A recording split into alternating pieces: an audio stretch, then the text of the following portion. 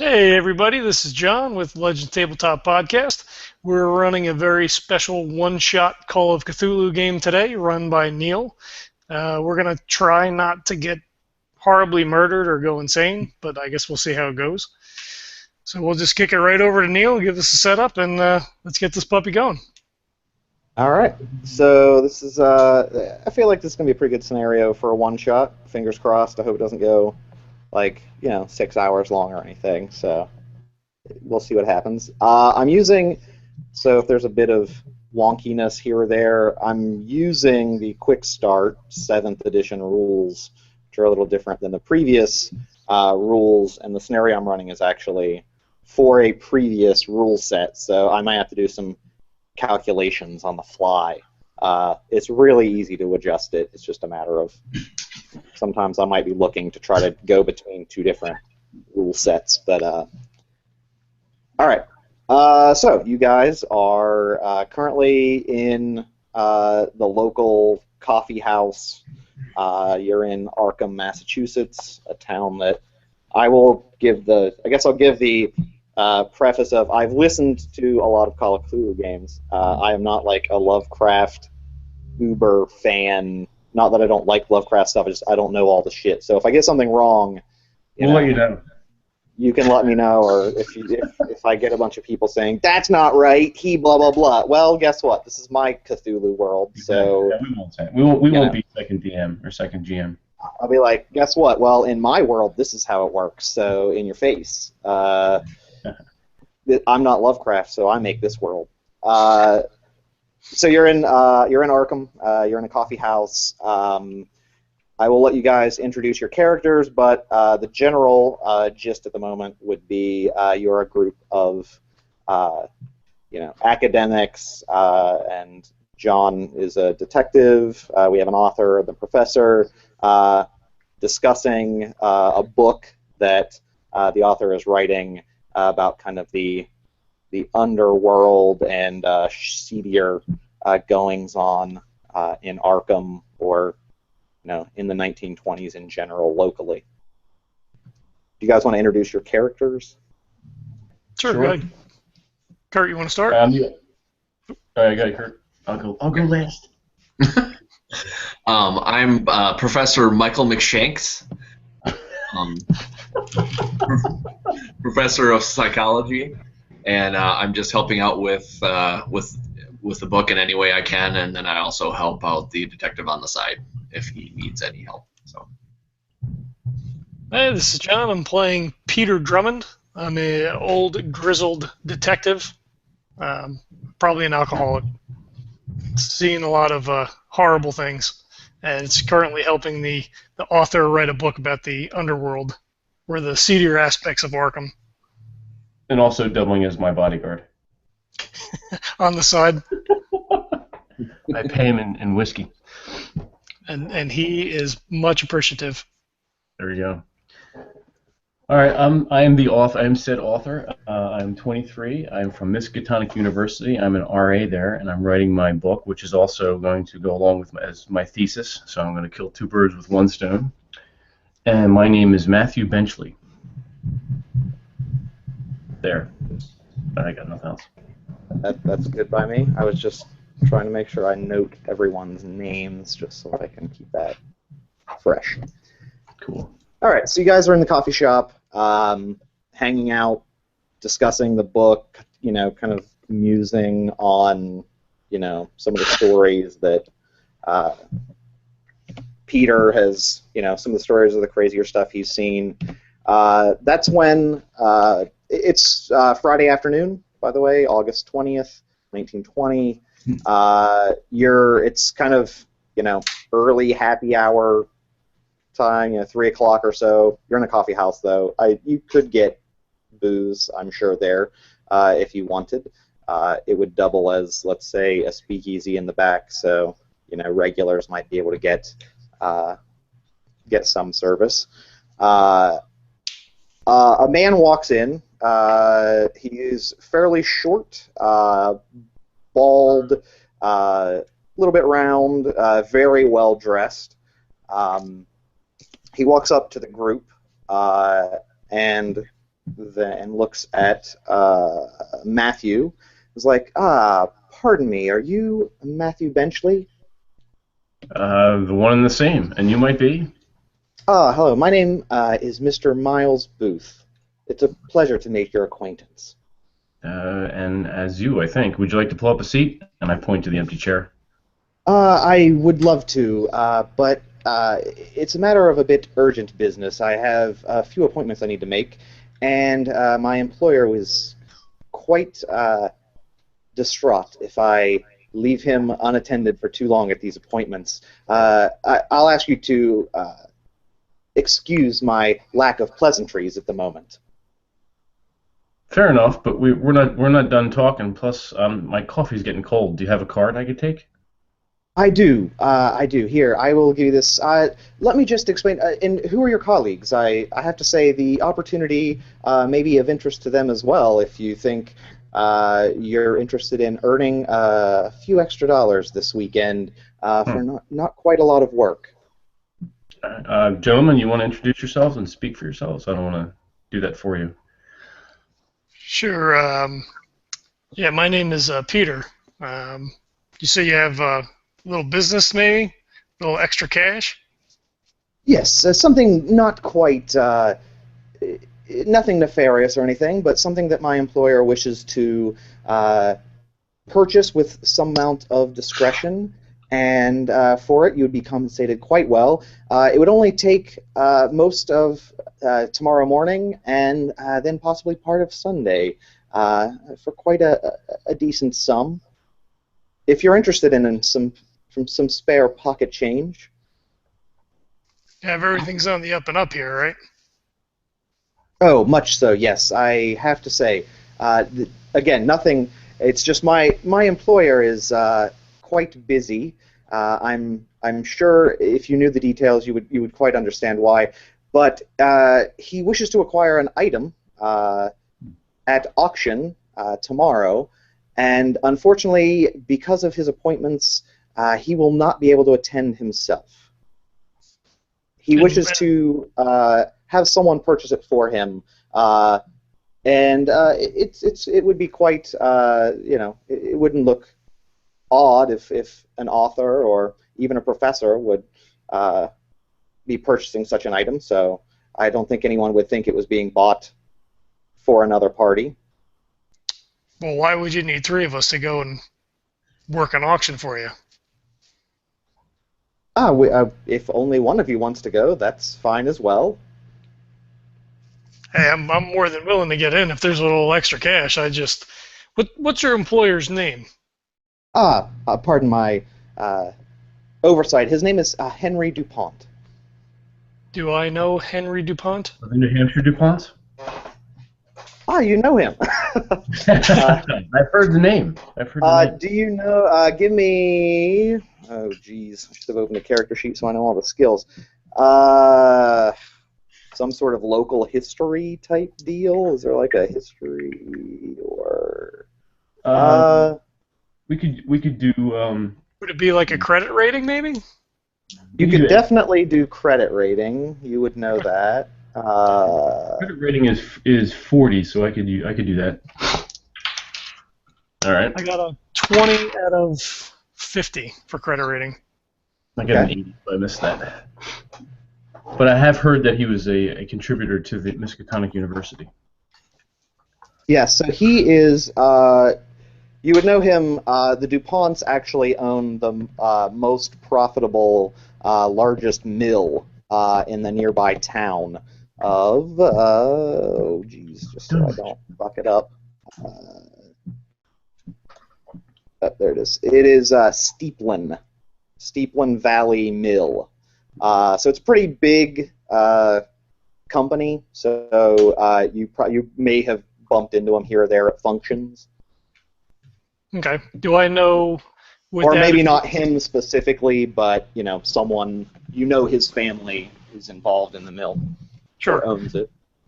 Have I heard anything untoward about the family, or maybe he's not quite on the up and up, like he's got some dirty dealings or anything like that? Can make a law check. Yeah, give me law, Our or other you can... companion needs to introduce himself as well. 27 out of 60 for law.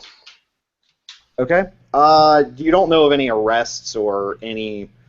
there haven't been, accusations of any misdoings or anything that you know of. At least nothing like, oh, someone might have covered up a murder or something crazy like that. Sure. Nothing major. Okay. And So, I'm trying to look. There is no... In this system, I don't believe there's an idea check, is there? I It's got to be there, right? think there should be, right? I'm trying to look where it is, but I don't see... I don't see it on the characteristics and roles. Mm-mm. Looks like that's been left out. Are we defaulting to a luck roll? Well, no, because luck's not really... I know it Yeah. addresses that. I might have to... I thought it talked about idea checks, because that's like a big thing. Because isn't it your Unless they int? tried to get rid of it. I know they tried to get rid of some of the things that people didn't like about the other things, but yeah, it looks like it's not in there, so I guess I would go with luck rolls on that one just to see if you knew something other than... Like if you needed something, yeah. If you were like lost, I would go with, I guess, luck, but otherwise I'll try to pick an actual skill. Okay. Kurt, you want to introduce yourself? This is all sort of my internal monologue, I guess, as he introduces himself and whatever. No, that's fine. You guys kind of answered asked some of the questions that I was going to ask. So, when does your I am sorry that I've been quiet here in the corner. My name is Professor McShakes. Pleased to meet you. Pleased to meet you. So, how exactly are we going to be? Where is this at, and how exactly are we going to be doing what you're asking? You can meet with my employer, Mr. DuPont, in the morning. He can go over the details with you, but it's quite simple, public auction.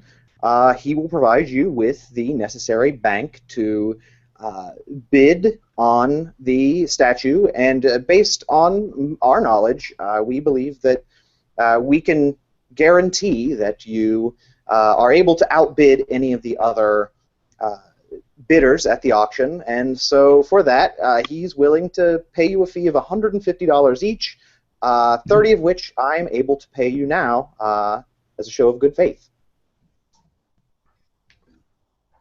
I like that. Is there anybody that's going to be at this auction that we should be aware of that may be of some trouble to us acquiring this item? He's like, I can't really answer those questions at the moment. I'm afraid I have to know rather quickly if you're able to make the appointment. My employer is waiting. Well, sure. I was off. I was going to be spending part of the day with Matthew tomorrow anyway. We had a previous engagement, but we can put that off, I think, can't we? As long as we're back by Sunday, so I can continue with my writing, it shouldn't be a problem. Okay, and what is the item that we're going to be bidding on? I believe Mr. DuPont can go over all of that, all of those details tomorrow. Fair enough. You guys mind if I tag along? I think I may be of some help. Of course. Okay. Excellent. Well, be at this address, 9 a.m. tomorrow sharp. Mr. DuPont will be happy to discuss any of the details with you there, and for that, I will bid you adieu. He walks away. I pull my flask out. I pour a little bit of more whiskey into my coffee. Go easy on that if we're going to be doing some stuff tomorrow. This is just taking the edge off. So we got There's no edge. 30. No edge for you. You haven't seen what I've seen. I've seen a $30 few cash things. now. Hey, give me some. I may be 23, but I've seen some shit. All right, which is why I'm writing this book. But I still need your help. Girls running around the dorm room in their panties. Is that the shit you've seen? Well, tentacles are needed for something. Mm-hmm. Hey, I've seen things in the sewers that I can't explain. They all float. The giant alligators. That's for alligators. Hey, that's a myth. I don't know. Well, All right. Keep it steady with the whiskey there, sir. no worries. I put the cap on. I slide it back in the coat. I pull my hand out, and it has just a little bit of a shake in the pinky. Jesus, how are you gonna shoot your gun with that? It's just the pinky that shakes. Don't worry about that. All right. I don't know. Put your hand back where it was. Well, doesn't anybody else think it's strange that So that we lost our game master? Oh yeah, no There kidding. he is. There he is. We have to do that all over again? No. I'm recording. No, I'm talking about our little speech there. We lost Neil. No. At what point did Neil? What point did you drop out? He's having some trouble. He's got a weird mic and headphone setup. Oh my god. Dink, dink. I'm getting messages on the computer and getting messages on my phone. Chat it up. All right, am I back? Yep, you're back. Did Ugh. you catch any of that? Nope, my computer froze after, like, okay, we're willing to do it. Oh, Okay. shit. Well, we were There's just a lot. pretty much RPing. I don't know that there was anything that was really. Yeah, we're just bullshitting basically. Yeah, there's alcohol references and all kinds of stuff. All right, well, you know, the audience got it. This is why it's good I'm not recording. Yeah, this computer just keeps freezing up on me. So I'm using my phone for the call at the moment because that should be more stable, pathetically. I never read it. Shit. So, yeah, good times. This is like it's now frozen twice this morning, so I'm a little pissed at what's going on. I'm going to have to, like, reset it back to whatever. Factory settings. I'll roll it back a couple days. All right, so if you guys, did you get I'm guessing you didn't get the business card stuff. Mm-hmm. Yeah, no, we did. We got that. stepped You away. gave us a business card and said the time. We're to meet your employer tomorrow. Okay, Yeah, yep. he said good day and walked away, and then we went into RP. I didn't even realize you weren't there. No worries. Okay, so yeah, it's at the. I guess you got the like address. You don't need the exact address. But it's an art and antiquities dealer is what it's listed. So. Yep. All right. Is there anything you would like to do before tomorrow? Since I missed any of that rando discussion. Well, I was just gonna comment and say, don't you fellows think it's kind of strange that someone who has enough power and money that would come to a young author of all things, and no offense, but and then look to acquire something that easily he could find anybody to do. I was thinking that myself, but it did go to my head, so I was willing to overlook it. However, you do bring up a good point. Is there a role I could do to find out if there's anything, try to like go over my head everything that he said, and also based on his body language and everything, anything off, almost like an insight check. Like, is there something that he's not? I mean, he's Be not like a telling us. psychology check. Yeah, psychology or. You can also do. There is a role for that later on that actually. All right. That they are like, oh, someone might want to check this. I believe it's Perception? intelligence. Or just a straight Intelligence. Yeah, so straight int. Okay, I have an 80, so that's cool. And my red die will be the 10s. There we go. Fuck. 99. check. Your brain explodes. God damn it. I guess I should have rolled that for you because I was gonna just be like, oh, you are sure something seems really fishy. At a 90. No, it's you. You're like, I read nothing. You kind of phased out for a second, even halfway through his talking. Well, when he asked that question, I say, I don't know anything untoward. I've never had any investigations or anything come across my desk that would implicate him in any sort of nefarious or illegal operations. Yeah, but just because it hasn't happened once doesn't mean it won't happen. That's true. Oh, most assuredly. I think most people are probably wicked in their personal lives. The things that I've seen, it's just you take the nicest people and you put them in the worst circumstances, and bad things are bound to happen. That's right.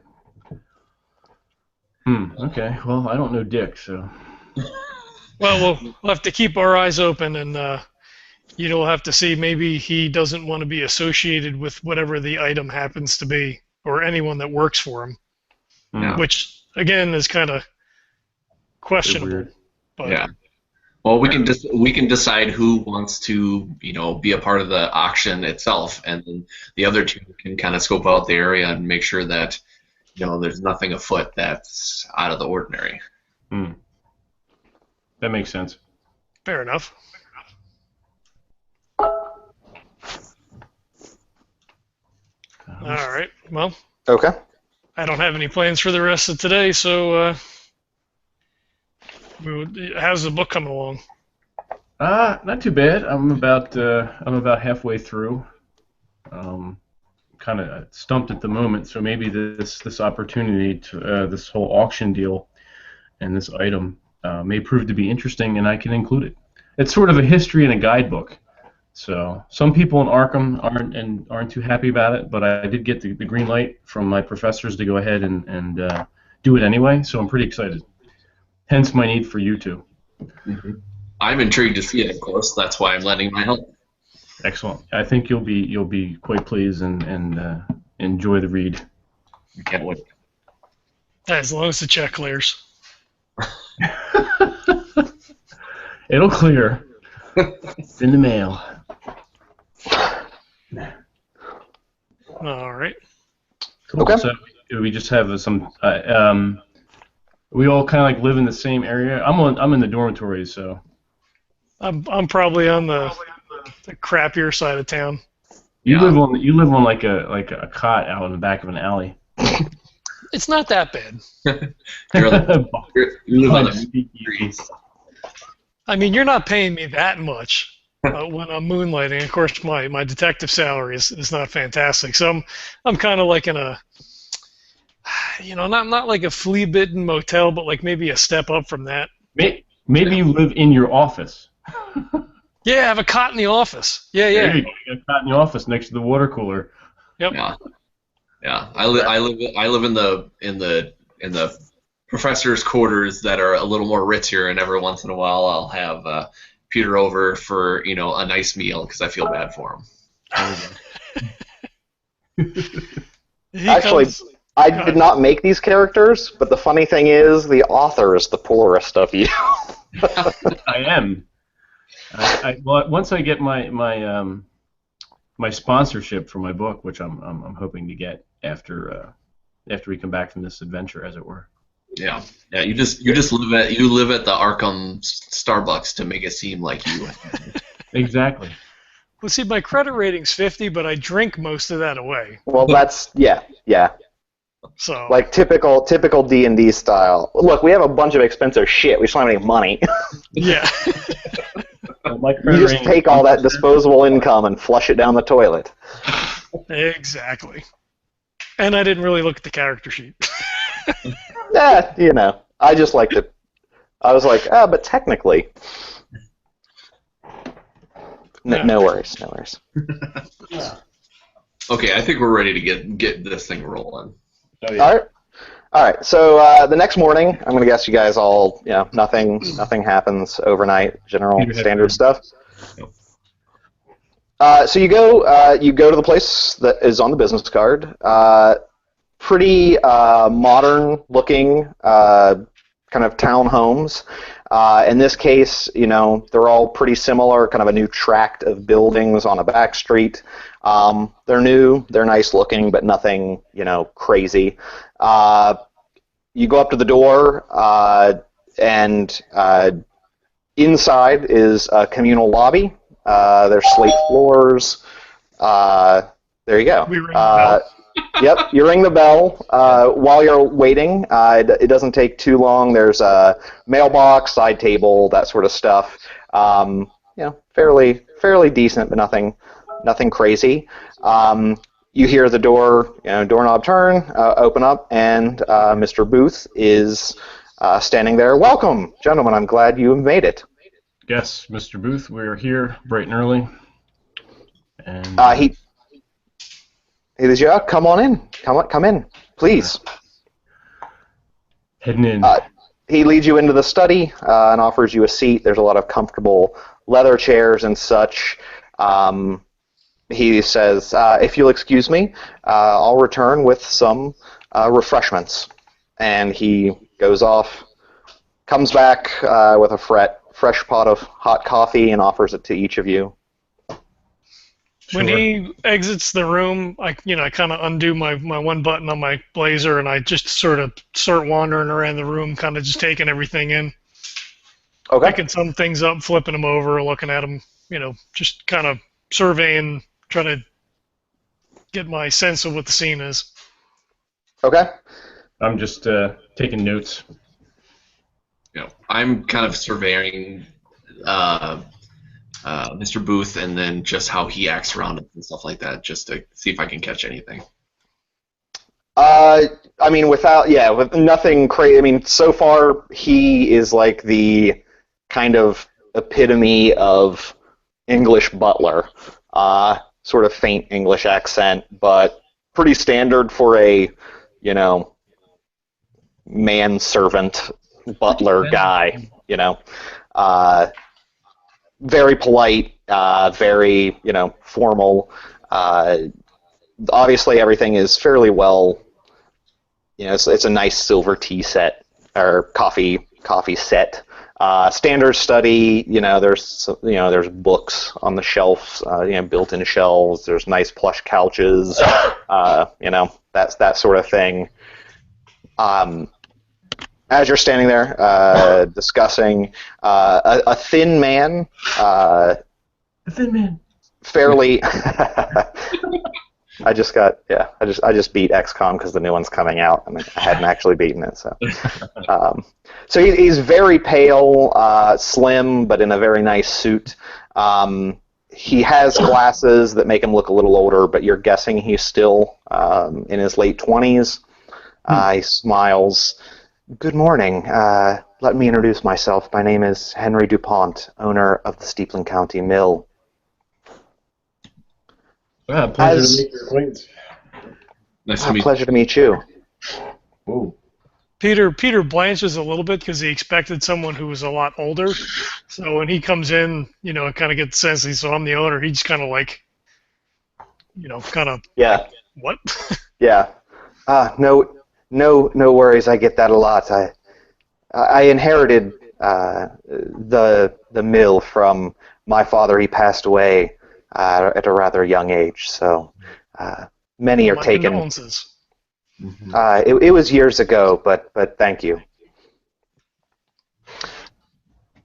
So, as Miles may have already stated, I wanted to employ you to purchase a specific item that is rather precious to me in the auction later this morning. Yes. What is the item that you are so interested in? Miles wouldn't tell us. Well, he doesn't like to divulge information without my approval. He likes to leave the interesting parts to me. But I assure you, it is nothing of much importance to anyone other than me. You see, it was put up on auction from a group of foreign collectors at Miskatonic University's exhibit museum. Most of the works, your rather, standard fare of semi-known artists or up-and-coming foreign artists, the latest from Italy or Paris or wherever. But the final auction piece set, lot number 27, is a very sentimental value to me. You see, it is a statue made of finely crafted stone and metal. It depicts one of my ancestors, Frederick DuPont, my great-grandfather. It's of great importance to my family, you see. It's worth, some amount due to the materials, but worth significantly more to me. And how did a statue of one of your ancestors wind up in someone else's collection? Shouldn't it? Well, I mean, I don't want to say, but I would think that it would have been in your family, no? Well, as you know, not everything is well tagged or inventoried, and at the time of one's death, and at the time, it's quite easy for certain items to go missing. And particularly, this was not a large piece, nor was it particularly valuable to maintain an eye on. So my guess is someone simply walked away with it and sold it for what the materials may have been worth, or as some sort of piece of historical significance, I suppose. But needless to say, it has left the family's hands, and I would just like to get it back to bring it back into our family's possession. And as Mr. Booth may have explained, neither of us is able to attend the auction, and it would be you'd have my gratitude as well as a hefty sum of money if you were to bid on it and return it to me at my estate in Steepland County this evening. Had you made any inquiries to the seller, about just buying the statue outright? Yes, they will not allow. They think the open bid is likely to generate more money for their coffers. But needless to say, I have $3,000 that I'm willing to part with for you to bid on, and all I ask is use this money to win the auction. I have it on good account that there may be another person bidding for the item, most likely in order to, buy it at a fraction of the value to me, and then sell it back at some exorbitant price for its sentimental value. So I would like you to at least outbid him. I have it on good account, though, that he is unlikely to have more than a couple thousand on his person, so I think it should be quite easy for the 3,000 to outbid him. Do you have the name of this individual? I do not have the name of the individual. I have just heard that there are some folks that I'm sure that may want me to part with a little more of my money than I would like. Now, as he's talking about this, do I notice anything in the way he's standing or speaking that tells me that when he's talking about that someone's trying to swipe it from underneath him and trying to sell it to him for an exorbitant amount and take his money? Is there anything that suggests that there's other people that are kind of either jealous of him or out to get him, or? Give me an intelligence check. Okay, let me look that up quick. Yeah, how smart I really am. Let's see. I have a 70. Alternatively, I guess if your psychology was better, you could use that. Okay, I don't think it is. It's funny because it probably isn't, but no, it's only 30. Okay. Nothing You're like not a very good psychologist. Yeah, apparently I'm not the best. So yeah, that's okay. My intelligence is a 70 and I got an 80. Okay. You actually, can't really get a read. I'm wrong. I got an 8. Oh. It looks to you as if he, based on the read from his body, he definitely seems like someone is trying to purchase it out from under him. He seems legitimately worried about that. You're not sure about the profit motive per se. or whether it's some other sort of Okay. But you never know the machinations of the rich and effete. They always have these games they're playing. So Those bastards. You would say that, poor one. That's right. Oh, put me down. While all that's going on, I just Let's pull go out there a we pack go. of cigarettes and start smoking. Put that down. You mind your business. Look you. I slap it out of his face. I glare at you. I guess if you do notice, since you notice that, if you wanted, you could try to persuade or fast talk or some other skill to try to convince him to let you know more about who may be or why they might be out to get him. Yeah, I would definitely do that because I'm intrigued by that stuff. So, wow. So my fast talk is only 5%. So maybe I'm not gonna do that at all. Does anybody else want to do it? Peter, what's your fast talk? I'm picking my cigarette up off the floor before it burns a hole in the rug. Put that away. It's the 20s. Everybody smokes. We're guests here. Somehow I doubt that with the impeccable nature of this room that the smoke is going to add anything positive to it. Put it away for now. I take like a step away from you to the corner and just glare and smoke, and I blow smoke at you. Jesus. I'm looking around for a large pot of water. Give me a luck roll. 55. What is your luck? My luck is 55, and I got a 58. Okay. No, there's nothing. God damn it. There is, though, an ashtray filled with, quite a few cigarette butts on the desk in the study. All right, so apparently, we at least use this, and I hand it to him. So I take it from him, and I go sit down in one of the cushy chairs. Jesus. Alcoholics. It's a good thing you know how to fight. Well, when you say that, I sit down, I put the ashtray next to me on the table, I take my last drag, and I put the cigarette butt into the coffee cup. And I cross my leg and just settle into the chair. Booth quickly scoops up the cup, takes it into the kitchen. I nod.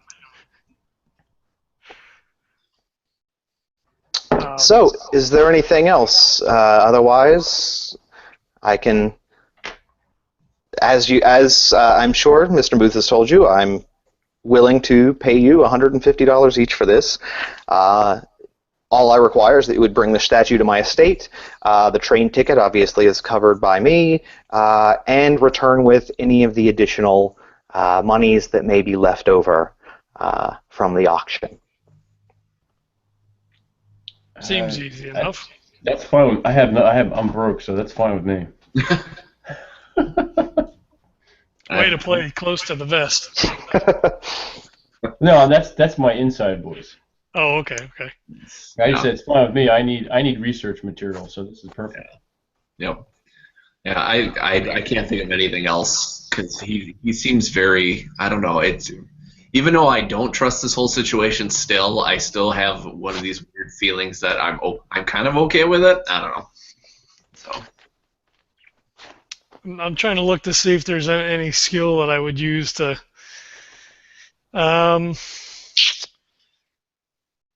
Yeah, nothing really strikes me as completely out of the ordinary. He can't be there. His manservant can't be there.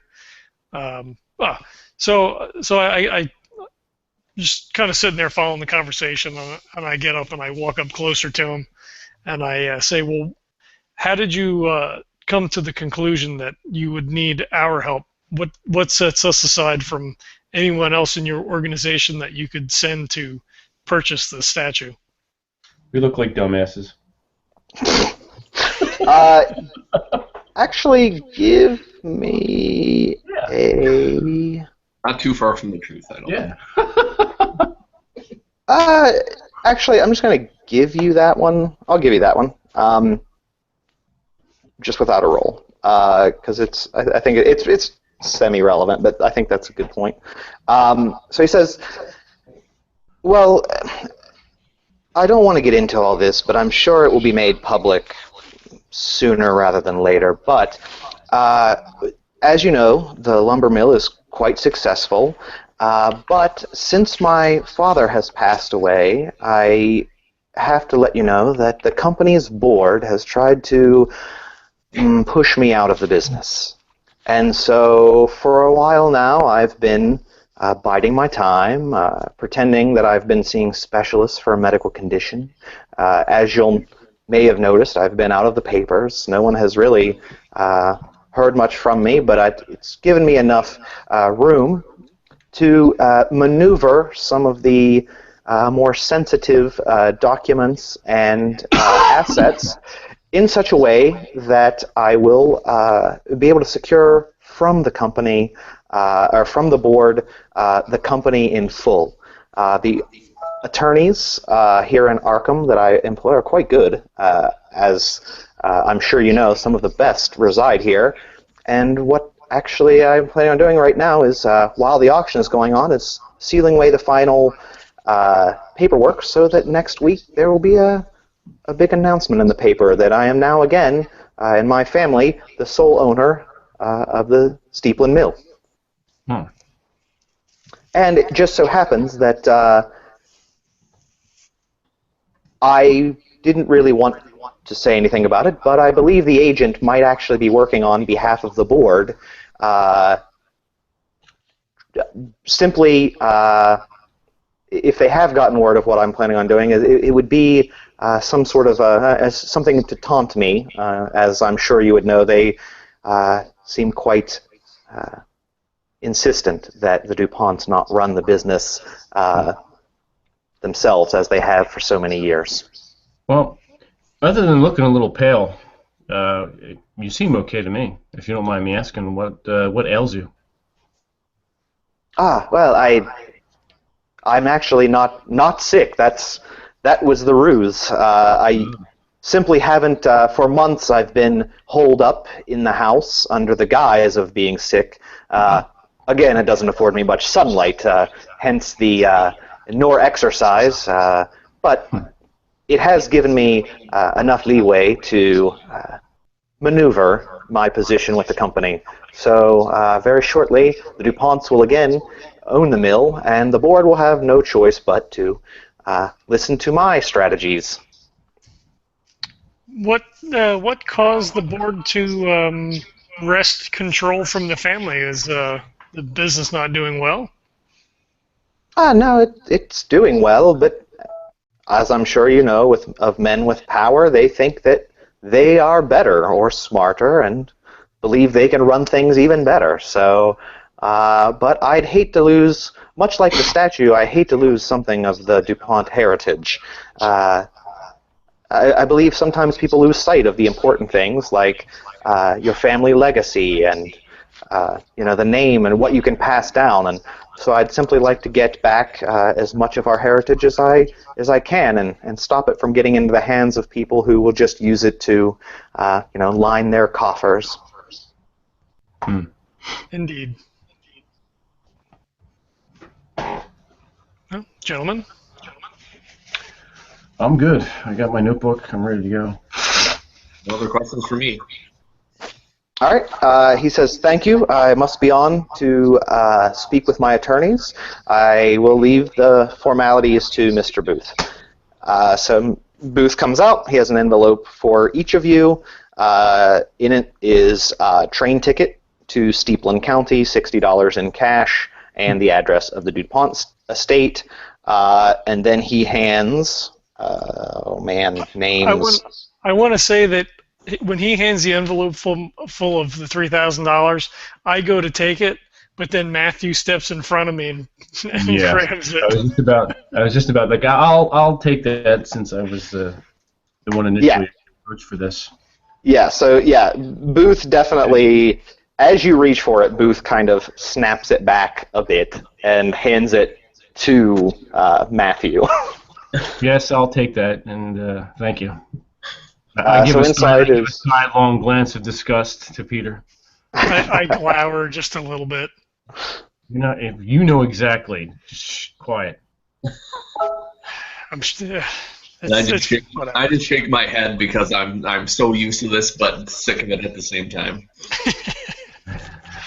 Before we leave the room, can I make a spot hidden? There's so many books in here. I want to see if there's anything that sort of sticks out. If there's any particular subject that he's interested in, that preponderance of a certain type of book over another, or something like that. sure. All right. Let's see. 23 out of. Joys of gardening. Where is it? Spot hidden. 60. 23 out of 60. Okay. I mean, you obviously see kind of the standard literary classics and such. There are quite a number of books on kind of like family lineages, like histories of rich Genealogy. families and things. Yeah, genealogies of various famous families or business owners. That's about all that you notice, like something more than the average, so it looks as if that is something that's important to him. Okay, fair enough. All right, you head to the auction, which I do apologize. The first bit of this scenario is a little more railroady because you kind of have tasks, but it opens a little more. No worries. We're ready to go.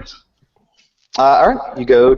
It's actually being held at the University Exhibit Museum. I'm pretty sure that Michael would be familiar with the grounds and where everything is located.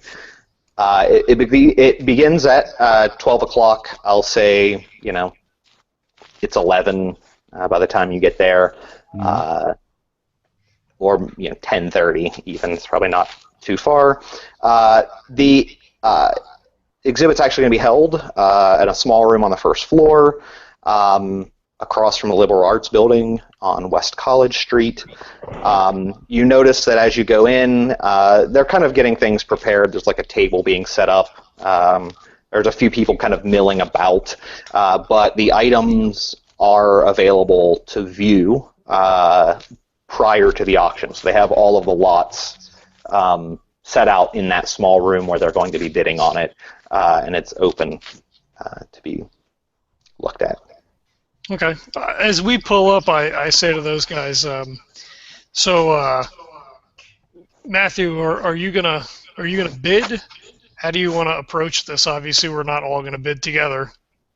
Yeah, we'll be sitting together. I think that would make sense. Let's stick towards the back and keep an eye out this way. That'll afford us a good vantage point in case any of the opposing bidders will be able to maybe pick them out of the crowd. I'll handle the paddle.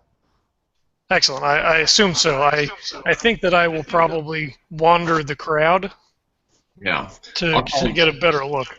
Yeah, I'll kind of sit in the corner and just kind of people's body language, just to make sure everything's on the up and up too. Gotcha. Okay. All right, Sounds good to me. Go and take a look at the lots and see what we're bidding on. Yeah, let's peruse the wares. All right. You look through. Most of the lots, obviously, are nothing spectacular as far as you can tell. It's some pottery, a few paintings, a couple, kind of statue or busts, some your standard kind of art fare, and you get. What's that? What was that? No, just go ahead, keep going. Oh, okay. So you get the lot number 27, the last lot in the corner of the room. It is indeed looks like the statue of a man. In this case, it's Frederick DuPont. It's carved out of very dark stone, and you can see that it's inlaid with a fairly shiny silvery metal. He has a somber expression and carries a heavy tome under his left arm, with some sort of symbol on it that you can't read. The other hand holds a large axe, the head of which rests beside his right leg. His left leg is raised, resting on a fallen tree, one you assume from the pose that he is chopped down. And then you can see some faint symbols around the base of the statue, but the display case that it's in is kind of an old, kind of yellowed, murky glass, so you can't actually make out any of the symbols. Are we allowed to? Are there any signs that say "Do not touch"? It's in a case. Oh, okay. Let's touch the case. Yeah, that's the case you haven't. Exactly. You touch the case and you feel glass, smooth glass. Nice. Man, Is there any way to get in? describing glass. I like it. Is there let's say I have a phone on me that has a camera. Would I be able to just snap a picture really quick of it? 1920. Yes. You pull out a phone that you crank to get the operator, and attached to it, Yes. you have a giant gunpowder flash camera screwed. The glass is all full of soot now, and It's not at all. It's not at all noticeable. No one finds it out of the ordinary. It's about the size of a small man. okay, so Yes, it is 1920, by the way, folks. Sorry, I didn't set. No, you did say it, and Okay. And not for nothing, I like the fact that you made the date on H.P. Lovecraft's birthday. Bravo. That wasn't me. That was whoever wrote it. So kudos Yeah, okay. to. There you go. Nice. August 20th. Actually, that should be kudos to Michael Wood. There you go. Way to go, Okay, Michael Wood. So I actually have a piece of paper, like a little notebook, and a piece of and a pencil, and I try to as many of the things that I can make out. I just try to scribble it down really quick, just because I'm interested. I'm gonna Okay. I'm gonna go ahead and the statue do a quick sketch in my notebook. Okay. I look around to see if anyone else is showing any sort of an interest in the statue, other than just kind of walking by and go, "Oh, that's lot 27," and move on to the next one. Right now, yeah, that's all you've seen. There's only a handful of people kind of milling about, but as you get closer to the time of the auction, more people have filed in. They're going around, trying to get people to sign up. Right now, there's about 25 people that have filtered in groups of, a handful, 2 or 3 people at a time.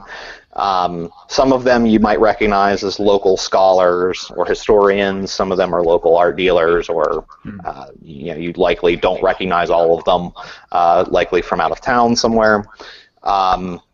Someone does come up to you and says, "Gentlemen, if you please, I'd like to register all of the bidders. It looks like you may be in a group, only one bidder per group.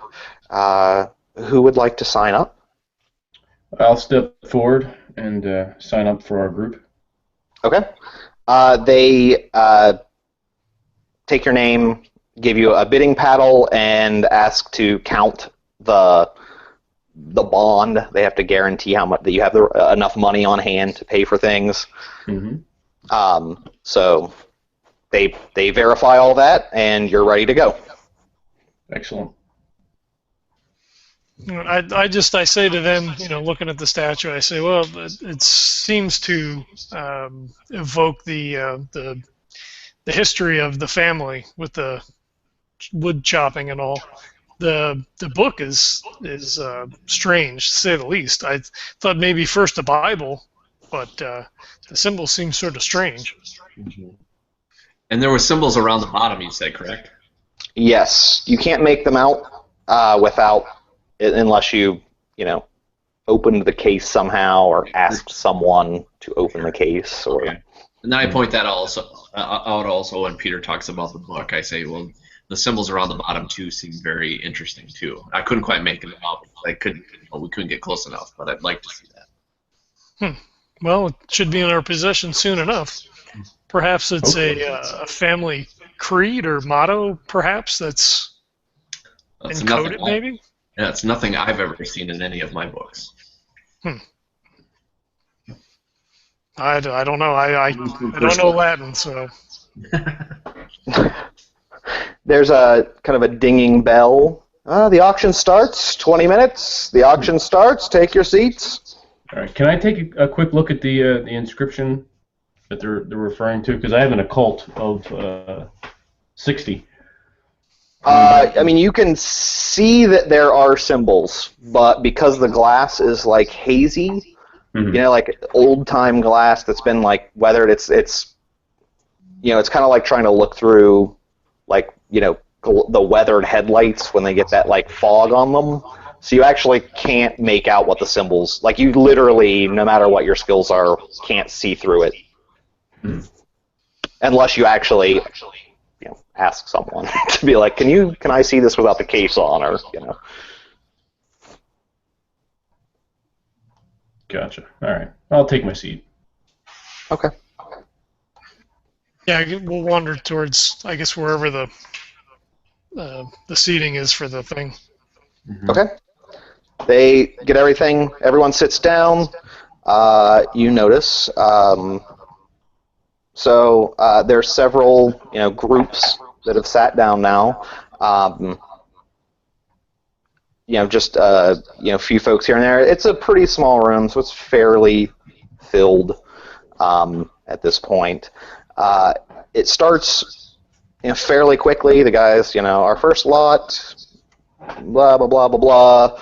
You know, it's a, you know, Greek style, you know, pottery replicating the Bronze Age of blah blah blah from so and so upcoming artist. You know, he's going, can I have $20? Give me 25. Give me 30. The first 20 items go really fast. You know, they're on it, getting everything going through. The successful bidder on item 20 is an older gentleman with a group of, you know, men wearing bowler hats, and, you know, they look like some sort of art dealers. You hear, "Whoa, Poochie!" And everyone looks and sees an older, kind of aristocratic-looking woman near you, screaming as she is basically flailing a leash with what looks like the carcass of some sort of dog on it. And she's like, "Whoa, no!" and flinging it around as it's wrapped on her wrist. And there's literally like a bloody corpse of a dog just flailing around, hitting people like on the legs and flinging some blood on the people near them. And for that, I need a sanity check. Holy shit. I think I made that 43 out of. Oh no, I'm only at 40. I failed. I got a 15 out of 50, so I'm Okay, good. you're good. And I got 4 out of 50. All right. Well, John, Peter loses a sanity, one sanity for that. As it's just this graphic, horrific sight you don't expect, and then it startles you, and you're like, "What is happening?" The people of the auction are like, "Everyone, calm down, calm down." I nudge Peter. I'm like, you maybe want to take care of that. Am I near this? It's it's kind of, you know, a small room, 2 blocks of square seats, or 2 square blocks of seats. So it's you know, 2 rows back, you know, on the end behind you. So, or I guess you said it's 2 rows ahead of you on the right. Yeah, because I'm in the very back. Yeah, so 2 rows ahead of you on the right. So since I'm kind of just sort of walking around the perimeter, kind of just because I want to keep an eye out for whoever this other person's going to be, I hear the screaming and I see the thing, and I pull my blazer open and I start to pull my gun out. They'll say, you know, like, you know, the crazy, and then kind of see like, oh my God, it's a woman, like what the hell's going on? And I start to like make my way over that way. I don't know if they have their own security or. So not really security. security per se. I mean, there's nothing. I mean, they do have some people other than the auctioneer who kind of runs over and they're like, "Ma'am, what's happening? Calm down." She's like, "I don't know. My dog is dead." And surely enough, it is dead. I mean, it is a dead dog. And so it's very strange in that it was fine, and now it seems to have been it just looks like it started bleeding out of its eyes or mouth once you get closer.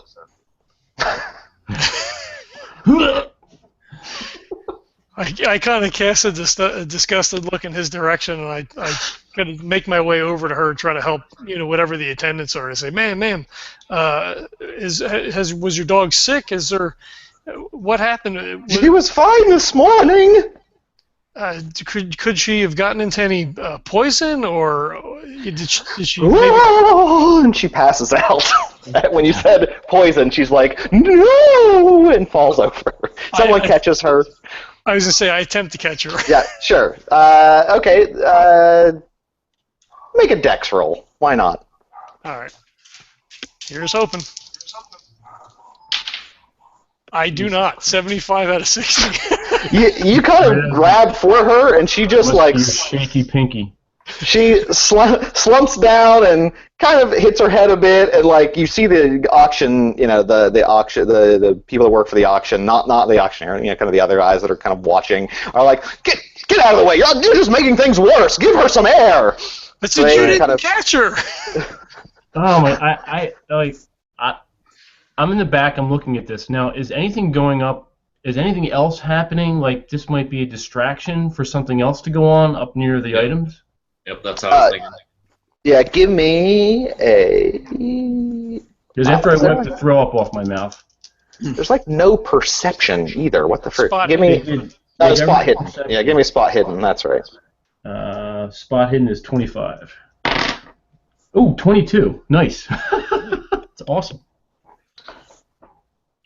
You don't notice any... I'll roll that.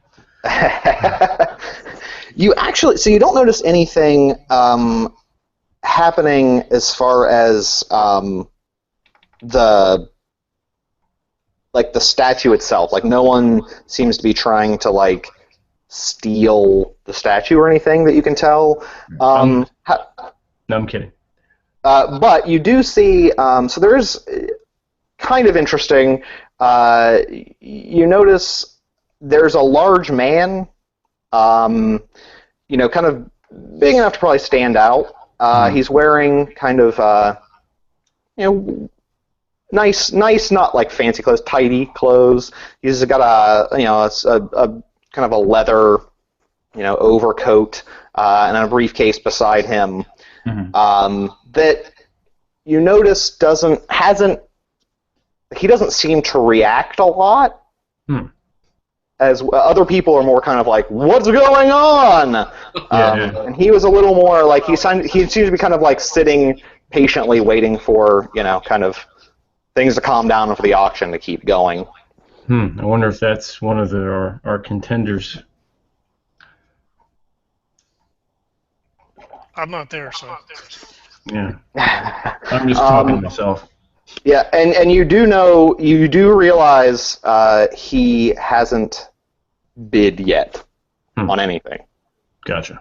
All right. I take note of that, and I'm going to keep an eye on him and anything else towards the items while this other distraction is taking place. Okay. The guys move, and they're like, "Please, everyone, calm down. We'll clean this up and keep going." Let it lay there. Yep. No, they're fanning her. They take her out, and they unwrap the dog, and they put the dog on someone wraps it in their coat to take it out, and someone comes in, with a mop bucket and trying to clean off the blood from the chairs. The people that got splashed by some blood and the dog actually kind of flew up on, they're like, "Brr, brr, brr, brr, brr," grumble, grumble, and they've left. A lot of people seem to be kind of forget it, I'm out of here. So that only, probably 6 or so people are left after this little incident. In addition to us, or including us? In addition. Okay. So there's a handful. Kind of the bigger, stern-looking guy he's also kind of in the back. He's there still. Unless anyone's doing anything else, they'll keep going with the auction. Eventually, it takes 10 minutes or so to clean up. Sure. I step away when a guy kind of freaks out, and I just sort of grumble, and I pull out my handkerchief and I wipe my hands, and as I put it back into my little pocket, I pull my flask out and I take a nip. Probably shake out a cigarette because now my pinky and my other finger are starting to twitch a little bit, so I grab a smoke and start smoking. All right. Everything keeps going. Yeah. Keep doing the auction. Come up to auction. Lot number 27. We've got lot number 27. A wonderful statue here present.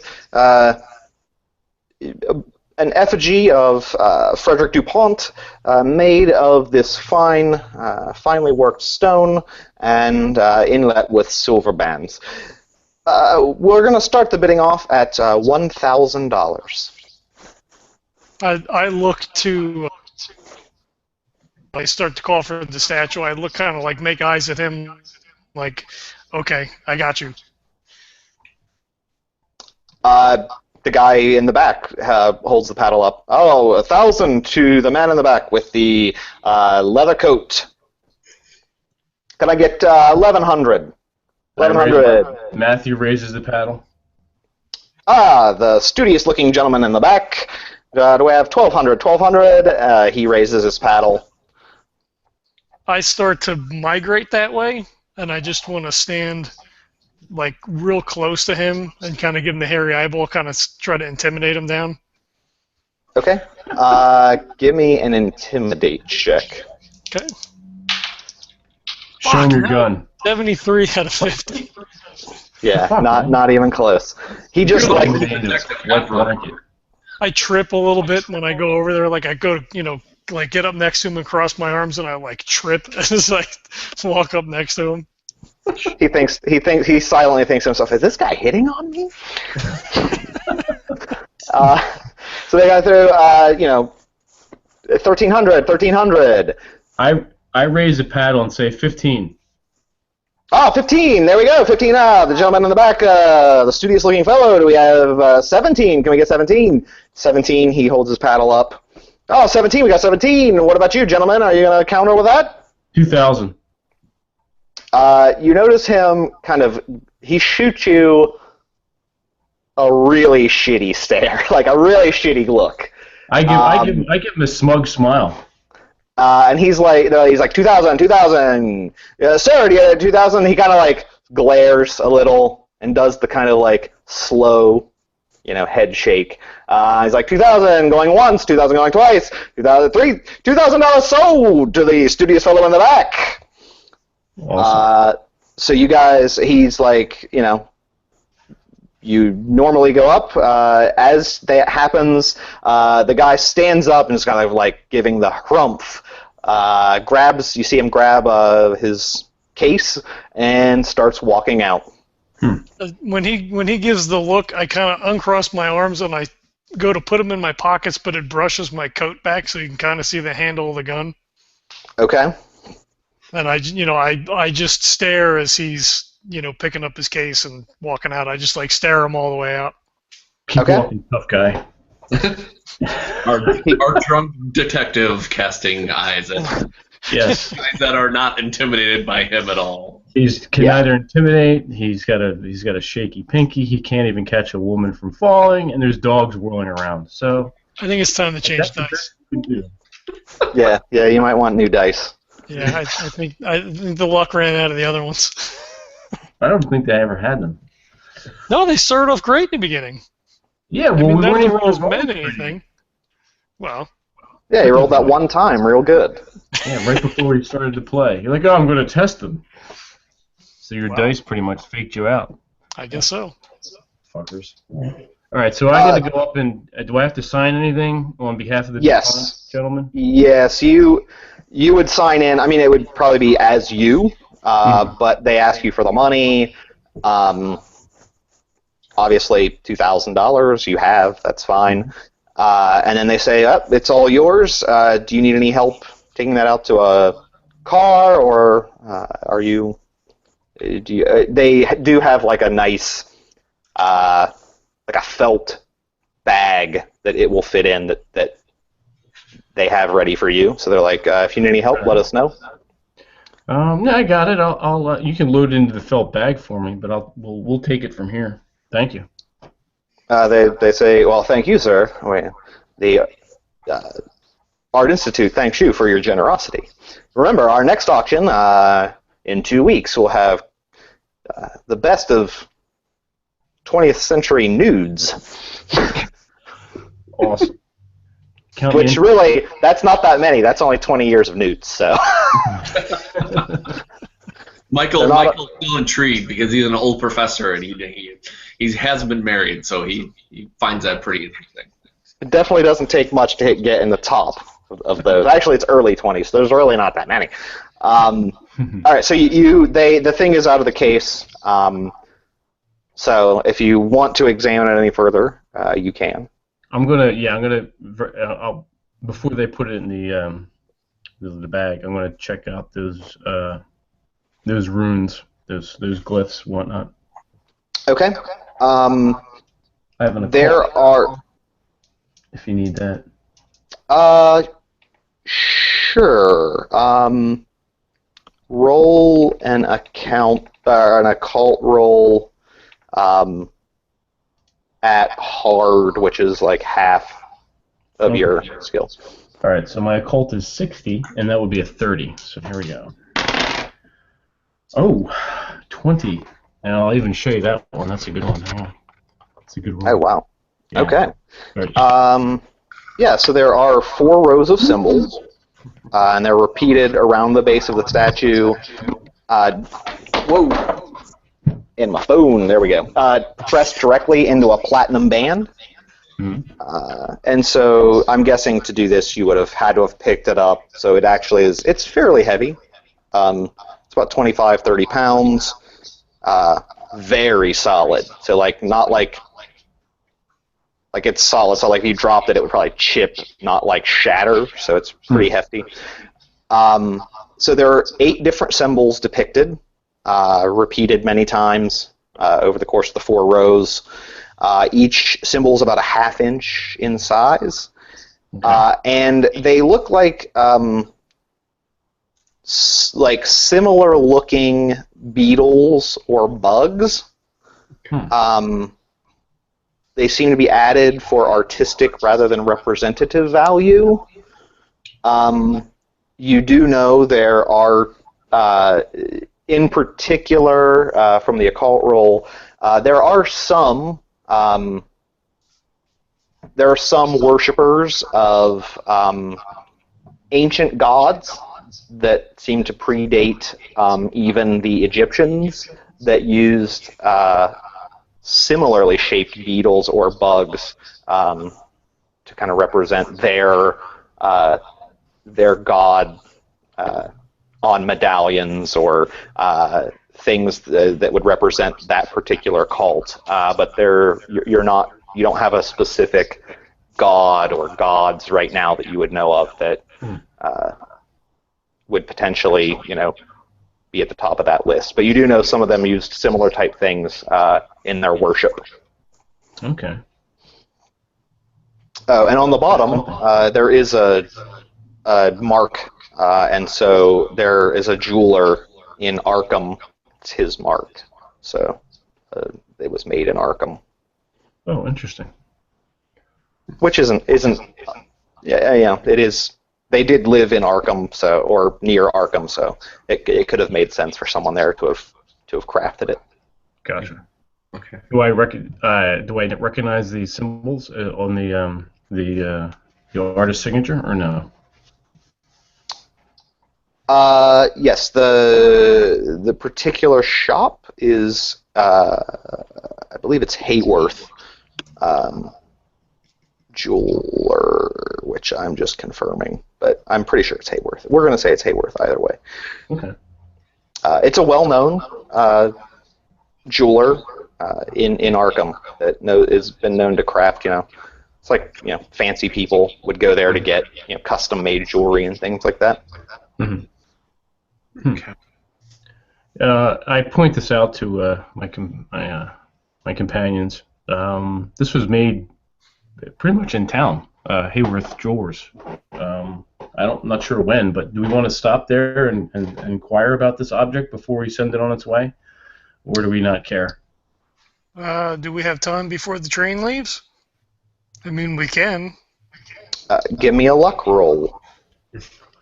I don't want to roll. All of us, or I have a 55, so it's not that good. But. Yeah. I think mine's 50, so. I have a 60. I'll roll it. All right. 21. Cool. Sure. You could make it there in time before the train leaves. Cool.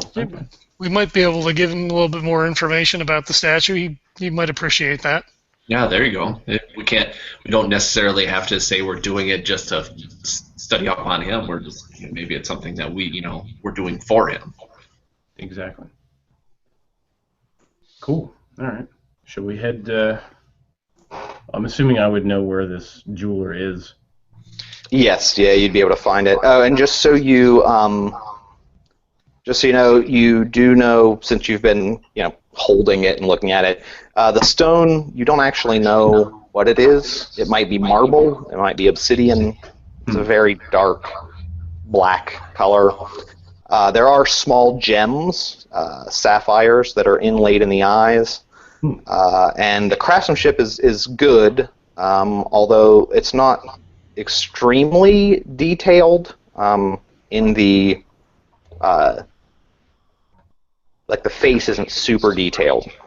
Gotcha. Does anyone have art, like an art based?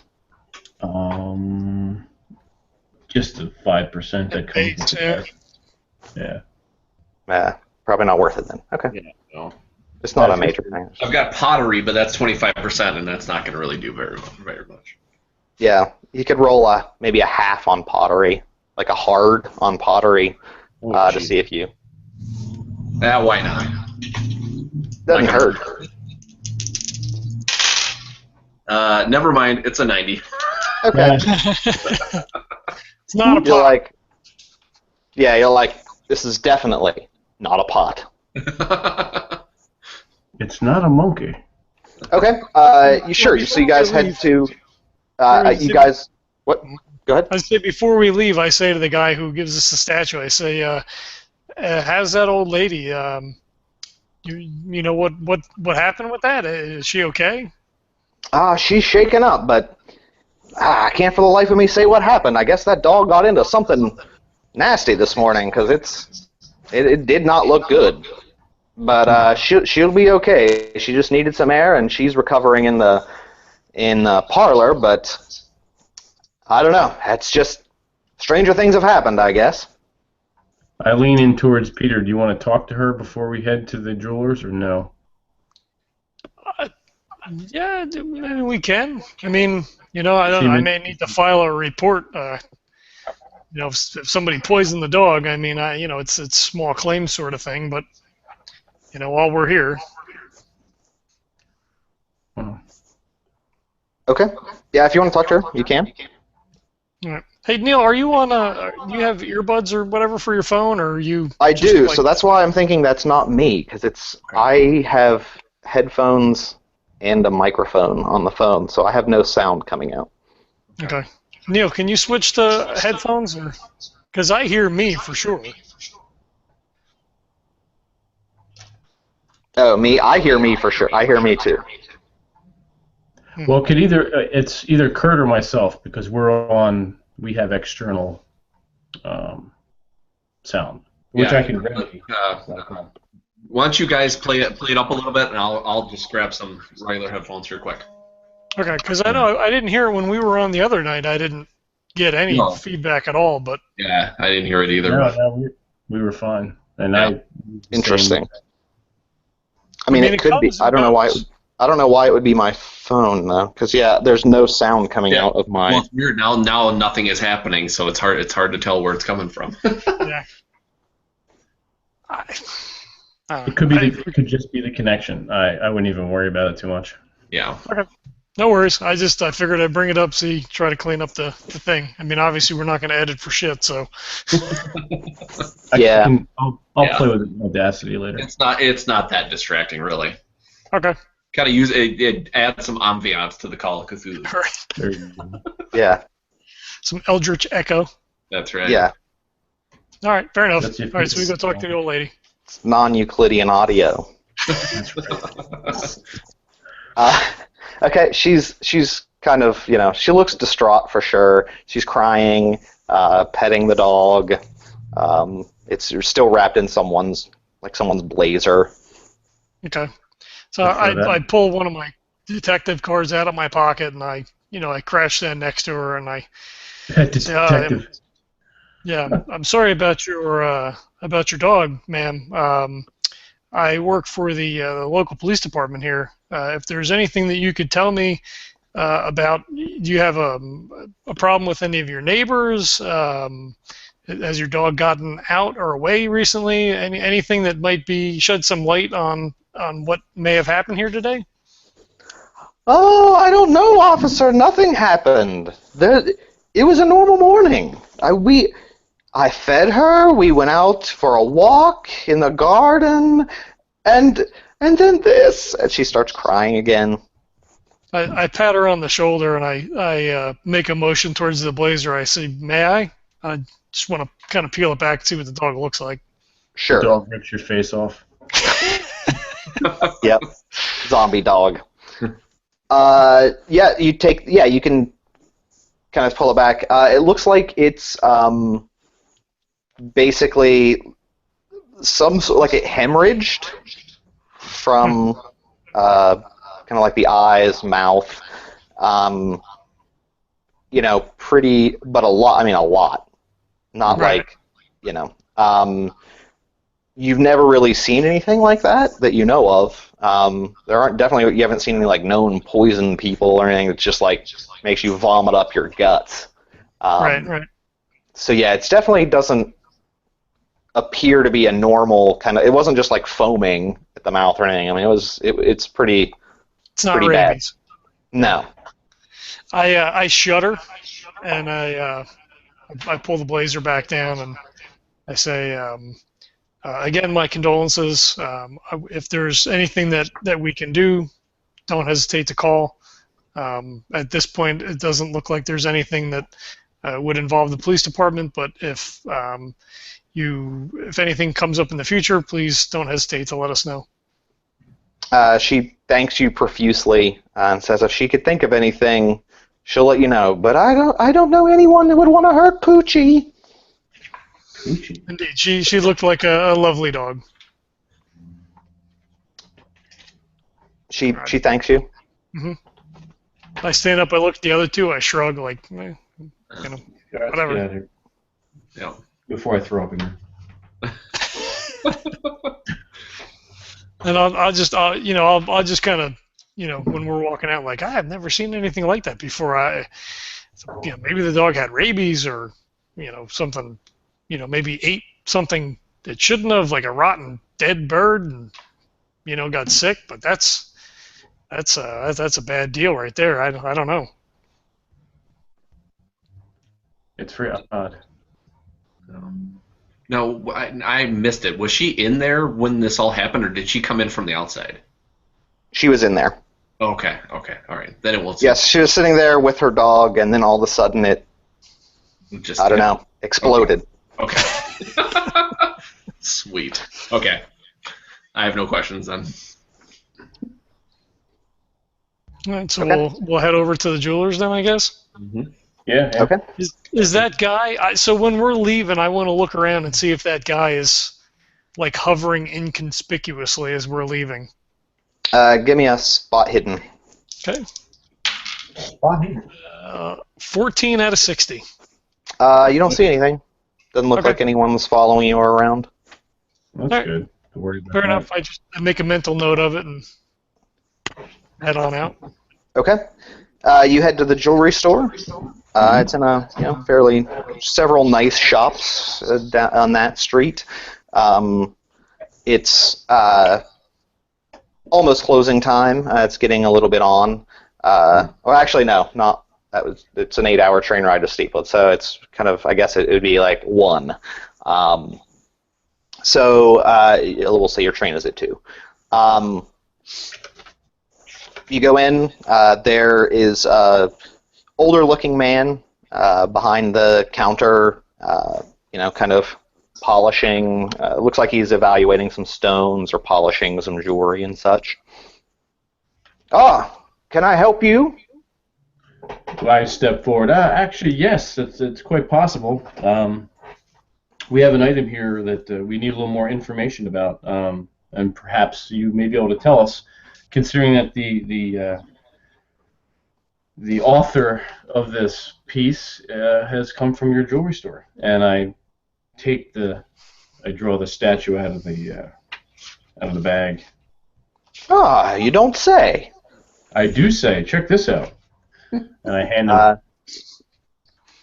He takes a look at it, kind of like looking at it. He's like, this is definitely from the store. It doesn't look like it's very well crafted at all. It looks like it might have been made in a hurry. These lines are not very. These are not crisp lines. It looks. It's a little sloppy, if you ask me. It's certainly not. It's certainly not one of my pieces. No. Well, not me personally. We have many jewelers at the store. This is. I mean, this particular mark hasn't been used in quite a while. You see, this is well over 100 years old. Oh, wow. Okay. I suppose I could probably find some more information on it in our records if you'd like. Yes, please. We would. We're doing a family favor. We would. Any information that you could provide for us would help our friend out. Certainly. It's my pleasure. I always want to help out and keep the legacy of the piece alive. Let me look at this. He kind of looks it over. He says, "I'll be right back. Let me see what I can do." I look at my watch. He kind of meanders into a back room a little bit, and you hear, like papers rustling for like 20 minutes of like just rustling. He comes back. He's like, I found it. I knew it. I knew I would find something here. Yes, I have. See, here are the specs that they must have worked up. There's one of the jewelers here, and as you can see, and the sapphires in the eyes. That's quite nice. Yes, yes. Obsidian is what it's made of. Very rare. I don't know why they would have made it of that. That seems very strange. Maybe more strange that you can't see it here, obviously, but somehow there is a stone inside. I don't know why that would have been done, or certainly inside the statue. Mm-hmm. Yes, you can see right here, and he kind of shows you. It's like a little diagram, kind of a little rough sketch of the statue, and it very clearly, there's a palm-sized jewel of some sort in the center of the statue, at least according to the diagram.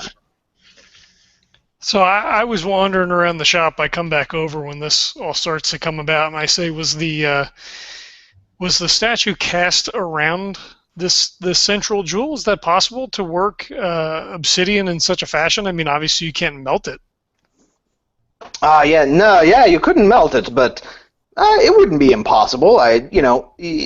Let me look.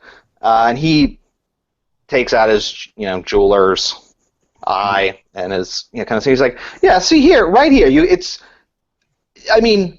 for being honed so roughly, from the stone itself is very, very odd. But you can see here a seam. Well, you probably can't see it. It's done quite well. It's very smooth. But no, it was fashioned around it somehow. They've sealed it quite well.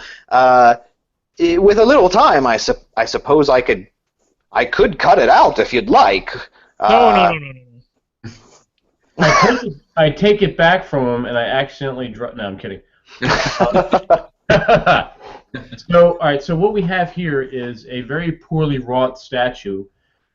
And hidden inside, which is probably more important, is a palm-sized stone. All right. So I'll go out on a limb here and say, well, it's probably the stone. I'm leaning in towards my companions, and I'm like, excuse us for a moment. Sure, certainly. All right. Well, it's the statue is shit. It's what's inside that's important. Mm-hmm. It would seem to be. Yeah. And I'm sure it's worth more than the $3,000 he gave us to acquire this item. I doubt it not. But would they hide a precious stone? I mean, would a ruby? Let's just pick a stone and say there's a ruby inside. What would be the point of hiding the stone in the statue? For transportation, most likely. My guess is it's in some way, shape, or form. It's designed to travel in the statue to escape just normal eyes and maybe use hidden, so it can be transported. That would be my guess, because the glyphs on here are some kind of religion that's seems to be older than Egypt, even though they are hieroglyphic-looking components to it. So whoever follows these gods or goddesses apparently hid this stone inside. That would be my guess. Smuggled, as it were. Basically, yeah. It's just a vehicle by which to smuggle the stone. So we were all worried about this guy being on the up and up. While there's something going on. If you're trying to find it's not the statue you want, but the stone inside. So there's something going on there. Yeah. Well, I wonder if our jeweler friend can actually take a look, see good enough inside there to maybe give us a guess on what that jewel might be and what kind of value it might be to us.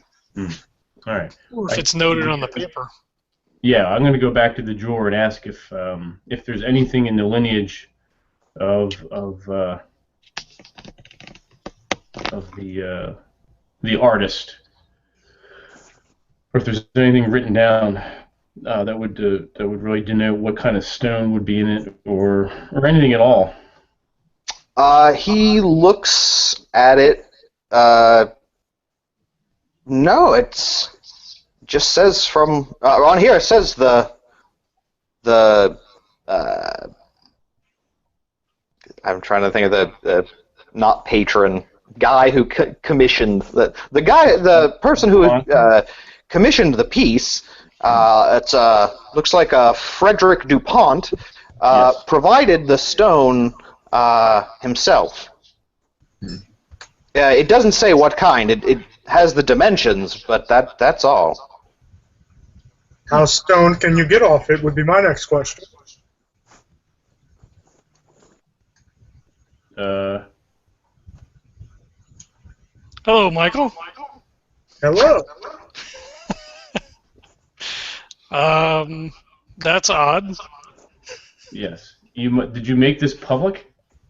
It's a public. The event is. You also put the link on Twitter. I just came in to tell you that. Yeah. So this is supposed to be a private link for just us, not the event. You can put the event up. No, I know that. That's why I came in. Came in and wanted to give you guys a heads up on that. Cool. Yeah, that's cool. Thanks, man. I'm like, what the? Do we have like a is this like a? That might have been my bad. I was trying to get people to watch it, not to join it. Yeah, guys, great show. I'm a huge fan. You guys have a great night. Well, thank you. Thank you. We'll keep you in mind for any other games. Later. Cool. What the fuck? God damn it, Kurt! You want to delete that tweet there, Kurt? I don't know how to do things. I'm very old and I don't know. I'll delete it. That was actually kind of funny. Well, I saw somebody pop up, and I'm looking in the chat, and I didn't see anybody invited anybody. I didn't get any sort of notification that somebody. I was more confused when it said Michael Phelps has joined, and I'm like, the Olympian? That's actually kind of a cool character name. I was very confused. I'm like, shouldn't you be training for medals or something? Well, thank you, Michael, for the heads up. Yeah. We will beat Kurt with rubber hoses when this is all over. Yeah. So, Kurt, if you go to the Google Plus page, you can share the link probably off from there. Yeah. That's what I thought I did. If you put your invite into the Twitter, then it's an active link for people to join. Yeah. That's never happened before. That's pretty funny. Yeah, I was like, what is going on? It was just someone else we had originally wanted to play. Like, oh, he's finally joining us. Suddenly, your brother appears. Hey, guys! How's the adventure going? All right, so we got this jeweler. All right, he's gonna try to ask me.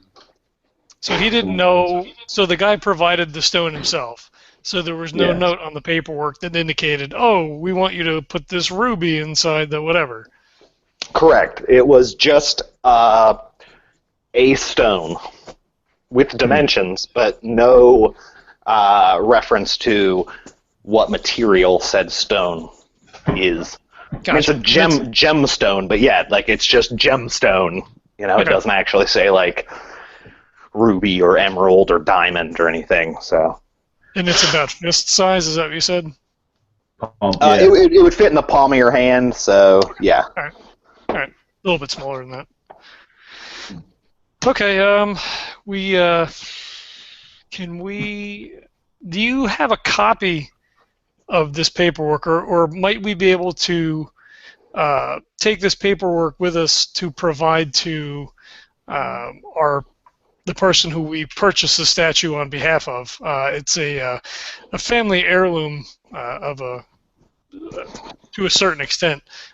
Depicts someone from the family that was lost, I guess, many years ago. They may find some interest in the construction of the statue.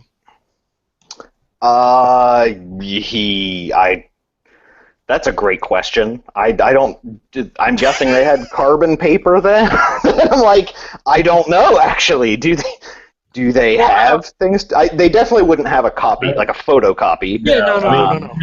He would have to jot down some details on a piece of paper for us. Or if we could just purchase it, I'll pull out $5 and say, can we bring it back? Well, not necessarily. If he wants to display the statue with the paperwork, or if he would like to file the paperwork away for his own uses, we can. I'd pull out $5 and hand it to him. Would this cover the cost? I mean, it's. He doesn't take the money. He's like, sorry, our records are very important, and I can't let the original go. I could jot down the details here for you, but I can't just give that to you. I lean in. My watch again. Well, if you can sketch it out very very quickly, we do have another engagement that we need to get to. Did someone threaten him? By the way. No. I leaned into Peter. I'm like, I told you, you drunken fuck. Oh, I thought you said that to him, and he would have been like, "What?" No. Yeah, he kind of quickly sketches out like the details of the piece. Okay. I mean, he's old, but he's really quite adept at kind of sketching out the schematics. Cool. Okay. Well, yeah, we'll take that then. Thank you for providing that information. The owner will be quite pleased and perhaps surprised to find out that what he's purchasing is not what he thought. So you said you acquired this for someone. That's quite interesting. Then you say they aren't aware of the stone inside. That's fascinating. Well, we're not exactly sure. Who's the purchaser, by the way? I'd love to know where this piece is ending up. We're not at liberty to discuss that. Come on, an old man wouldn't. Well, you think an old man is going to do with that information? I'm sorry, we will not be able to share that information, but we do appreciate your attentiveness. He looks he does look kind of like a, I'm old frown. I'll give him $15 of my original 30 that I got and say thank you for your time. Well, thank you, sir. If you're ever in need of any pieces, I have quite the collection of antiques from various estates, and I still have pretty good hands if you need anything custom made. And trust me, I'm a lot better than who made that. We have no doubt. We must take our leave now. Thank you for your time. Thank you. Anytime. Cool. Ready, guys? We have a train to catch. Yep. We get outside of the shop. I'm like, that is the weirdest thing. Do you think strange. he knows? What, the old dude? No. Henry. I mean, this whole thing is. I mean, it was strange to begin with, but. The fact that no one seems to me to be stupid, so it is a shitty made statue. Probably. I mean, nobody was very forthcoming about why they needed this statue. Like, my guess would be yes, and we just happened to find out inadvertently. Mm-hmm. So we may want to tread lightly. Indeed. We may be getting in a little over our heads here. It's possible. Anyone who's willing to give us $3,000 for this piece of shit in the acquiring of it, there's more than meets the eye, obviously. So. Indeed. I say we break it open and just take the money and run. No, well, really. his family is quite well linked. That would we should not definitely go play well this for out. us here. I for one, am curious, and it will definitely make more than a chapter or two in my book. Well, you should probably make an additional sketch then of the schematics here, so that you can include that in your book. Oh, definitely. The train ride is going to prove to be very productive. Yeah, I mean it's a pretty long train ride, so you got plenty of time. Do that as well. I was gonna be a real dick and make you like race because you were like, "Oh, let's go fuck around in town. Let's see." I was like, "All right, you gotta have a foot race to see who gets on this train." But no, you guys are there. It is pulling out, like with the all aboard, last call to. We're coming. Steepland County. We're right here. Let us in. The guy kind of huffs a bit, grabs your tickets, is like, yeah. Carry on. Plenty of cabins in the passenger carriages. All right, we'll try to find one that's empty, so we can be quiet and talk as we need to without any prying ears. Yep, not too hard. There's the engine in the front, passenger car, dining car, passenger car, luggage car is at the back. It's pretty quiet, not a lot of passengers on board, so you find an empty cabin. You guys can talk. The train pulls out of Arkham and goes from sort of gentle hills to start, or it starts off kind of city and then kind of just goes start kind of rolling hills after a little bit of time. Nothing would they have like a spectacular. steward that would wander the carriages with like coffee and that kind of stuff, or would you have to go specifically to the dining car? You'd have to go to the dining car. Okay. Yeah, after the original kind of ticket taker guy, which I'm blanking on the name even for, guy who takes tickets. It's not conductor. Maybe it is conductor. I don't know. Kind of checks, but then after that, it's it's kind of light refreshments in the dining car at any given time, and then dinner. There's a sign posted: dinner between 5:30 and 7. Okay.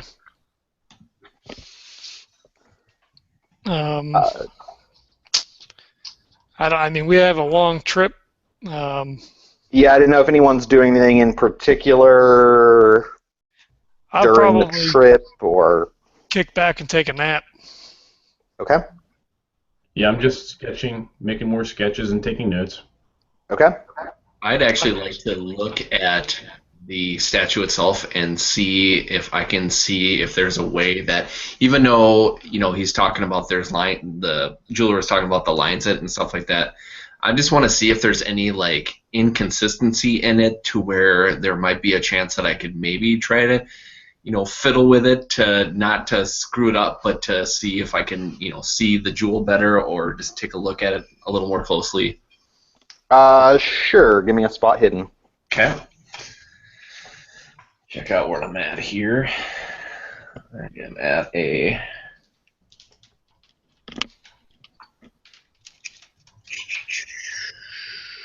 25%. Well, that's not going to be very good, but I am going to try it anyway. 71. Never mind. Yeah. I mean, you're pretty sure there's a secret button there that you keep hitting over and over and over, and nothing happens. Yeah. Okay. I do want to try something with that, and I take the statue back from if you don't mind. I think just to run a test, I'm curious to see if this idea works. Let's remove one of the statue's eyes. That it seems like it's fairly worth something.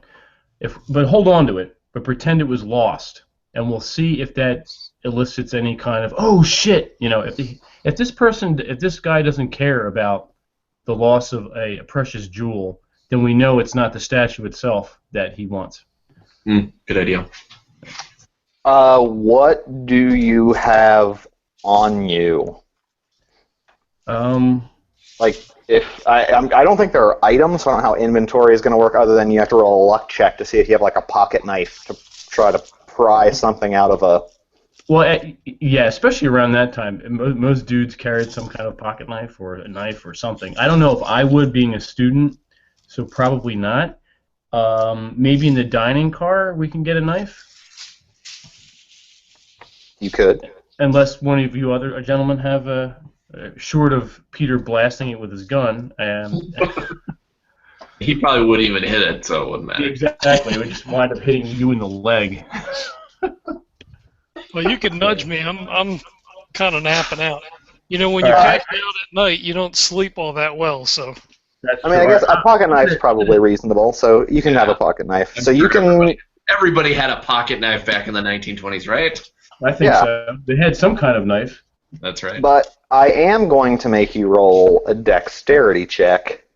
Oh no! I back away slowly from him, so I have stabbed in the chest. If I could borrow it, I have a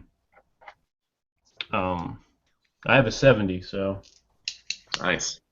I'm gonna wedge the statue between my knees and make sure I have a steady hand. And here we go. 70.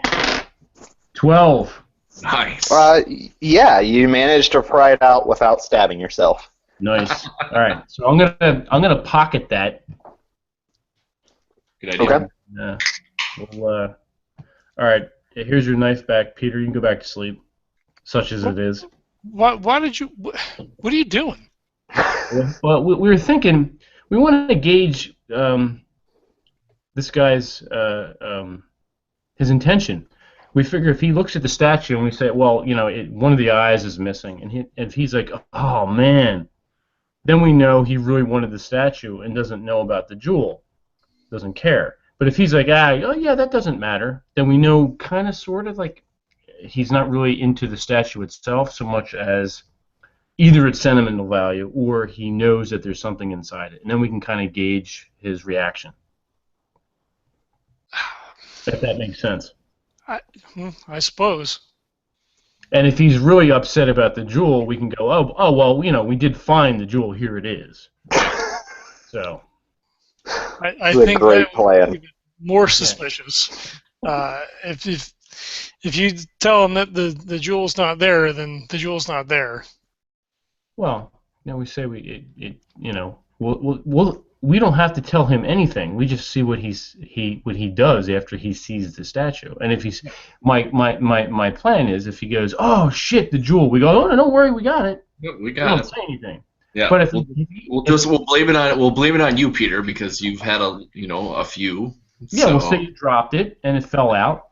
But that's after the fact. If we just hand him the statue and not say anything, and he doesn't say anything about the jewel or not make a big deal about it, then we know it has nothing to do with the statue itself, but what's inside it, since we know what's inside it. So. But he will also know that we know what's inside if we give him the paperwork. Go back to sleep. I got this covered. Okay. Here's your knife back. I'll take that. So you know what? I'm gonna go get a cup of coffee. There you go. Get your coffee. So I light up a smoke. Try not to trip over anything. Yeah.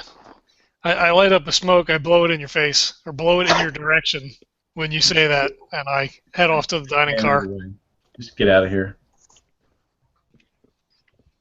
All right, you guys are, enjoying the trip, getting some things done.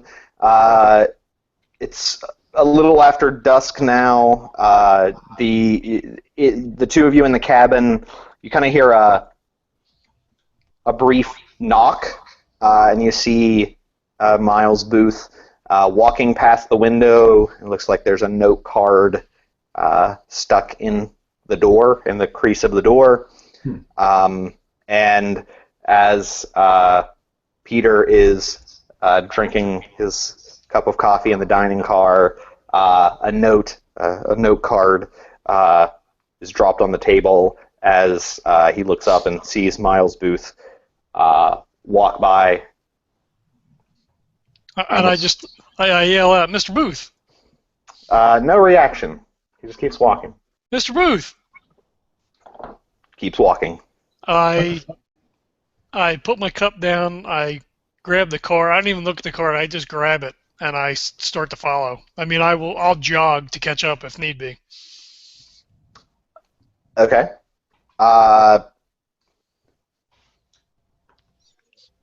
are the other two doing at the moment, initially? Michael's in the bathroom. He had gotten up. He excused himself. We may want to wait for him. Okay. We have a note card on the door of our seating area too. Yeah. All right. All right. I'll grab it if I can. Yeah. All right. What does it say? It says, "Meet in the luggage carriage in 5 minutes. Trust no one but DuPont." Well,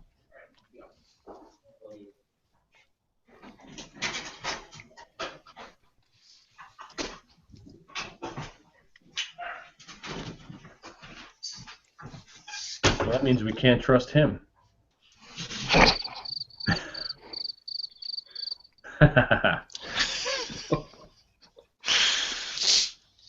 All right. Well, if you want to do that with Kurt, but I'll chase that guy down until I catch him.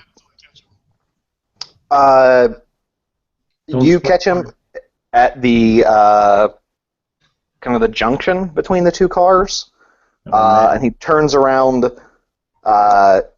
quickly and sternly and says, 5 minutes, the luggage carriage. Don't follow so close. How are you even here? If you're here, why didn't you just bid on the statue? This is important.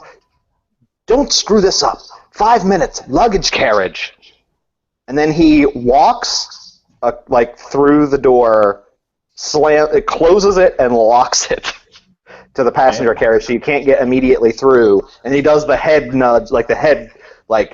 Get out of here, you fuck.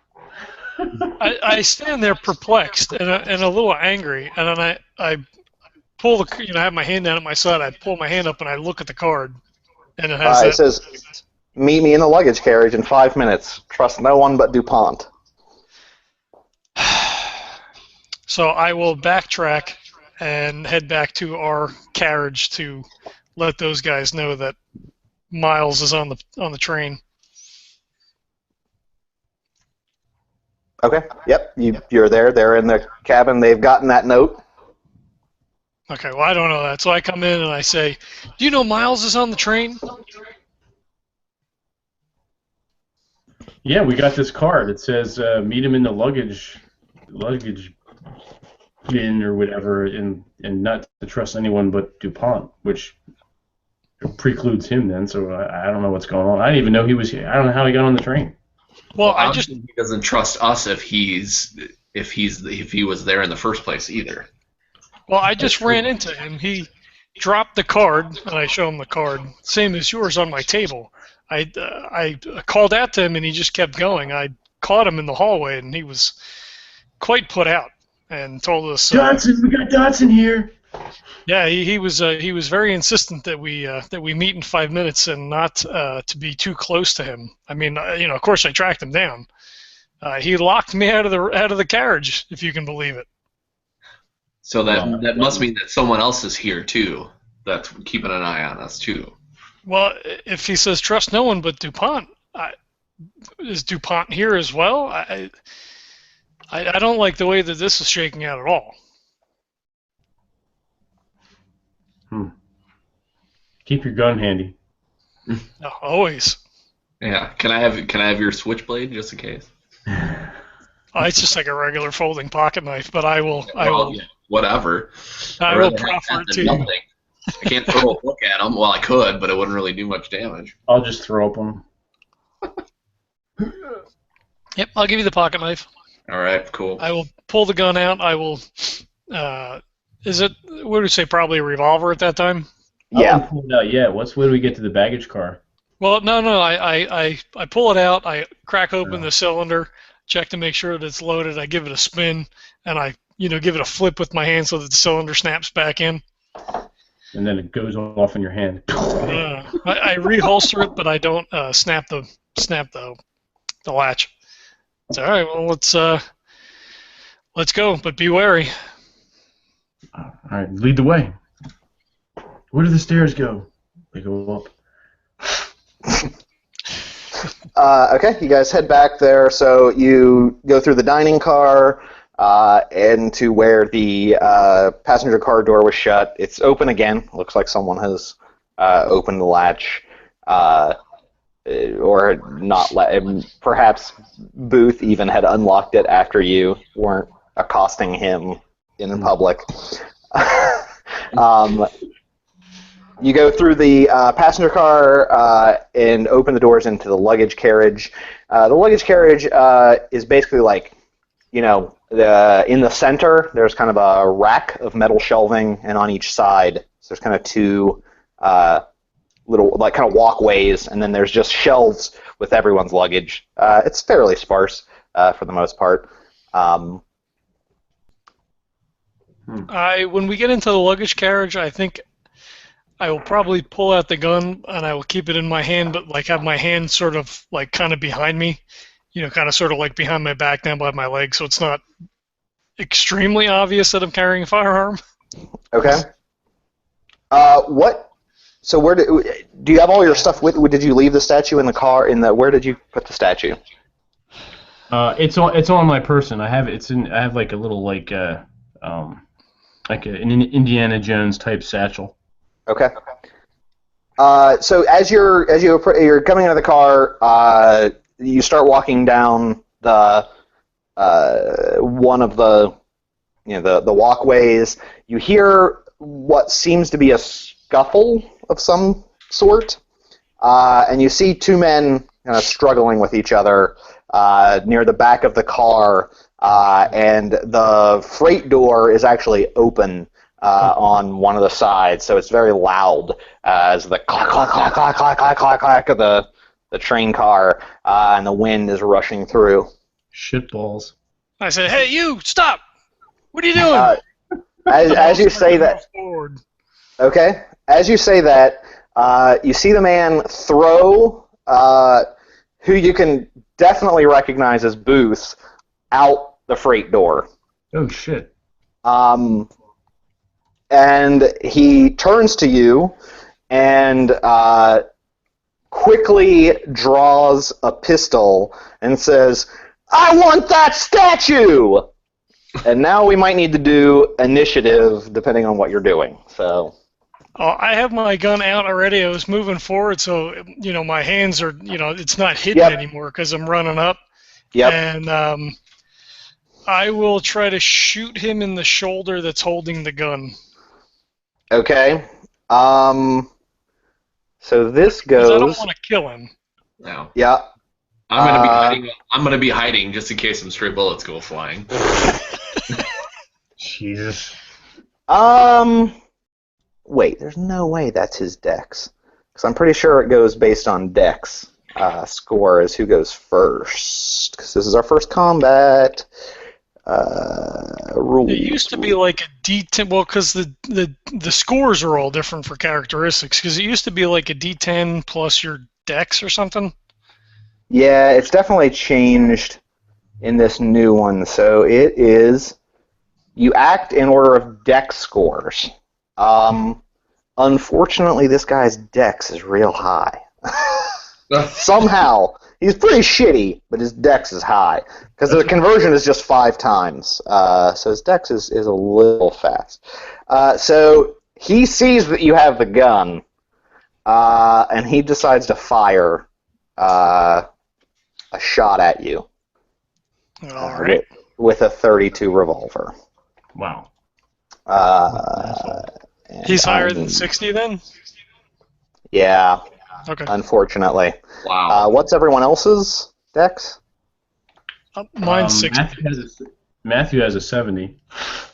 Wow. That's pretty good for an author. I'm 50. Okay. Hold on. That is not a dex shot. That is a pistol shot. And he fires and misses. I kind of, I flinch. Oh, actually, no. Do I? Because it's not. It's a contested. So you actually have the choice. To dodge, right? Yeah, okay. In this case, I'm going to say he fails because he actually failed, and you don't have to roll the actual contested. Normally, you would have the chance to dodge, where you would make it harder for him to hit you. Yeah. Because if you shoot and you're dodging, he actually... what is it? It is firing a firearm. Dodging is...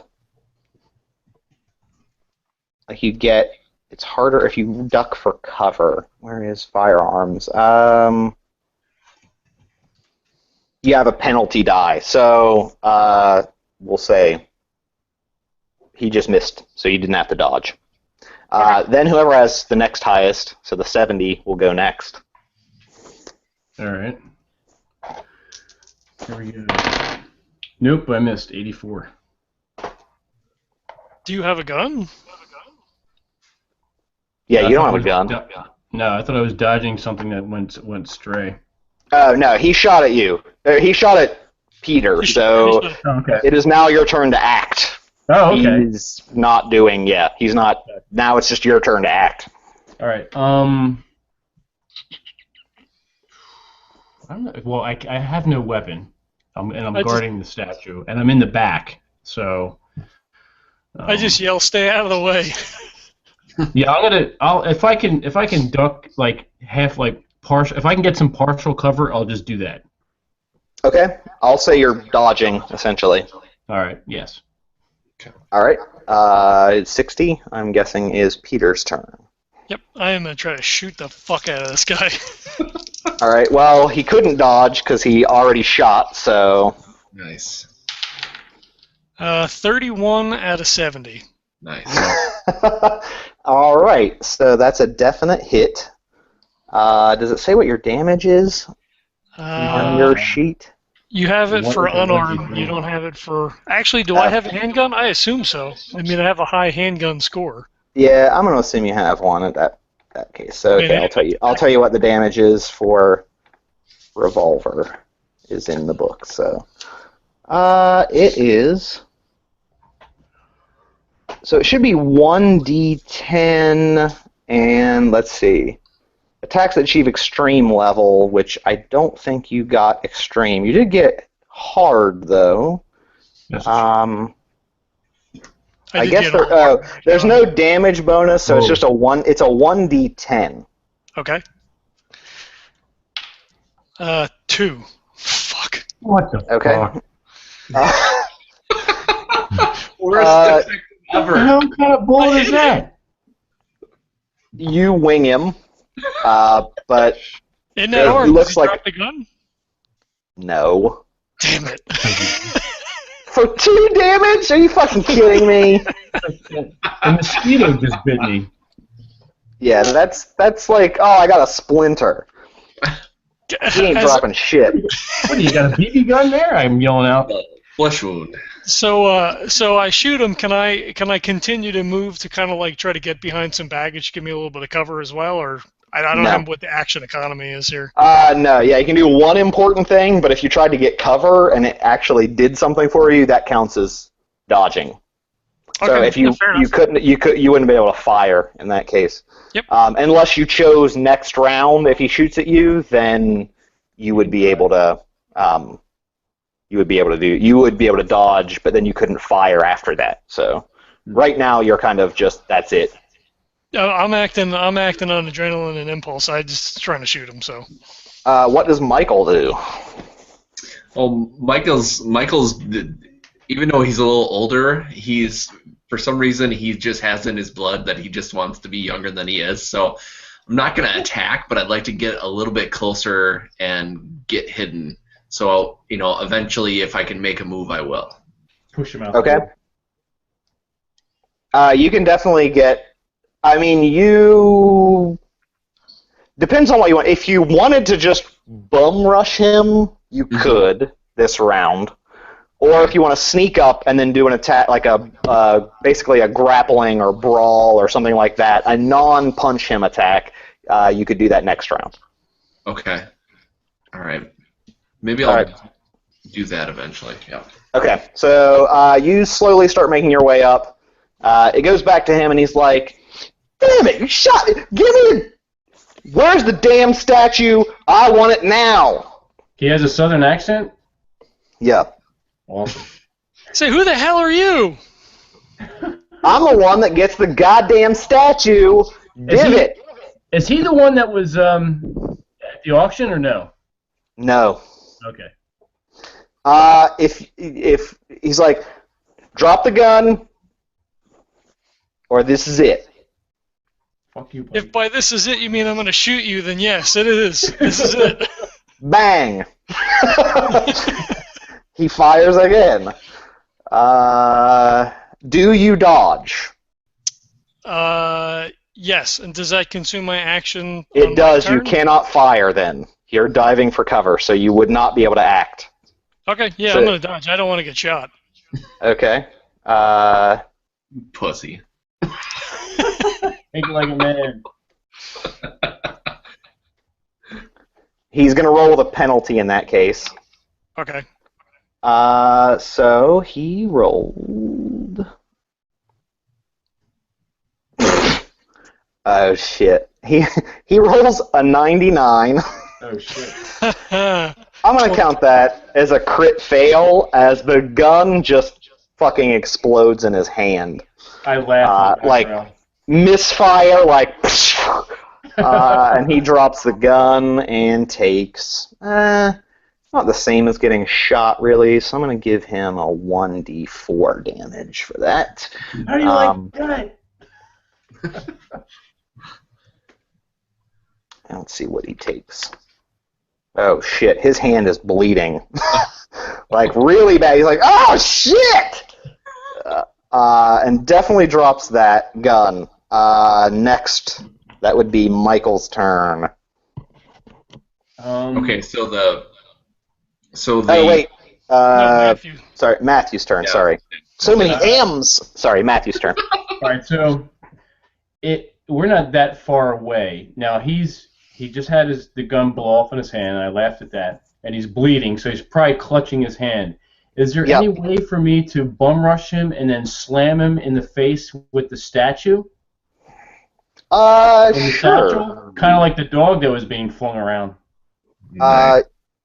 Yeah, you could use that. It would count as basically a small club. All right, cool. So I'm gonna come rush it out, kind of laughing maniacally because I thought that was kind of funny after his bravado. The shit went off in his hand. Like, I got the statue right here, you bastard! And I'm gonna try to slam him in the head with it. And let me see. I don't think he can actually do anything if he's already fired. I think he's done. Yeah, I think that's What it. are you doing? Hold on, watch this. Let's see. He's getting the statue open for us. That's what he's doing. No! Oh, yeah. If they've already used their attack, they forfeit. Their attack on the following round. So I guess you could have dodged, but doesn't matter. You can get hit. So, yeah, I'm going to say he can dodge then. Because it looks like you... it looks like you can use dodge, but he wouldn't be able to attack next round. So he's going to try to dodge you. Gotcha. And he needs to basically achieve a higher level of success than you to be able to win that. So. Okay, so what? I'm just rolling a percentage dice here. Yeah, against your brawl. Is that fighting brawl? Brawl. Where is that? It would be added underneath track. I have it under track. It's handwritten, written in brawl. So bottom of the second column. Yeah, brawl's in the middle. Yeah, the middle. I see. Yeah, it's 25%. So. Okay. He's gonna trip and go right out the back of the fucking thing. Oh man, yeah. If the train had stopped, I would have landed on Booth. All right, here we go. 25%. 80 missed. God damn it! God damn it! I go winging past him. Yeah, you like go and it's like and it like tips a little, and you just like lose your footing and go right past him. You don't like smash into anything, but you're like, whoa, shit! Oh fuck! He's definitely dodged. What is Michael doing? Rush The him! professor. Well, not yet. Well, now that the young whippersnapper didn't do anything, I'm gonna try to one up him by actually trying to get him. Do it, Doug. Yep. So it's brawl again, correct? Yep. Okay. And I'm gonna roll against, I guess, like there is no dodge, I guess, in in this rule set. So I'm gonna use a quarter dex in this case since he's hurt. So. It won't matter in my case because I rolled an 88. Oh, okay. I just yell, you guys stop fucking around! Yeah, he's definitely not. Let me just roll to see if he did anything with his dodge. Actually, he would have succeeded on his dodge. Nice. He's somehow very nimble. He slips on his own blood. Okay. Then it would go back to him. He's not really...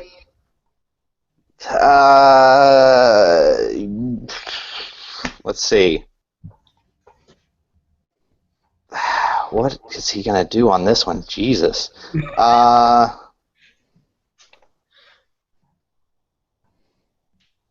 he's going to. That's not really. I don't really count. So he is. He can't really attack though, because he forfeited this round. Mm-hmm. He's going to wrap his hand in like his shirt, like whatever he has, like a handkerchief. He wraps it around his hand and picks up the gun. In his other hand? That's his turn. Yep. So that's what he does this turn. Shoot him! And actually hit him. Yes. Oh, you're up first, Matt. He's wrapping his hand. Are you kind of? Is he sort of behind him now? Yeah. Yeah. Would I get a But- bonus for trying to slap him again? Nope. Why would you get a bonus for him trying to wrapping slap his him again? hand and- for him wrapping his hand and being distracted. Well, no, he didn't attack anybody. He just got ready again. He just did some stuff. So yeah, no, you don't. He's not distracted. Oh, okay. I'm just going to go high. I'm going to get partial cover again. Okay. Yep. You dodge. Indeed. Okay. I come up from behind my cover and I just try to blast him. Okay. Right in the fucking... Here's hoping. He is not going to dodge. 66. So just passed. Nice. Okay. 1d10. All right. Don't roll a 1. 3. All I'm right. helping. Wasn't that what he did last time? No, I did 2 last time. Oh, 2. Oh, you're... Sadly, so you get him pretty good. You shoot him kind of in the side. He's not looking great. It's sadly you think the gun probably really hurt him a lot more. He felt that one. He felt that one. His own gun. I went for center mass this time. Okay. What is Michael doing? I learned my lesson. I'm going to try to duck into cover. Okay. At this point, he throws down a pouch, and there's a blinding flash of light. So I'm going to roll to see who he hits out of this, because it's each of you, I'm guessing. And there's not really a dodge. I don't think you can really dodge a flash pouch. Avert our eyes. Although I guess you could. I don't know if it would go. It's not really an opposed roll, I don't think. I'll go against each of you though. Maybe like a dex to like avert your eyes sort of thing? Or just a luck, straight luck? Like you were in the mid blank when he threw it on the floor? I'll say if you've dodged, I'll make him use. He'll have to do the lowest roll. So here's the deal. So 2 people have dodged. John fired. If you decide to dodge on this, then you would have to forfeit your next attack. So are you going to dodge or not? The other 2 will dodge. If he just like reaches, so how is he holding the gun? In the hand that's been blown up, or in his other hand? His other hand, not the one that was blown up. So he's reaching in with his blown up hand? Well, it's not blown off. Well, I know. It's but just like bleeding and shitty, so he grabbed a pouch out of his pocket and throws it on the ground. I think I'm nonplussed by the whole thing. I'm just going to stand there. Okay, so you're going to get just a regular old... Alright, so it's going to go Michael, Actually, let me change. Well, I have 3d10 there. We'll do Michael, then Matthew, then Peter. Okay. So it is a 98, and then so what do I say? Michael, Matthew. Michael, Matthew, and then Peter. Okay, Michael, fine. Averted your eyes. You were actually kind of behind something. Unfortunately, Matthew and Peter were below 45. So that ain't good for you. Oh, shit. So that's 1 plus 1d6. You are blinded for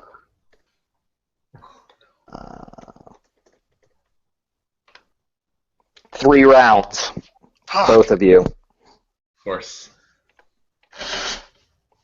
So I just All go, right.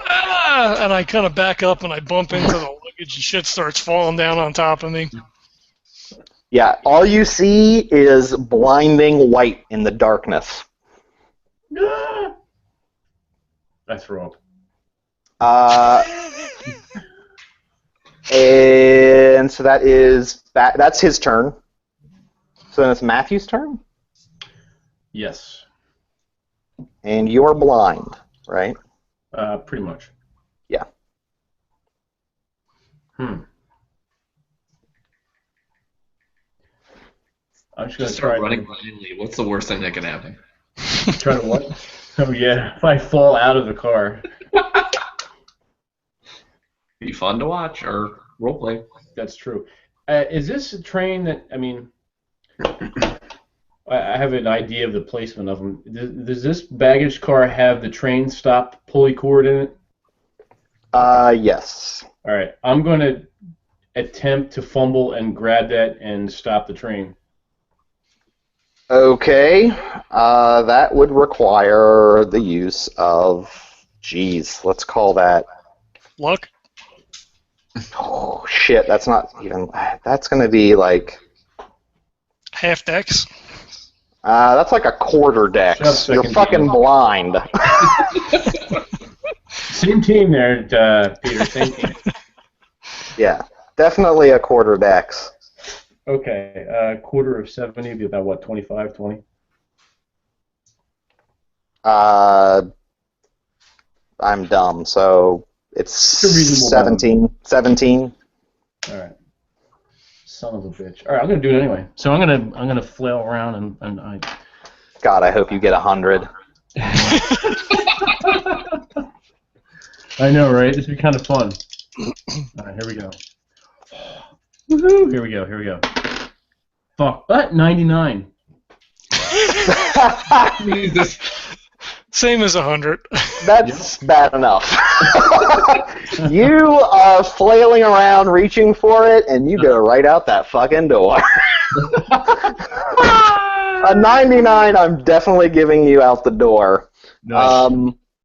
I will say. Is there Yeah, like like that little grab some- patio thing at the back of the door, like with the little low rail? Like, is he still on the train or is he on the ground? I think he's on the ground. Blind on the ground, but I think that's too fun to not. A 99 is just, come on now. Yeah, yeah. You're just really asking for it on that one. So I'm going to say, let's see, falling. Okay, falling 10 feet onto grass sounds about right, because you're going really fast. I don't know if that's severe. Nah, let's give it 1d6. All right. D6. Train fall. 3 damage. All right. So that brings me down to 7. All right. Get the wind down. Fuck. Hopefully they hear that I'm going out the train. Peter hears like he's ready to hear. Ah! Matt! And you can't see shit, and it's your turn. Go blind and shit, so no one can see shit. So I sort of, Raise kind the of backed up statues away from them. Oh, I forgot that you had the statue. I got the statue. Yep. So fuck that guy. sort of brought my hands to my face and sort of backed up and was, banging against the You go against out the window stacks too. of luggage and shit. So I'm gonna, I guess, try to. Throw yourself out the car? No, I was thinking about just firing wildly, but I have no idea where I'm facing now. So Great idea, Peter. I am waiting for 100 on that one. Headshot Exactly. to Michael. I can actually be able to see myself get shot in the heart. I guess I kind of crouched down because I knew there was luggage in front of me because I was in cover, so I don't want to get shot. So I just kind of get low. Okay. And just kind of like shuffle along the edge and maybe like kind of move to my right a little bit so I'm not where I just was. Okay. Michael? Okay. Well, now that I can see all this ridiculousness happen, Yes. You I may just- want to stop the train. yeah, I just go, God damn it, and then I run and I pull the train stop. Okay. You pull the train stop. Everything lurches. You see him. Stumble. He's stumbling. He takes a look real quick. He quickly opens the other door, the one that Matthew didn't fall out, and just fucking sprints. He just sprints away. He's like, I'm out of here. Nice. And I think when he pulls the train thing, since I'm already kind of low, I get thrown completely forward going the other way, and all the luggage that was on the other side falls on top of me.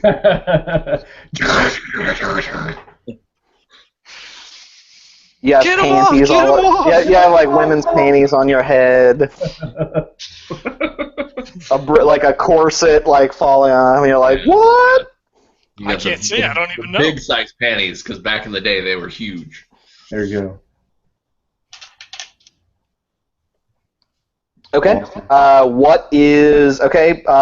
Matthew, you are fucking rolling in the dust, and you come to a stop, and you're like, oh shit, and the train's gone a little bit ahead, but now it's like coming to a stop, several feet. 20, 30, 40, well, probably like 50 feet ahead of you. It's slowing to a stop. Yeah. Cool. All right. Do I? I don't see the dude run on the other side though, do I? You're still blind. Oh. No, he wasn't blinded. Well, Oh, yeah, he was blinded. Yeah, he was. You're blind for another 2 rounds. So all right. So I heard. All you know is you tried to grab something. You're pretty sure you fell out of the train, and you hear it stopping somewhat ahead of you. Gotcha. Now what do you do? Sorry. I'm just gonna lay there catching my breath. Okay, you lay there. Peter, you are still blind. Yeah, I start to, so all the luggage and shit's on top of me, so I just like start pushing stuff like out of the way and like kicking my feet, like trying to get unencumbered from what I presume is the luggage. Yeah, you can do that. Okay, that's it. Oh, what's Michael doing? Peter, you okay? Yeah, get this shit off of me. I can't see anything. All right, I go over there and take the panties off of his head. Okay. What the hell was that? At this point, Can you see anything? Are you okay?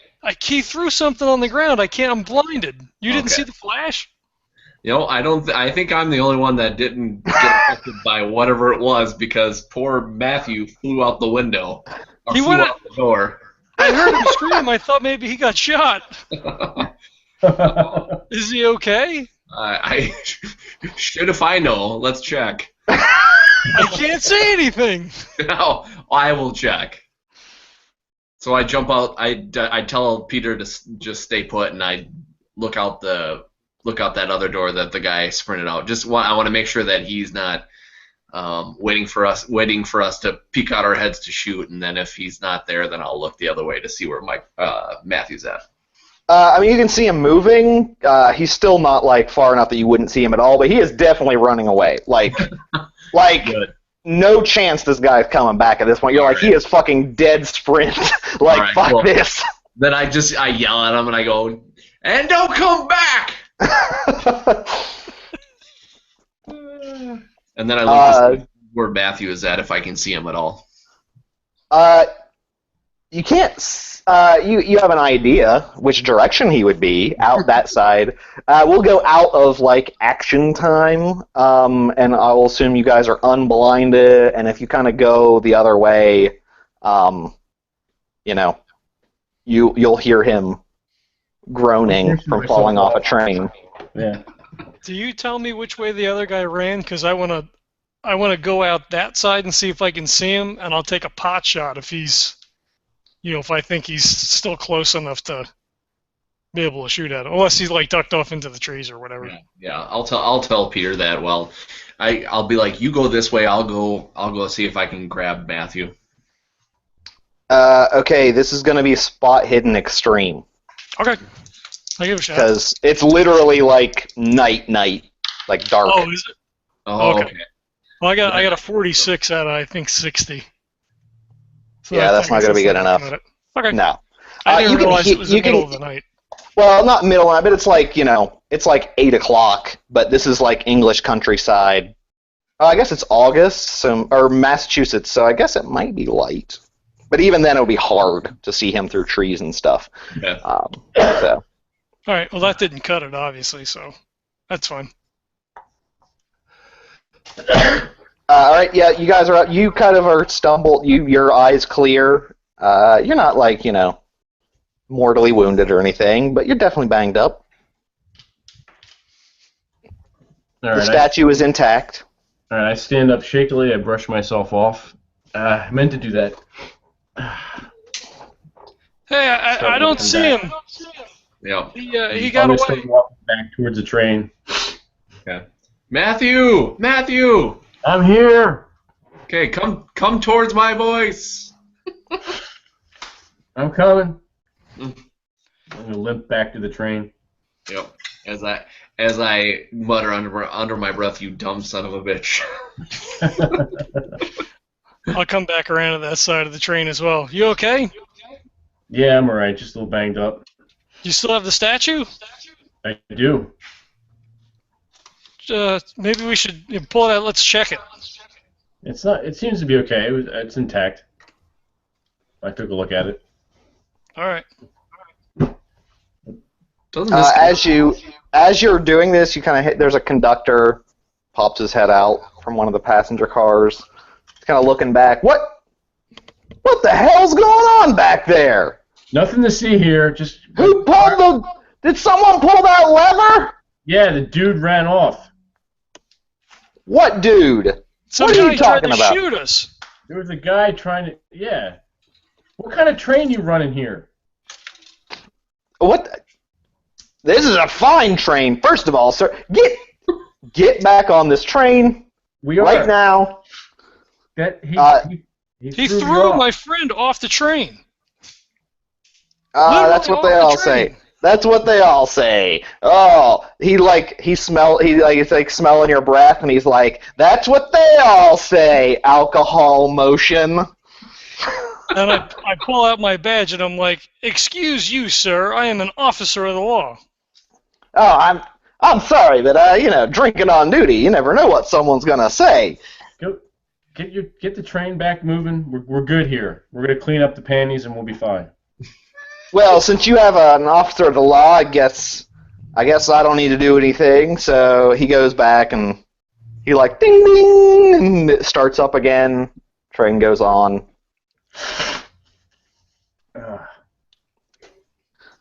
Unless there's anything else specific you're doing, it's pretty uneventful till you get to the train station in Steeplen Valley. Well, actually, I want to have a conversation about what the fuck just happened. So we thought we were fine. Now all of a sudden this guy comes out and is just trying to get this. Obviously he doesn't want the statue. He wants whatever's inside. Probably. We have an excuse now to break the damn thing and see what this is. Should we do that, or should we try to take it to Mr. DuPont where we don't even know what's going to happen if we bring it to him? Well, we lost Booth. Yeah. We got shot at by Yep. someone who wants the statue, something inside it. So, Yeah. and we got a card that said trust no one but DuPont. Well, do we want to give him the statue? I mean, at this point, I don't even trust DuPont. Yeah. Well, Yeah, that's what I'm kind of saying. We It's, can it's use the just statue in like negotiations. there's too much going on. We could head to the estate and do a search and not announce ourselves and see what we see anything weird. Yeah. I mean, we're already here. Well, it seems like a good idea. I don't want to walk in and just hand him the statue. There's obviously something else going on. Mm-hmm. Yeah, I mean, we're being shot at, so it's obviously people are willing to die for this and kill others. So Yeah, I would say that whatever's the jewel inside, whatever jewel or whatnot's inside the statue seems to be very valuable, enough to kill us over. Mm-hmm. They killed Booth. Yeah, and Poor guy. well, do we know that for sure? I mean, you fell out of the train too, and you're okay. I mean, at least you're not dead anyway. That's true. Well, it's a long walk back anyway. I mean, we can. Yeah, I guess he's on his own. I mean, it's not like they're going to turn the train around. Back this shit up. Although we should probably let them know that someone else fell off the train. Just in case, yeah. I mean, maybe they can send someone out to go and try to find him. Yeah. Well, tonight's Pick 'em up. probably not a good chance, and they might not find him. But yeah, might as well tell them.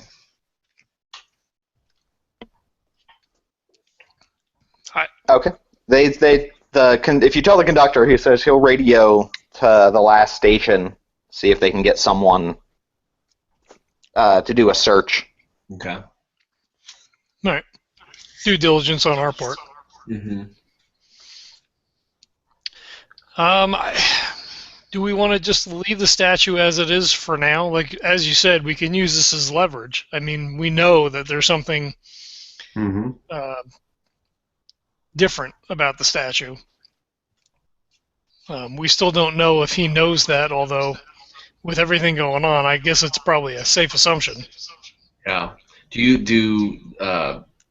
Matthew, do you still have that little ruby or whatever that you took off the statue? You still have that?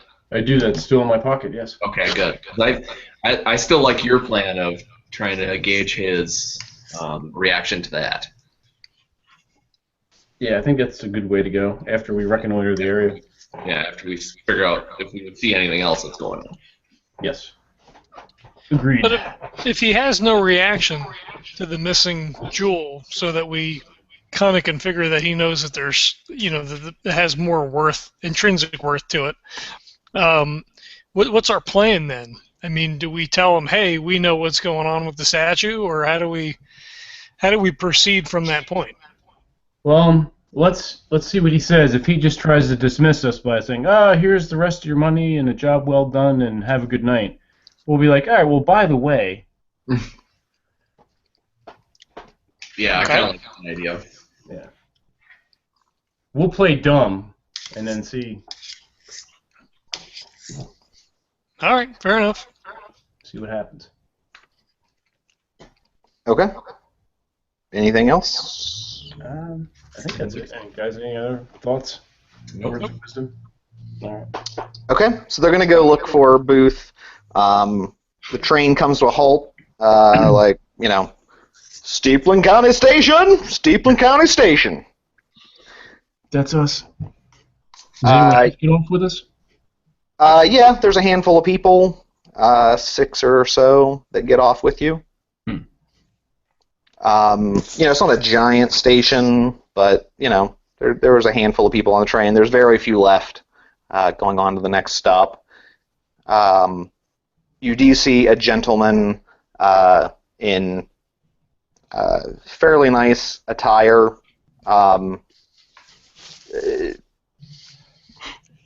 that has a sign that says Matthew Benchley, standing there waiting, looking rather bored. I make a spot hidden, see if anybody looks like they're watching the guy who's holding the sign, Sure. or just trying to be inconspicuous and not doing a good job. 51 out of 60. You don't see anyone that seems to be watching. Okay. I said that looks like our man. Mm-hmm.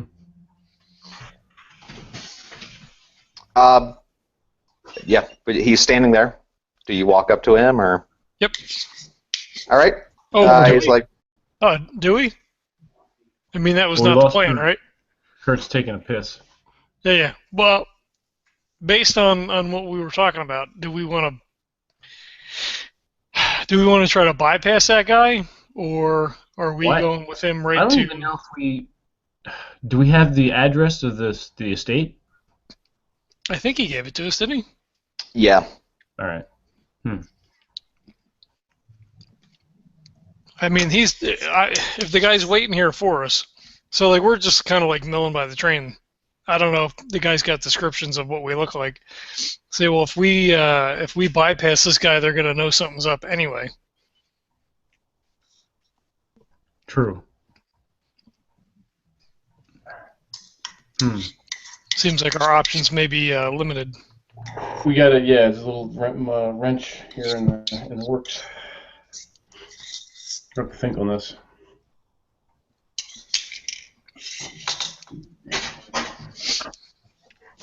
Well, we don't have a whole lot of time. There wasn't very many of us getting off the train.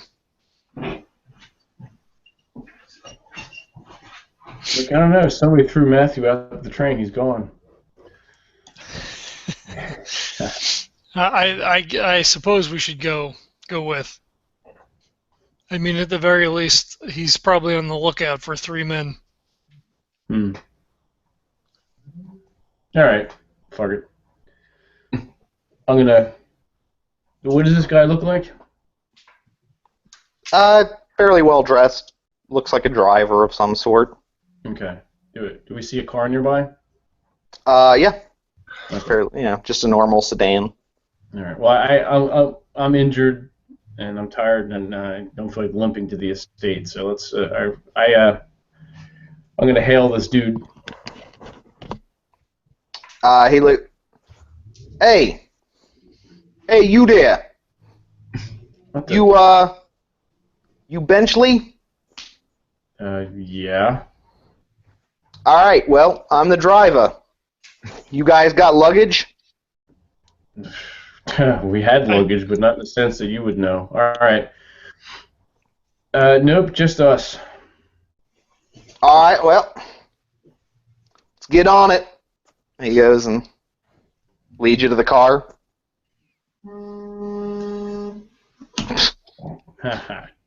Okay. He starts driving. Takes you through Steepland, kind of an average small town. It's you kind of drive by some only a few blocks. Pretty quiet place. Minimum kind of street lights. Kind of a normal little country town. It has like a police station, a library, churches, a couple little small businesses. It takes you about an hour to get to the manor where the mill is, DuPont's manor or homestead. As you approach, the cloud cover definitely starts getting darker or thicker. It's really dark out. And there's a bit of fog kind of masking things. So the homestead, as you drive up, is a kind of large 2-story house. There's a small garage. Other than that, it doesn't look like there's much to note. As you're pulling up, the guy parks the car. And he's like, all right, I'm going to put this in the garage, and then, I think DuPont's in there for you. In where? The house? Yeah, just go up, ring the bell. All right. Well, thanks. No problem. And then he goes and he starts lifting up the garage door and Okay, we'll head up, walk slowly up to the door and just take note of anything going on. If we hear anything or see anything odd. Okay, everyone give me a spot hidden. Yep. 21 out of 60.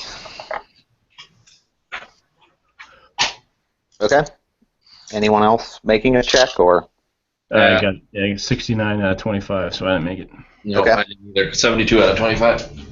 You guys just feel really creeped out, kind of claustrophobic feeling. Since it's kind of it's gotten really dark. It's definitely cold. The fog is not helping. But Peter definitely notices something, some movement on the second floor in one of the windows, but you can't really make out what it was. Just kind of a shadow moving. And you do notice there aren't any lights on, really. There might be a candle or something in that window or somewhere, but none of the power seems to be on. So I point that out. I'm like, the guy may be here by himself or, perhaps with a few servants, but it looks like this probably mostly uninhabited, right? I mean, I don't see any lights. There's somebody moving around inside.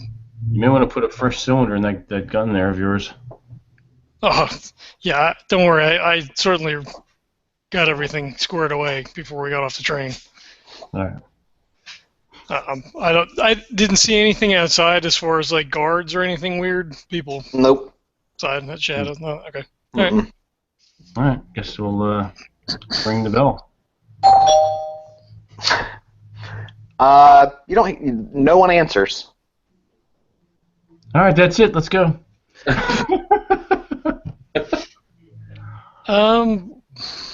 Wait here for just a minute. All right. And I want to shoot off to, so if we're standing at the door to the left, and kind of peek through the window. If there's any windows, like a parlor room or whatever, and kind of just see what I can see inside the house. Okay. Yeah, so on the left side, that would be... Your other left. That would be...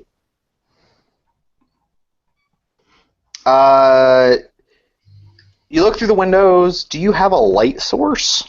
No one said they have one, so give me luck checks. See if anyone happens to have a flashlight or anything. I'll give you a luck. I wouldn't turn it on to look inside. 83. Oh, okay. Nope, I don't have one anyway. Okay. Yeah. You look inside. It just looks like that one is. You see some bedrooms. Well, the first room you can see. The first window you can see inside. It's basically like a receiving room, like a giant parlor, great hall, kind of like a great room. Mm-hmm. There's some stairs going up. Pretty dark inside. You can't see very well. There aren't any lights on down there. Okay. No candles or anything like that? Nope. Okay. I don't want to get too far in case somebody opens up the door. So I'll just come back and say that there's no lights on down here. For all intents and purposes, it looks like nobody lives here.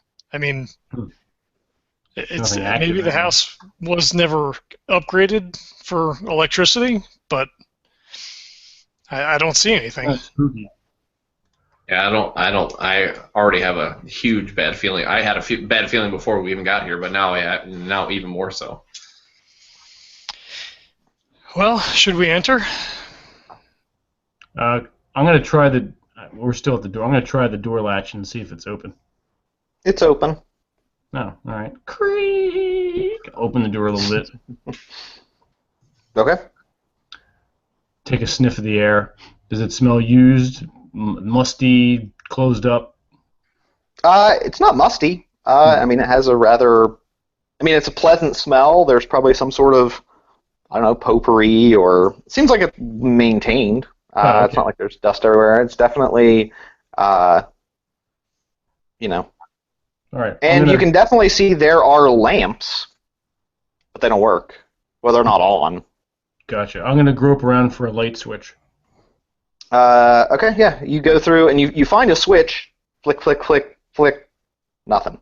Hmm. Um, is there any ambient light that I can see by, as in maybe find a candle or something, or an oil lamp?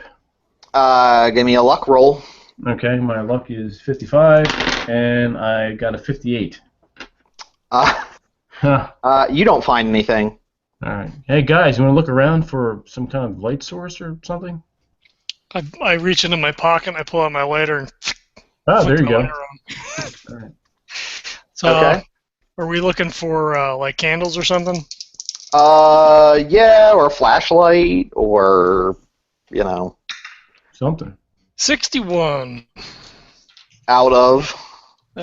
50 for luck. Okay. All right, I'll do mine too.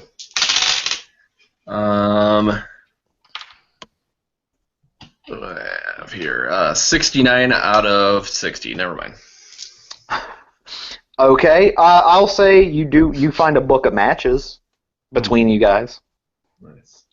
So you have a lighter and a book of matches. The lighter does not provide a lot of light, but it's something.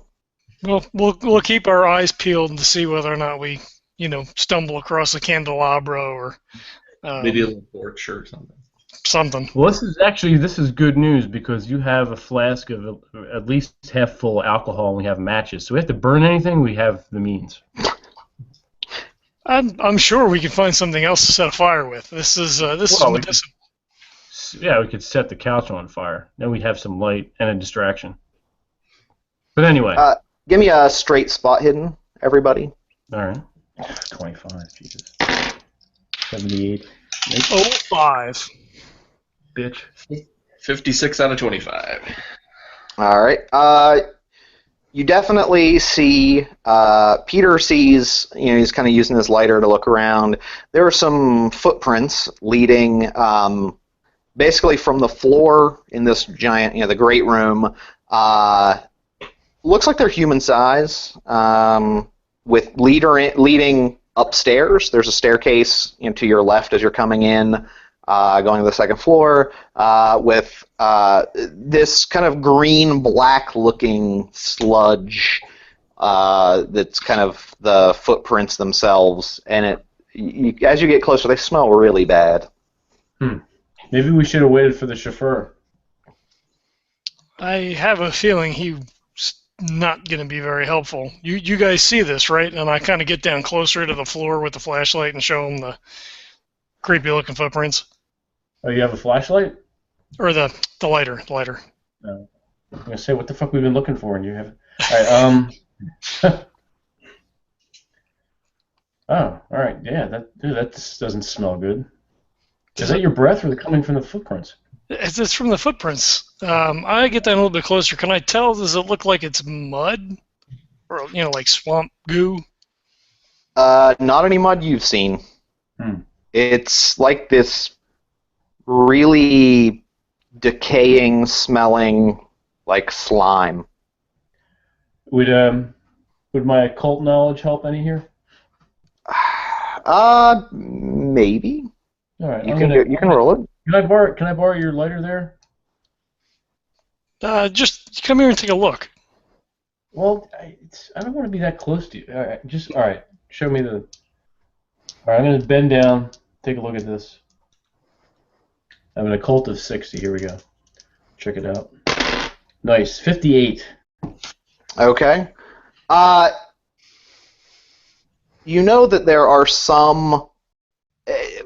You don't know how much you believe it or not, but at least according to mythology or some occult writings, that there are essentially sort of some evil entities are said to be able to essentially animate kind of spawn that are kind of like, I wouldn't call them zombies per se, but they are like kind of like mindless, kind of shambling entities that smell like kind of a rotten, decaying flesh. So not like, kind of like what is described as like the rotting flesh, like a demon type thing, but this is more This is more like a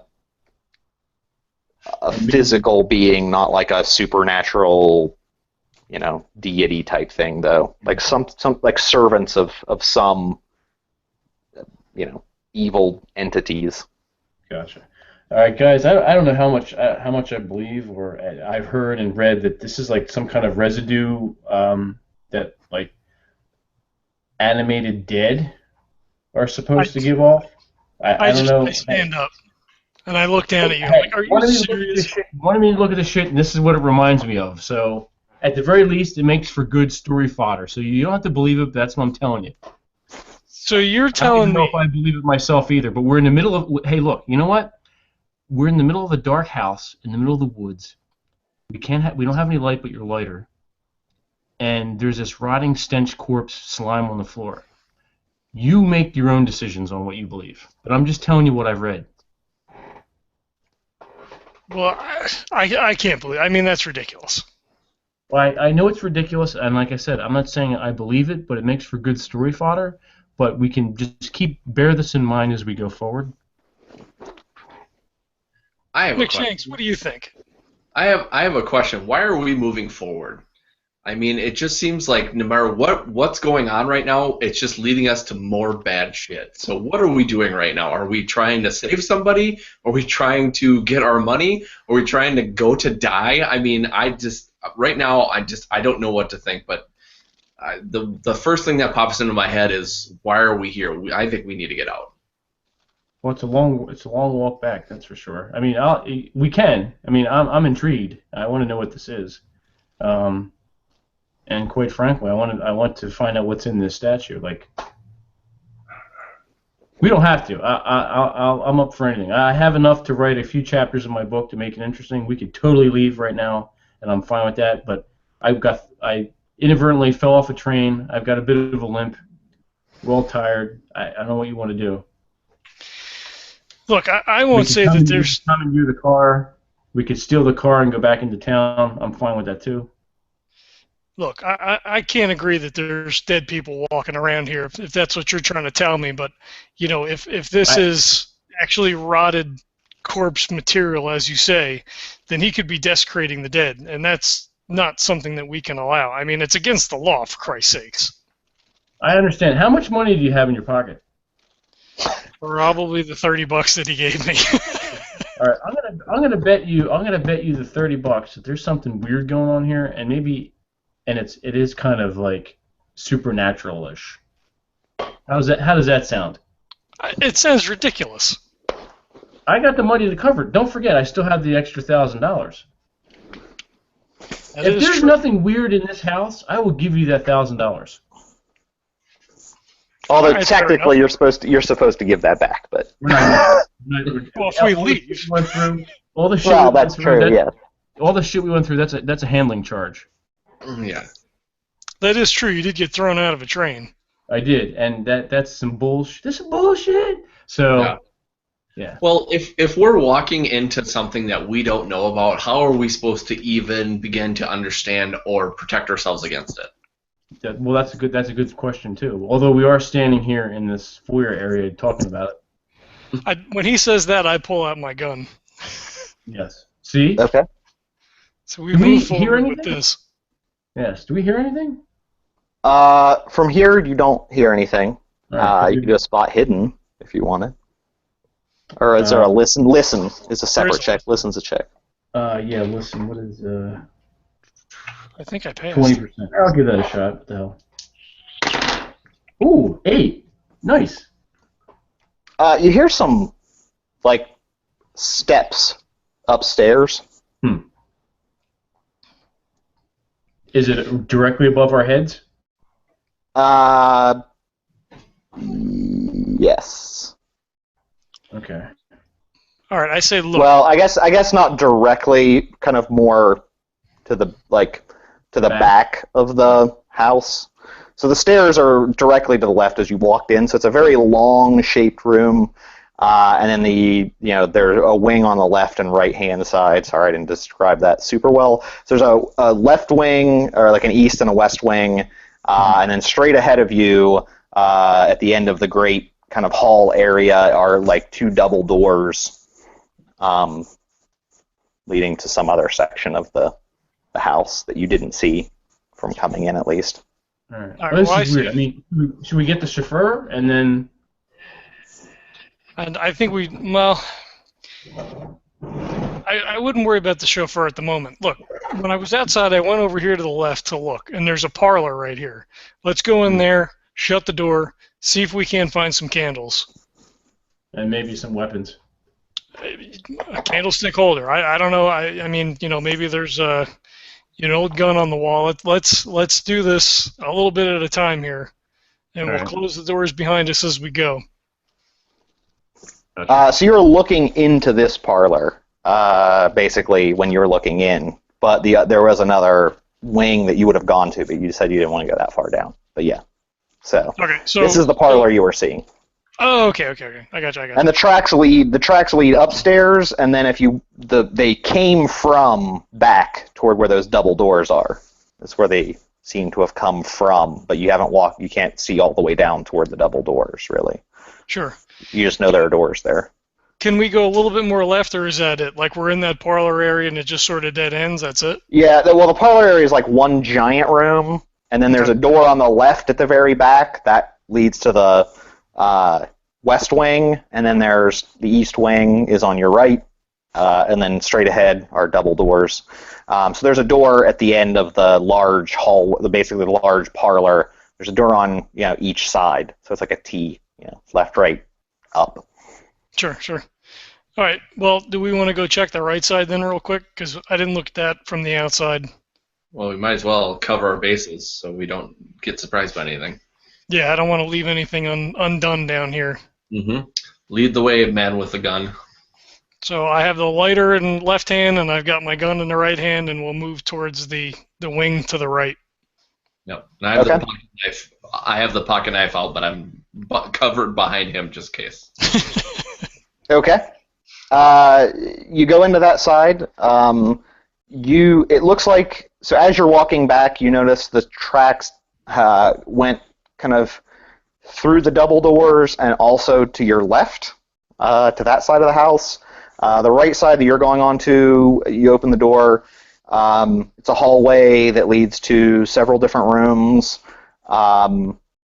It doesn't look like anything's been disturbed on this side of the house. You don't see tracks of any type. There's a smoking room, dining room, billiards room, but it looks like nothing really has happened. Give me a spot hidden. Okay. All right. 44. Nope. 45 out of 60. Nothing. 89 out of 60.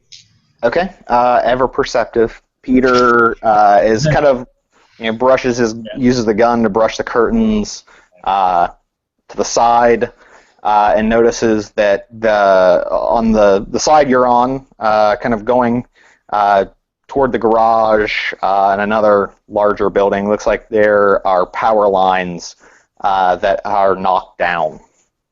So that's likely the cause for there being no electricity. Oh, so it looks like maybe there was a storm through here, and I motioned to outside the curtains. So the power lines are down. Makes sense. Yeah, that's probably most of the explanation. Let's just clear these rooms real quick. As I said, I don't want to leave anything behind us. No stone unturned. If there's a smoking room in particular, I'd look for, either more matches or, maybe I don't know that they would keep a flashlight in there, but, candelabra, candle holder. Anything like I'll that. go ahead and go with. You can find a flashlight now at this point. Okay. So I thought, here we go. We got a flashlight. Does it work? Click, click, click, click. Yes. Cool. Give it a shake. I look to see what sort of cigarettes or cigars are in here, because I'll probably grab a couple and Oh my stick them in my... Give me a luck check. All right. 44 out of 50.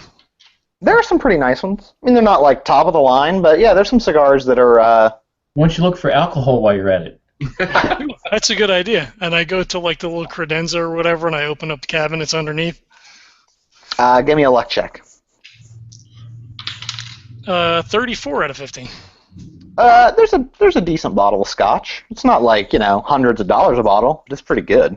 That's ammo. Just bring it with us. No. Just hold on for a minute. So I take my flask out, I open it up, I top my flask off, and I say, here you go. Here's your ammo with whatever's left. I'll take the bottle of whatever's left over. Yep, I give it to you. And I put the cigar under my nose and I smell it. I grab like 2 of those and stick them in my little pocket. So this is all, perks for the job. Well, yeah, you can light one up and you can get rid of the stench of the undead out of your nostrils.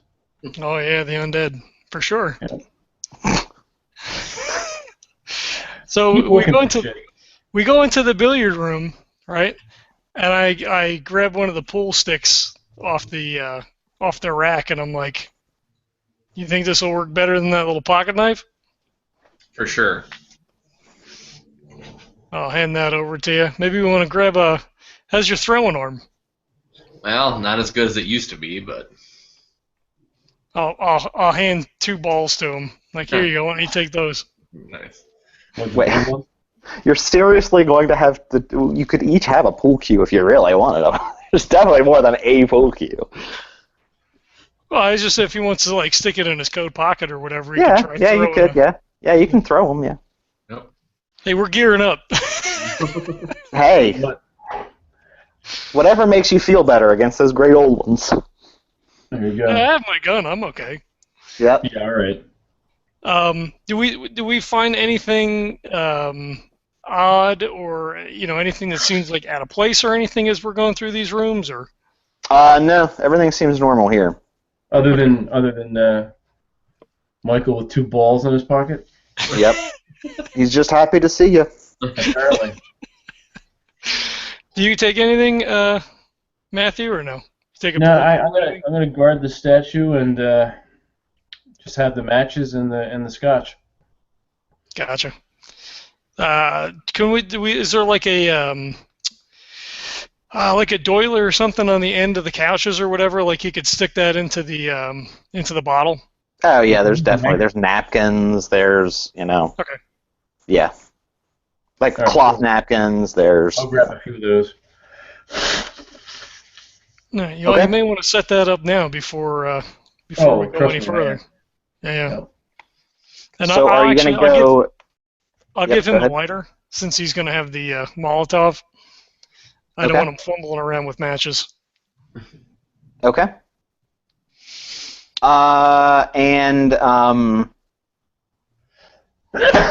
what would you like to do? Are you going to go to one of the other areas now? Which one? Double doors, other wing, upstairs?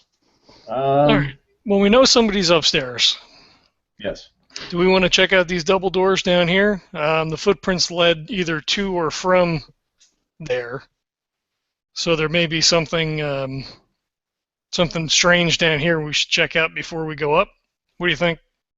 Well, let's catch everything before we go up and see what the hell's up there. And we can make our way down in the lower levels. Well, we don't know that it goes lower, but Well, no, the first level. yeah. Just clear it all out, or just make sure there's no surprises waiting to come up behind us. Yep. Mm-hmm. All right, so we'll make our way to the double doors that were at the end there.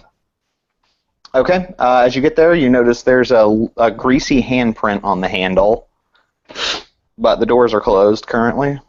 Does it smell any worse as we approach the double doors? Yeah, little. A little bit. That same smell? Yeah. Right. Not great. It's not like it's like overwhelming or anything, but it smells a little stronger. Yeah. All right. Well, that's disturbing. After you, Peter. You have the gun and All the right. cigars. All right. Well, here, you grab the door. I've got the flashlight. So I'm just, get to the left, pull open the door so I can, All right, I'll, It pushes in, but Okay. as you start trying to push it, there's a lot of resistance. So I need a strength check well, don't look at me. To open it. All right, I'll give it a shot. I have a 50. Oh, 30. You put your shoulder into it and push really hard, and after you're like pushing and it like going a little, and then shifts really suddenly and kind of flies inward. Nice. As you see what appears to be in the light of the flashlight, definitely the smell hits you first, and you see a skeletal corpse laying against the door, has kind of rolled now a little bit out of the way. There's a giant ragged hole in its chest, blackened with a little bit of flesh around the wound. The rest of the corpse is greenish in color. It has long fingers that's twisted in a weird way, like it has some kind of like terrifying arthritis. It's naked and has withered, gross little genitals.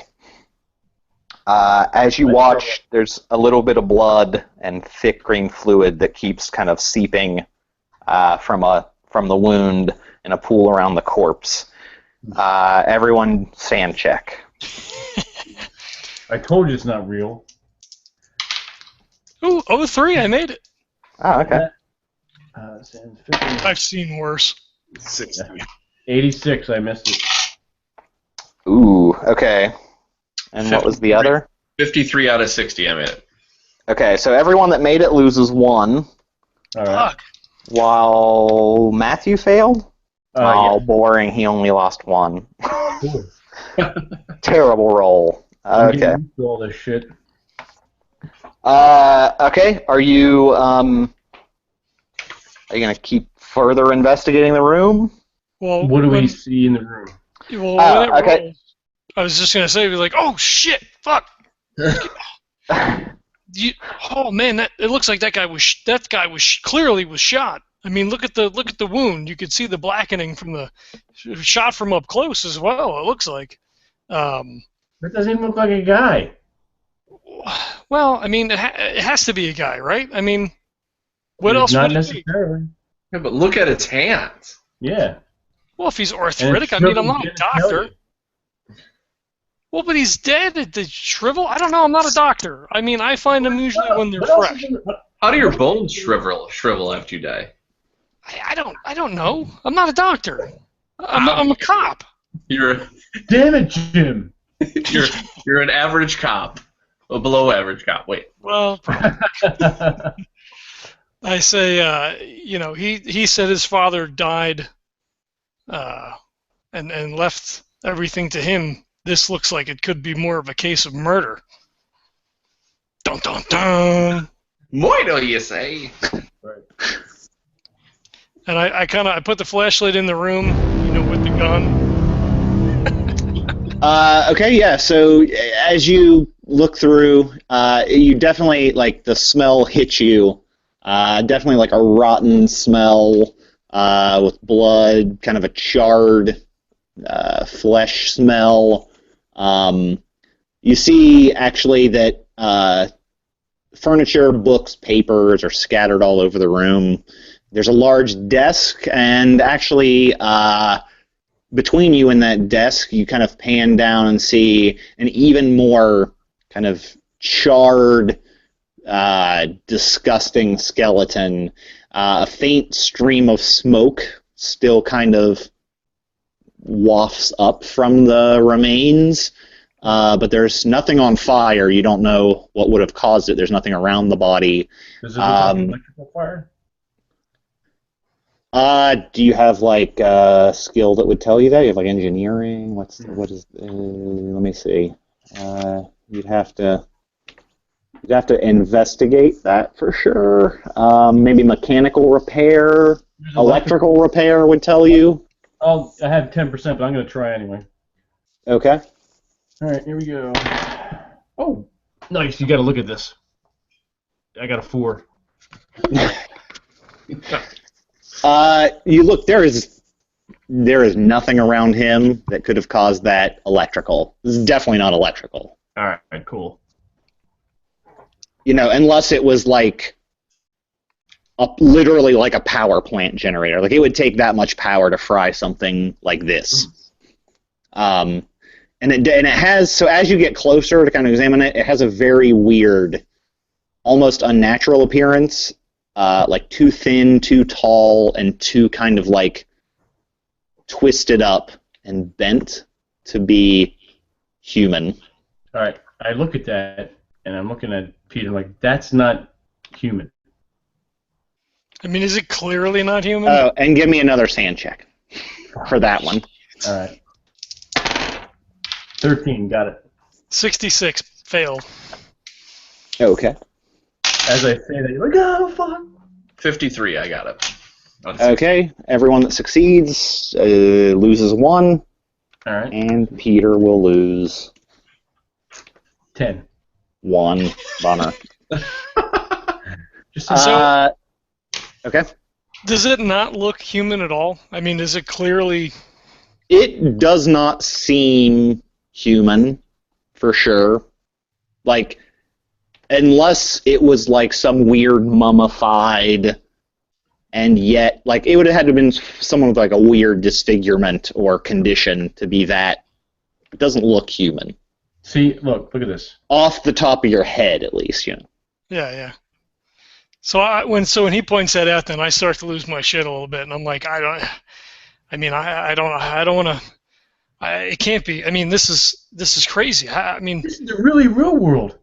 No, yeah, it is. I totally get it, and I'm with you on this. And I don't like looking at it, but these things were just, judging from the smoke coming out of it, they were just destroyed. So they were ambulatory at one time.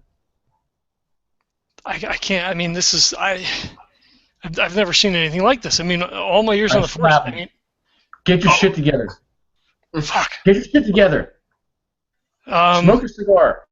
So the thing or things that killed these things, and we don't know what they are.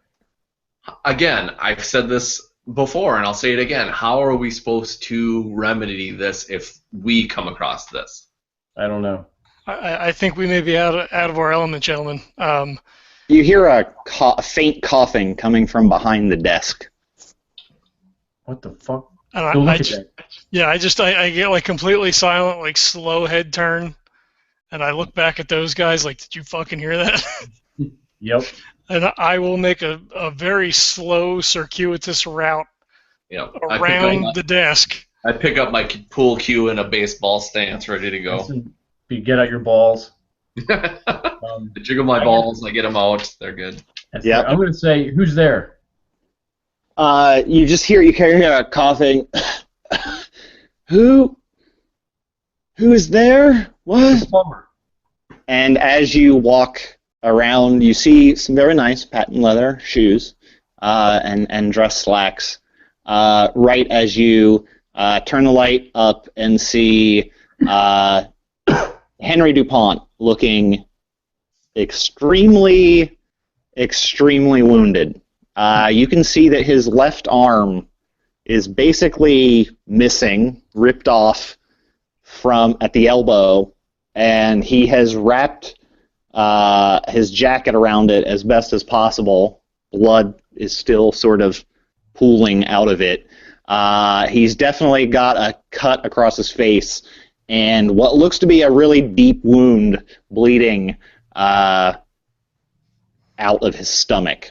He looks very bad. So he's close to death. I holster the gun. I give Matt the flashlight, and I yell at Michael. I say, "Go get the cord from the curtains. I need to put a tourniquet on this arm." and I run down to him. I try to look to see how it is. How bad. I mean, obviously it's bad. His fucking arm ripped off. So I'm waiting for him to after I'm bring. done throwing up, I go get the cord and grab it for him. Okay, well, I'm waiting for him to come back with the cord. I'll pull his shirt up to check the stomach wound, and if there's nothing else, I'll take my coat off, and I'll try to staunch the blood, the wound on his stomach. Say, what happened? What happened here? The servants, they came out of nowhere. Do you have the statue? Do you have the statue? We do, but what do you mean your servants? He grabs your shirt and he's like, "Thank God! You must take it. You must take the stone and this manuscript, and you must get to the lake." And he kind of like he's kind of grabbing with his hands to get some papers, and he kind of crumples one of them. He's like, this ritual, this is what you have to stop them. What the hell are you talking about? It's Xnaaki, the servants of Xnaaki.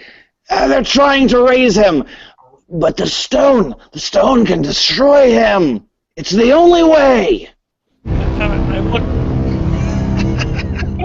I look over my shoulder at Matthew with the flashlight, and I'm like, "What?" At this point, let's just. He must be in shock. All right, we have the stone. We obviously know there's a stone, and the fact that he said that, and let's just do this. Otherwise, we're going to end up like these fuckers, him and these fuckers on the ground. Nope, sounds like a plan to me. We have to try to save him. This guy, shoot him because he's going to bleed out. So when Michael comes back, I try to tourniquet up the arm with the cord from the curtain. Where's the lake? Okay. He describes it's down the road. It's kind of a major site, so it's like a park and stuff around it. He's like, the lake is where he slumbers. He's millennia. He's a demon, not a demon, older than that. I thought it was in my grasp. I thought I could destroy it. But they got me first. They knew it was coming here. They'll hound you to the ends of the earth. I kind of stand up and I slowly kind of start to back away a little bit because I'm completely out of my element. I think you owe me some money. I just scowl, give you a dirty look. I just grab Peter and I just shake him and I say, "We have to do this. There's no other way. I don't know what exactly is going on myself, but obviously we're out of our element, and if we can do what he's telling us, obviously this will hopefully stop." I guess so. I kind of shake my head and I'm like, I don't. Fuck. We're still on the ground floor. How soon can we get out of the house with the ritual and head to the lake or try to find it? You would be able to get there relatively quickly. It'd probably take you 20 minutes, half an hour to get there. All right. On a run, or do we need to grab the car? That would be by car. Okay. Yeah.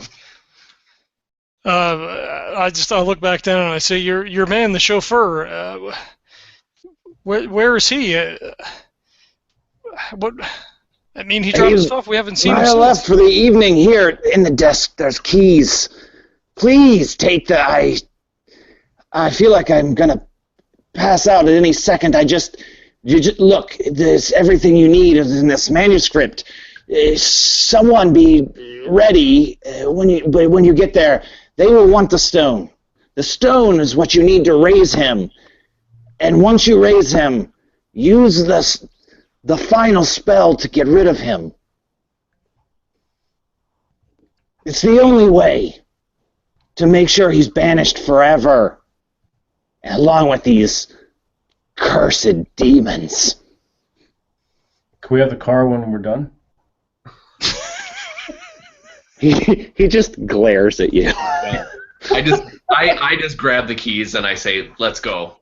You want to come with us? Good one. I He's just like laying there, like I'm bleeding out. Like he's like, I'm not going anywhere, basically. Yes. I guess do I realize that he's not savable? Do you have first aid or medicine? I have one or the other. Let me check the sheet here. First aid at 50. Give me a roll. No, 07. You can you definitely stabilize him with a tourniquet, and you can, stop some of the bleeding on the wound in the stomach. But you 100% know this guy is done for. Even the nearest hospital is probably it's not in Steepland. So there's almost no chance unless you I guess drove him at a breakneck speed that you'd be able to even possibly save him, and even then it's not likely. He is real fucked up. Yeah. Okay. Let's just go. If he's alive, we come back. We'll try. All right, I'll reach back down into the coat and open up the flask and kind of cradle his head and give him a drink and leave him the flask. Okay. He tips it up to you and he's like, Godspeed. I'm like, let's get the fuck out of here.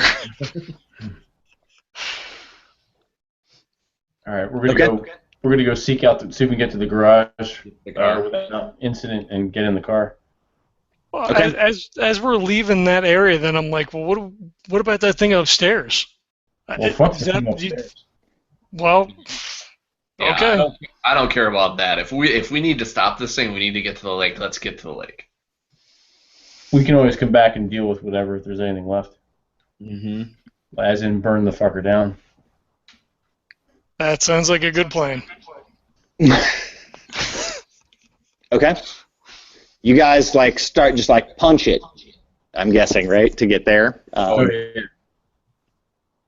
You're driving around, through curves. I'm not gonna make you roll for that because I would love to make you crash and almost die, but at some point we have to actually end the scenario. So let's race to the final scene. Yeah. As you're going, what you do learn from his manuscript, which normally was going to take a bunch of rolls and shit, but let's just go. Call of Xnaaki. You are able to use a simple chant under a full or new moon, which just happens to be tonight. On the shores of Xnaaki's prison, calls forth the Great Old One from its slumber. Takes about 5 minutes after reading the ritual for him to appear. You also have the ability, you can use Restrain Xnaaki Servant. The spell restrains all servants of Xnaaki within 5 feet of the caster, although it has no effect on mortal worshippers, so cultists. Veil of Azif. That requires you to invoke the ritual. Your vision is masked as if in a heavy fog, but that also will affect attacks and actions because you're essentially in a thick, cloudy fog. However, it allows you to be protected, according to the manuscript, from the mental strain of being exposed to supernatural phenomena. So outside of game, trade magic points for sanity loss. And then the Bane of Zalku, which is the way you actually use the stone to cast against Xnaaki and banish him from this mortal realm. Parentheses, maybe? Is according to the spell. I mean, it's really hard to get rid of an actual old one, but it's supposed to. All right, so he's reading while we're driving then? Yeah, so one of the two of them is definitely ready to go. Or like, ready to like they can, you're ready to go. You have them, and I think that's all you would get without. If you survive, there's definitely some more information you would get if these characters would do anything else. So, good luck. Awesome. All right. Let me see. Just to double check what. Because I thought there was a. Just wanted to make sure there wasn't another. That must have been a different. Okay. You race there.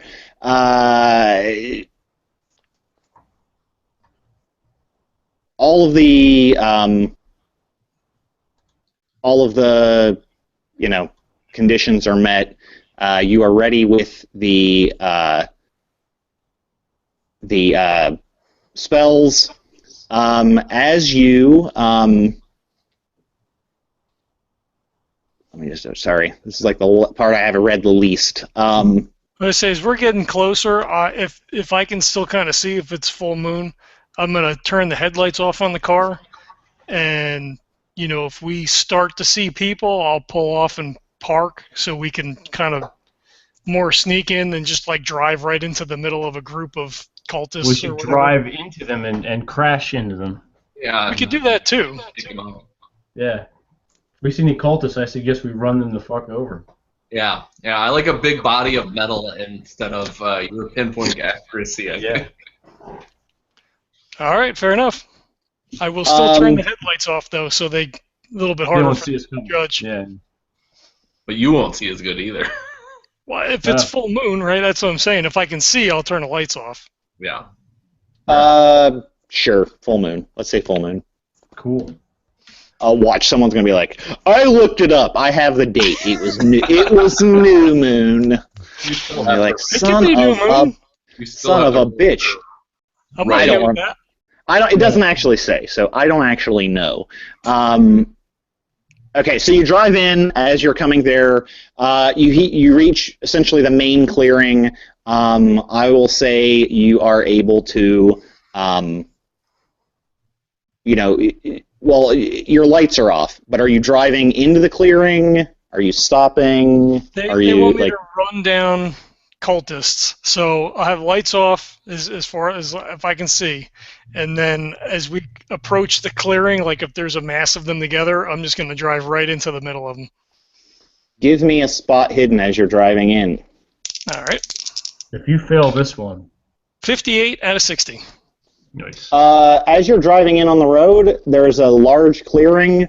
There aren't anyone. There's no one there in that clearing. You do notice some kind of like torches or candles or something flickering across the lake, and what may or may not be some bodies on the other side. It would be quite difficult to drive. You'd be driving through some woods and things if you're going to try to swing around and hit them there. Otherwise, you would be performing the ritual in this clearing. Okay, so the clearing that we're heading towards is, for all intents and purposes, is clear. Yeah. All right. All right. Yes. So what I'll do then is drive the car down to about the lake's edge, but perpendicular on the one side. So if they kind of come running that way, there's at least a little bit of a barrier. Okay. That way to give us some cover, so I could just shoot some motherfuckers. Okay. So we'll pull down, jump out of the car, and be like, all right, do whatever it is that you got to do. I'll cover you. All right. Okay. The ritual itself takes about 3 minutes to cast the Call of Xnaaki ritual. Is that what you're starting with? Yes. Okay, so you start casting the ritual. That gives you need 3 minutes. You definitely notice as you pull in, you're furiously trying to read through, cast this archaic fucking ritual. You see the torches start coming toward the group for sure, running around the lake. 2 minutes, 2 minutes, 3 minutes. Right as soon as you're almost done casting the ritual, they're pretty close. Also, you do have to actually have the stone itself. That's what I was just gonna say. I was like, shit, did we ever break that damn thing and get the You stone? didn't. You just realized you did not break it. I assume that Michael would have broken it as Matthew was reading the ritual. Yeah. You and start bashing it. Sure. Yeah, you can smash it on the car if you want. Oh, there you go. Sounds good to me. Smash that shit. Give me a strength check just to see if it takes you a while. I'm gonna see how much strength this old man has. 40. Awesome. Probably won't do it. So let's try. Nope. 76. Well, here's what we're going to do. I'm going to give you the option. You can push it, which I think in this case you would have to push it. You roll again, but if you fail, something worse happens. All right. Fuck it. Who cares? Let's do it. 11. There you go. Smash! Hulk smash. The adrenaline rushes through. You smash the shit out of it and grab the stone out of the center, which is, you notice, is very odd. It's about the size of the palm of your hand, but it felt like it made up the majority of the weight of the statue. Like it's unbelievably dense. Really heavy and yeah. As you're finishing casting the ritual, you feel this weird compulsion, kind of a weird power kind of surge as you finish the ritual. And you see the man who was at the auction with 2 other humans and essentially an alive version of the disgusting, tortured-looking creatures that were in the dead in the mansion. So they're very slow-looking, shambling creatures. Run them over. Everyone give me sand checks for seeing the servants alive and clearly being monsters. 24. 39 out of 60. No, everyone's boring. Come 19 out of 37. on. Wow. All right, everyone loses 1. Can I Strong Can will. I just start to shoot? I mean, are they that close that I can shoot? Because I was set up kind of like over the hood of the car, waiting to see, if they came running around that side. Sure. Yeah, you can. Yeah, you can definitely shoot at them as they're coming up. Okay. Reflexively, when they're close enough that I can see that it's clearly a monster, I just reflexively just start shooting at it. Okay. You'll get at least a couple shots before they would be close enough to do anything to you, or before the sheriff even could probably shoot you since you're waiting. So are you shooting at the monsters or the humans? I think I would shoot at the monster because it would just scare the shit out of me. Okay. Go ahead and fire at it. It's not actually going to dodge because it's a goddamn monster. 68 out of 70. Ah, okay. That's a hit. So that's a 1d10. All right. 10! 10! Nice. Oh, shit. Oh, now he's doing it. Blast in the head. You pop one of them in the chest. It's bleeding really bad, and it's like... But it's not dead. It's like fucking goo is pouring from it. And it looks like it's pretty goddamn hurt, but it's not dead. Wow. I just go, it's not dead, it's not dead, it's not dead. I told you, you ass! Shoot it Not now, not now. Shoot it in the fucking head, whatever that is. I'm gonna. Do I have time now to start the other ritual now to destroy everything? That's the rub. So it takes about 5 minutes for Xnaaki to show up, and that's when you have to cast that, literally in the presence of a great old one. So, good luck. So, fuck you. It's fun. So, I'm not going to use some of these crazy-ass things. Well, maybe I will. Okay.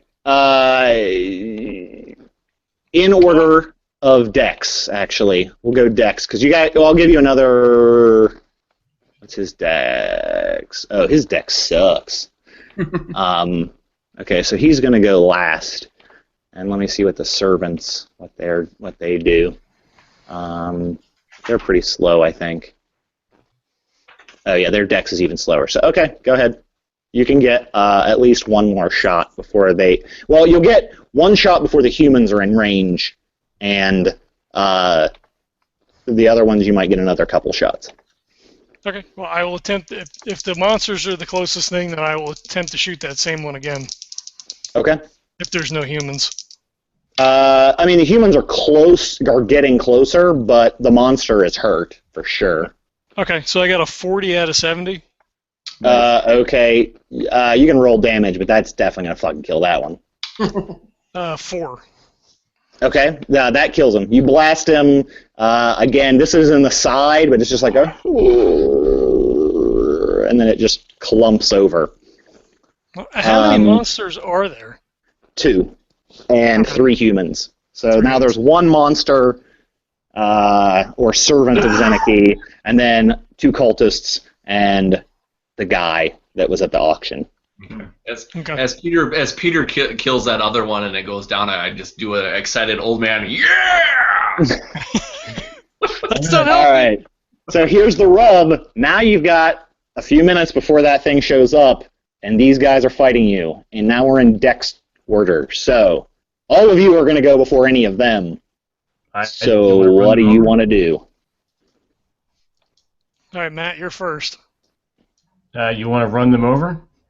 The car is parked. I'm over the hood of the car. You're doing your thing, and I don't know what Michael's doing. He's screaming, doing a little jig. I'm going to make sure I have the ritual books or whatever with me, and I'm going to climb on top of the car.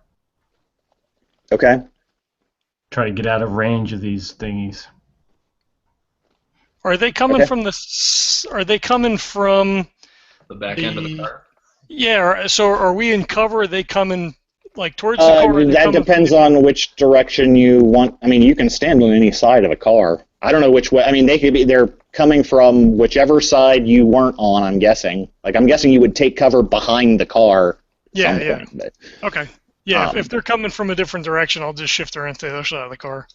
Okay. Yeah. I mean, they're all coming from the same direction. Okay. In this case, because they, I don't know, didn't split up for some reason. Is there do any of the humans have a gun visible? The one that was at the auction clearly has a gun. I will target him. It's a pistol. Okay. I will attempt to shoot the fuck out of him. Okay. 44. He is going to dodge. So roll another d10 and take the higher of the 2 10s dice. But how does that... Because I rolled a 44, does that make it a 46 or a 64? Well, whatever you designated the 10s, I don't know. So it's usually there's a 10. Okay. It's the 10 die gets... You roll 2 10s dice, and you take the higher of the 2 10s dice when you're getting a dodge. Yep. So it's still a 64, which is lower than 70, so he still gets hit. Okay, so he gets hit. Roll damage.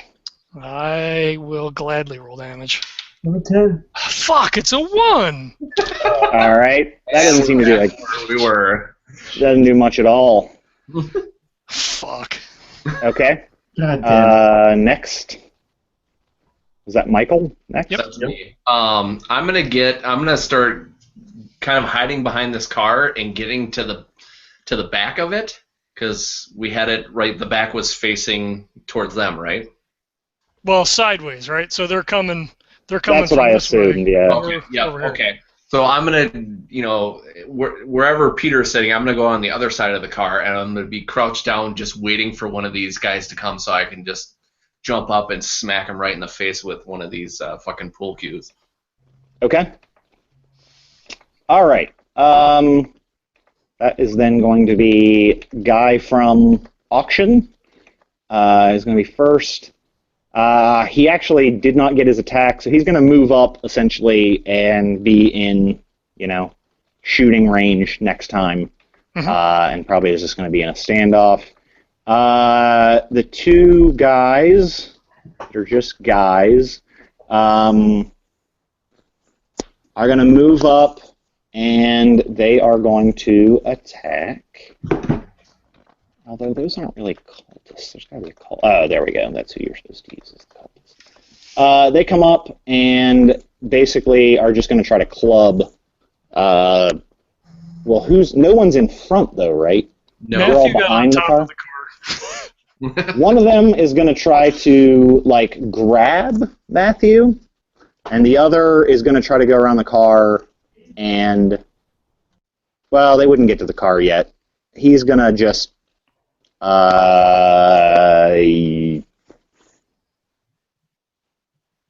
he's going to run up and be ready to attack next time. I'm going to give you enough, because that's a pretty big distance for them to travel. The one that tries to grab you, though, are you going to try to fight him back, or are you going to dodge? Would that guy get a penalty since he's on the roof of the car? Yeah, it'd probably be whatever it's called. Difficult or something. The disadvantage, whatever it's called, disadvantages in this. I'm not gonna. Yeah, I'll try to dodge. I just want to try to waste time and stay clear so I can complete the reversal ritual.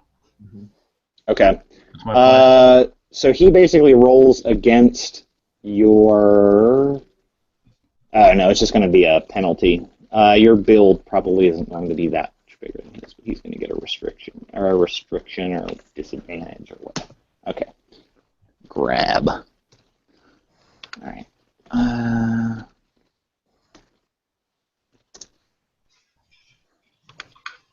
And he gets a 73. Something tells me that ain't good enough for anything. No, not good enough. So he tries to grab at you. You easily dodge that. Cool. The other guy is ready to go, and the monster, you hear kind of whispering something, mumbling as he's walking, and he is going to target. Here we go.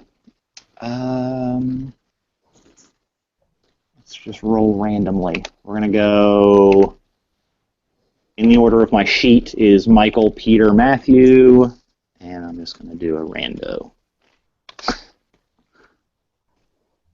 Target. 3. That is Matthew. Lovely. So you are going to roll against your power, I believe is still a stat in this. Yeah, my power is 50. Let's see. So essentially I have to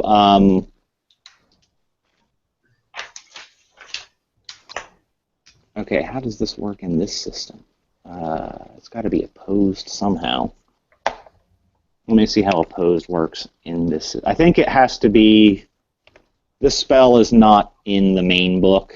Like, I don't have the actual book for 7, and it's not in the quick start, so I'm just going to adapt it as best as possible.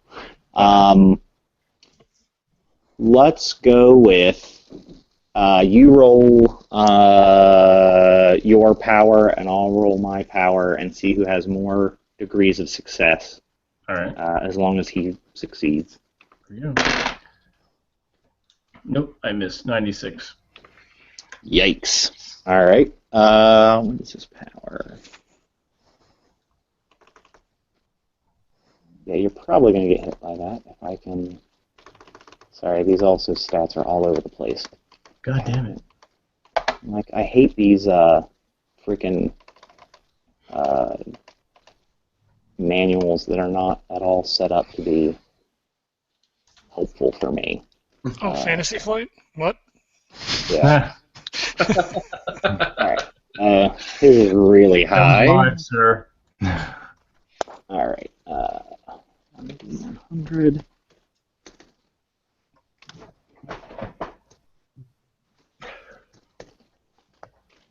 Who's doing the ritual, Michael or Matthew? Matthew.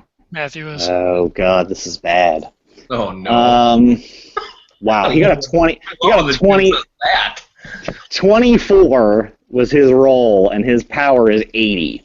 So that's a success by like a fudge ton. Yeah. So that is Here. so that's going to be you are Fucked. Yep. yeah. Yep. Let's just go ahead and say I'm going to do 1d3 damage from just the sheer magical attack. So that's 2 damage. All right. I'm down And to 5. you are blinded What? for He's used to it. I can't read shit. eight combat turns. Jesus Christ. Oh my But here's the problem. You aren't just blinded. You're actually, what you see are flashes of this creature. And the creature is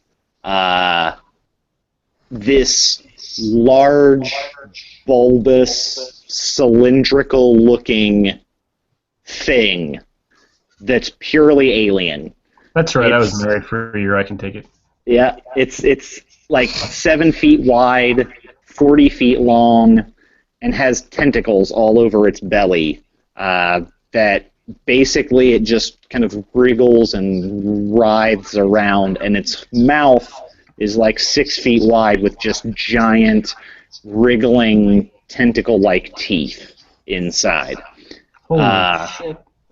And it's basically like writhing and screaming in your head. Sorry. I think I shit myself first. You're not dead yet, so you're not supposed to shit yourself yet. So every 2 turns that you see that and are conscious, you lose a point of sanity, up to 5. So you're going to lose 4 sanity, and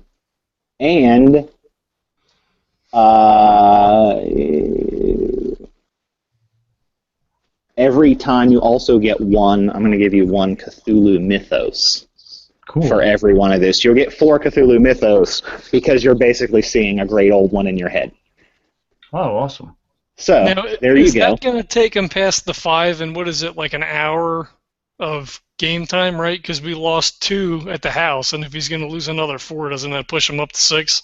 This time I think it's only if you lose like a certain... I think it's 5 in a single check. Okay. Let me double check. But I'm pretty sure sanity loss is only... If you roll 5 or more as a consequence of a single roll, do you suffer trauma? Okay. So, Just checking. yep, no problem. So he's not Okay. completely fucked. Yeah, not yet. Now, what are you? Who goes next? Did the sheriff go this round? Because Matthew went, right? Or no, that was the that guy. I think Then that it's going to be. Yeah, I Yeah. think the creeper So now thing it's was- back to the top. So it's going to be you guys back up to the top. So you're first, Matt. Do you scream out? I mean, what's your... What happens? Vince? I'm here. Well, Well, you're up first. What happens? So do you like Well, scream I'm- I'm blind, or... I'm screaming out. I'm blinded. There's some kind of monster in my head. Ah! And I'm still trying to hold on to the book. And I'm assuming I've regained my feet, but I've shit my pants. Nice. All right, Okay. I yell to Michael. I say, "Get him down off of there! Get him down off of there!" Okay. And then I will shoot. Okay. Who are you shooting? I will shoot Me, go for the guy with the gun. Okay. He is not dodging. Wow. 37 out of 70. All right, that's a hit. So that's a D10. Get a 10 this time. Tennis time! Yes! Oh fuck! What did you get before? Was it 3 or 4 before? You got a 1 last time. Oh, 1. Okay, so he's definitely not. That's pretty good. And I'm gonna make him roll consciousness because that is more than half his Center mass. his fucking threshold. Like you got him like straight in the fucking lung on that one. Let's see. You have to do a con roll or fall unconscious. So, what is his con? It's okay, but not great. Right. Would help if I had dice, but I'm using Tondi's roller still.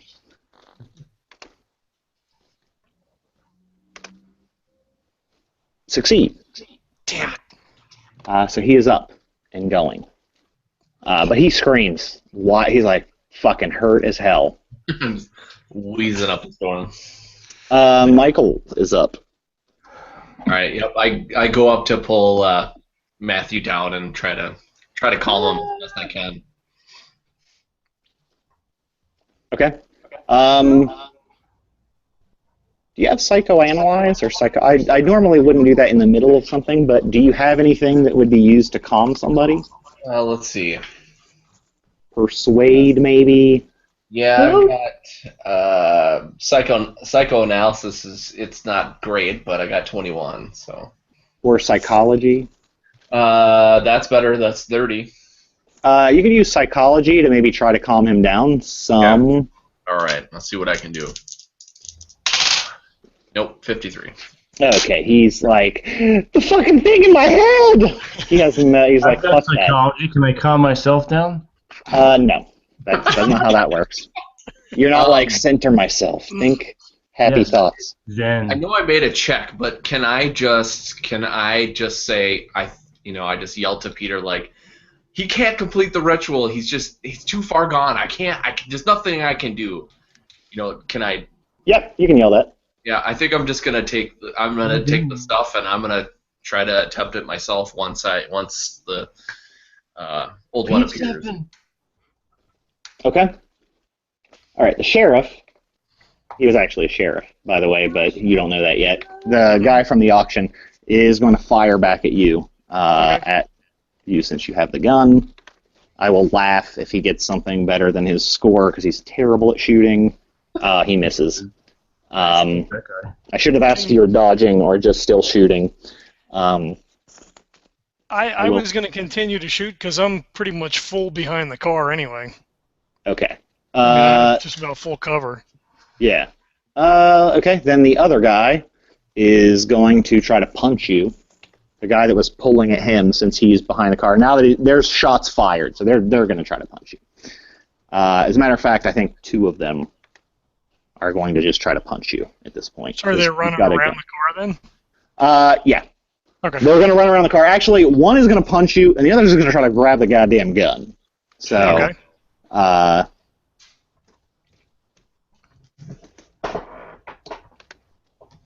The one that tries to punch you is miserable, and the other one is going to try to grab. So what do you want to... Actually, I should have asked that, because you actually need to decide fight or dodge against that guy that was punching you. So go ahead and tell me which one you were doing. Do I have to make this declaration for both? Does one affect the other? How does that... Yeah, I'm actually going to see, I don't know if you can dodge and fight each time. I think you probably can for each individual. If you're not dodging a firearm, I think you can. Yes. So you could dodge and it doesn't affect the next guy. So. Okay. I would try to dodge the guy who was just trying to punch me because I have a gun. So. Okay. Well, he missed you, so that doesn't matter. It only matters if you fight and you get a higher level of success than them, you actually punch them instead. Right. All right, so the other guy's just going to try to wrestle the thing from you. Are you going to try to dodge, or are you going to fight? Yeah, I'm going to try to dodge because I don't want him to grab the gun, so I would try to, like, get out of the way. Okay. In that case, you're going to have to roll a brawl. Okay. 05 out of 45. Nice. Holy shit. I was so happy for a second. Can I pistol whip him? Well, no, because you said you were dodging. All right. Which was actually a good thing because he got a 3 out of 40 or out of 50. So you got a higher success, which means you just like fucking dodge and duck and dive and dodge.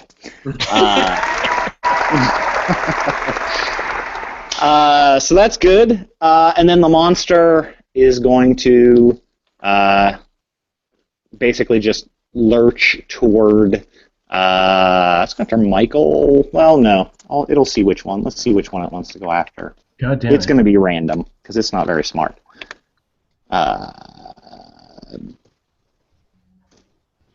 Ooh. That one is going after Michael. That was a random roll. And it is... What does it have? Ooh, that's a pretty good fist. Are you going to dodge, or are you going to fight? I think just because I wouldn't know how to fight the damn thing, I would have to dodge. Okay, so it has to get... So you have to roll your brawl, essentially, and then see who gets the higher level of success. Okay, I'm sure it will not be me. At this point, I'm pretty sure it's going to be you, because it rolled pathetically. Holy shit, an 8 out of 25. Wow. All right.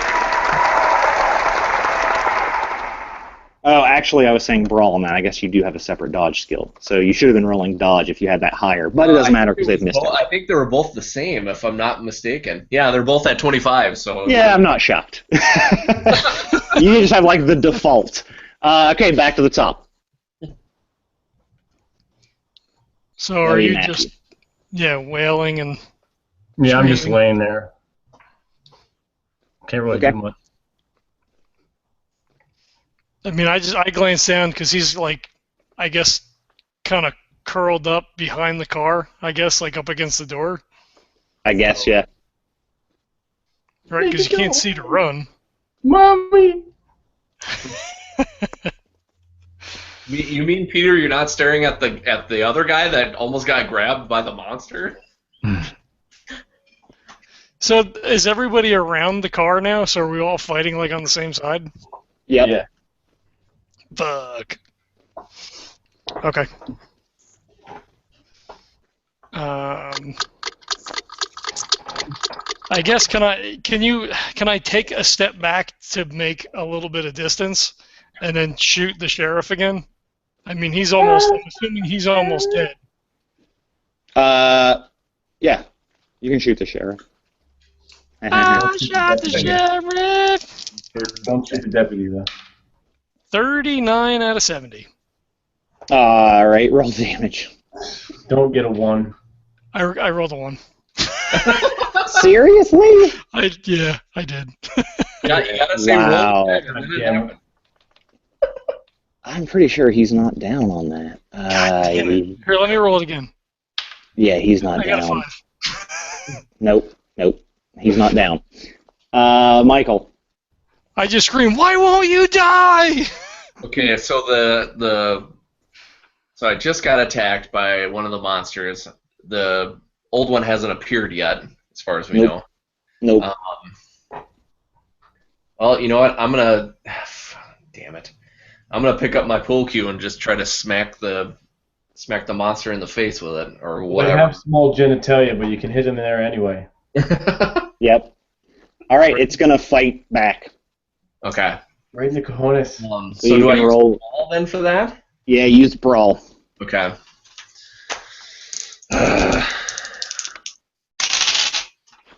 3. Nice. Holy shit. All right, you get a 1. You get a. Oh, yeah, he failed like a motherfucker.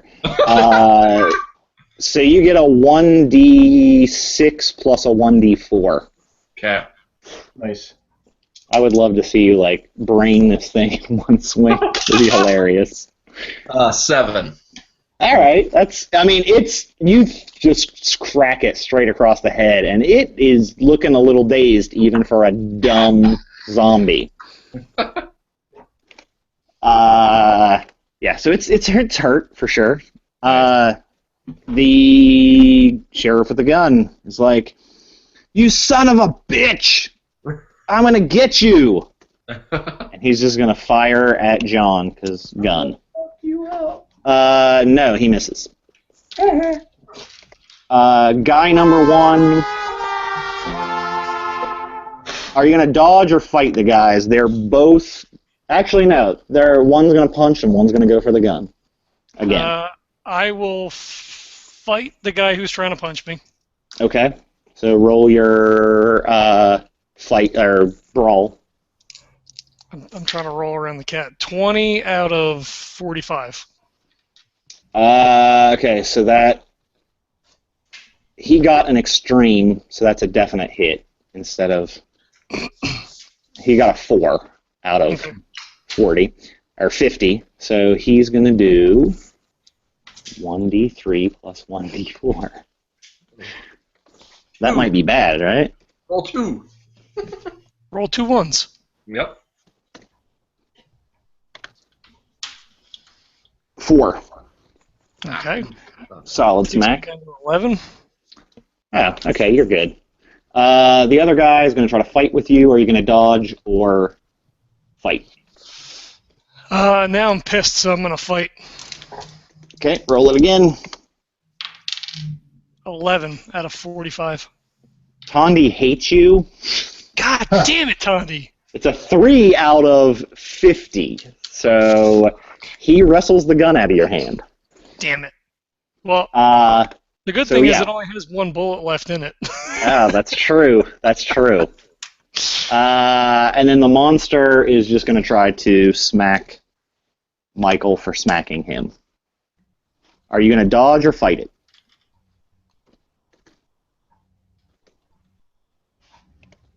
I think I'm gonna have to fight him. Okay. So that's a roll against brawl. Okay.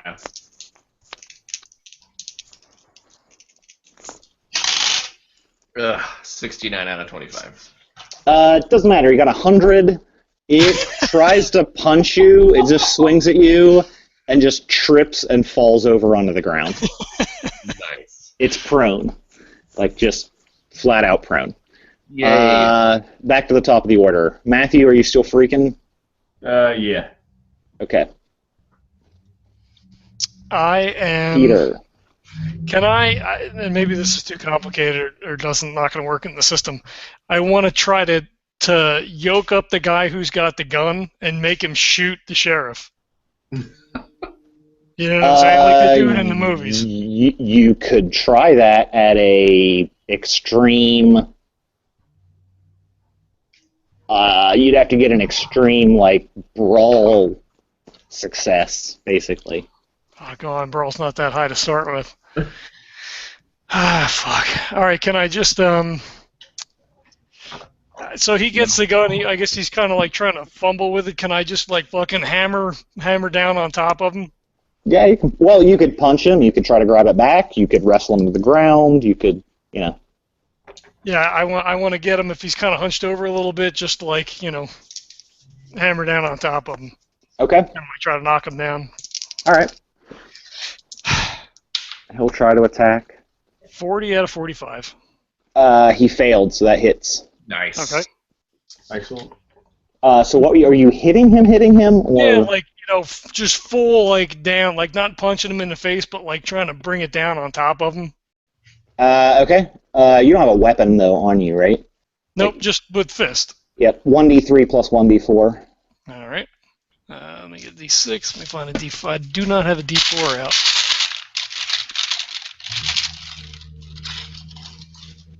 Okay. Roll 7.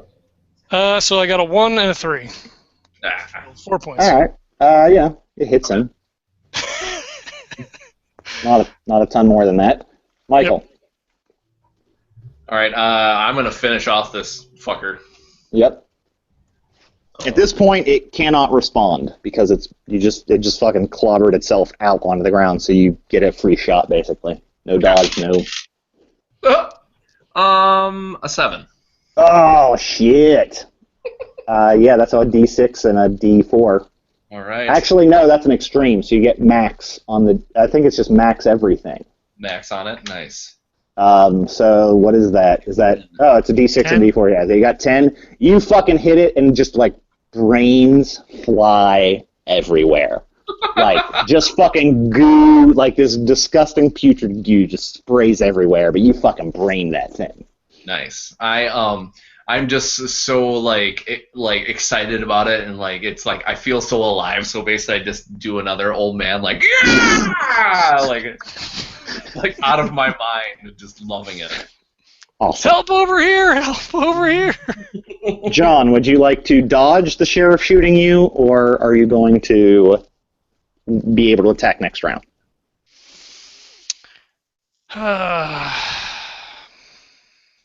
I guess I'm gonna try to dodge. Okay. Let's see. I gotta try to maneuver into a better position.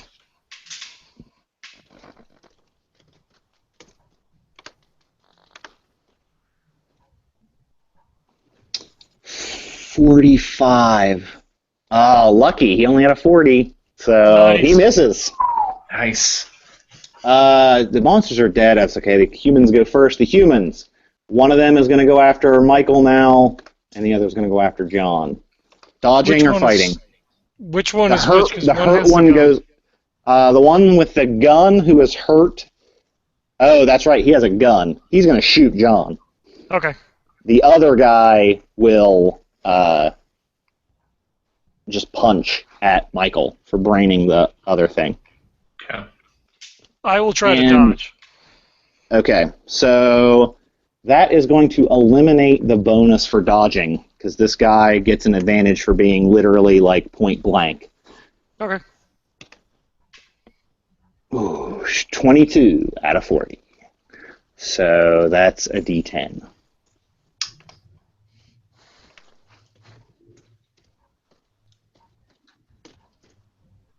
Five. Blam! That hurts a lot. Are you fighting or dodging, Michael? I'm bloodthirsty now. I'm fighting. Oh, Jesus. Okay. He got a 12 out of 50. Oh Jesus. So that's an extreme success. Awesome. I'm glad I picked the wrong thing. 89. All right, 1d3 plus 1d4. 5 damage. All right. Lands one square on the jaw.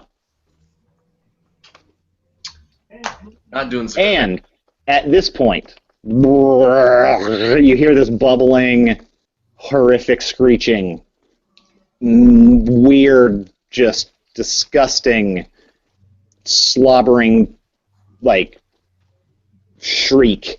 You can hear this grumbling. The ground vibrates. You hear just shrubs and trees splintering. Basically like the speed of a train. This huge, cylindrical fucking body of teeth and tentacles. This gaping black maw, 10 feet high, just sand check. Except for Matthew, who's blind. I'm already seeing that, so. Fuck, I failed. 47 out of 36. Oh, God. This could be really bad for you. Ooh, 70 out of 60. Okay, so you both fail. This is really bad because it's a D20. Oh, fuck. Okay, I guess I didn't assign who is what. So let me do that.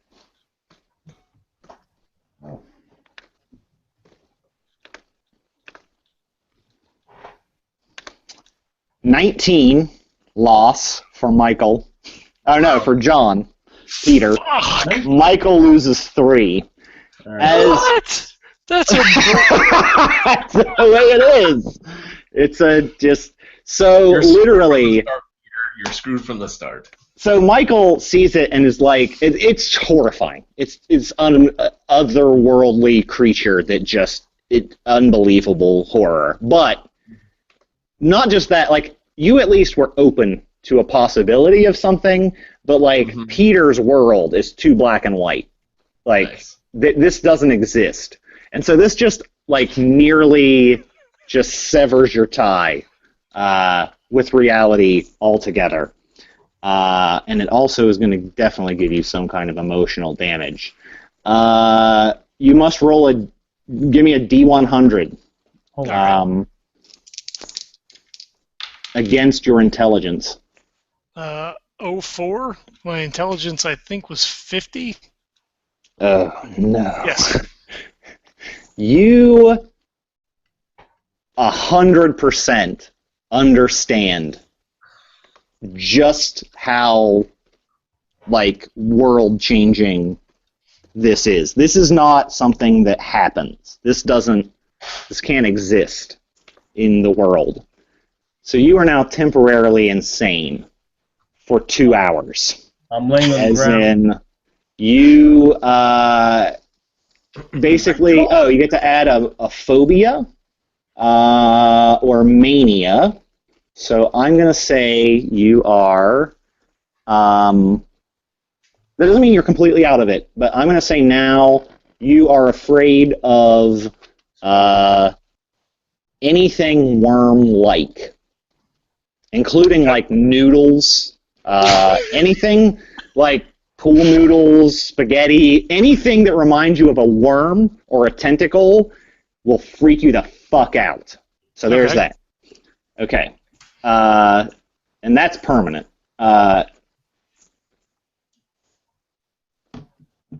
Yes, so that's definitely permanent. But you're definitely insane for 2 hours, and every round you can make a reality check if you want, or against your sanity. But if you fail that, it doesn't go well for you. So you get worse. But you are unlikely to see everything as it is, being completely insane. So I'm scared of worms, but what else, like, in the immediate, like, right now? I'm going to say right now you are certain that one of its tentacles has grabbed you. You are, like, you feel it just like a boa constrictor around your chest, squeezing you to death. Okay. So when it comes up and then I see it, I just scream. Like, I just like, there's nothing but scream. Okay. For this turn, I'm going to say you just, you scream. You are completely paralyzed, screaming unlike any human being has screamed before. Yep.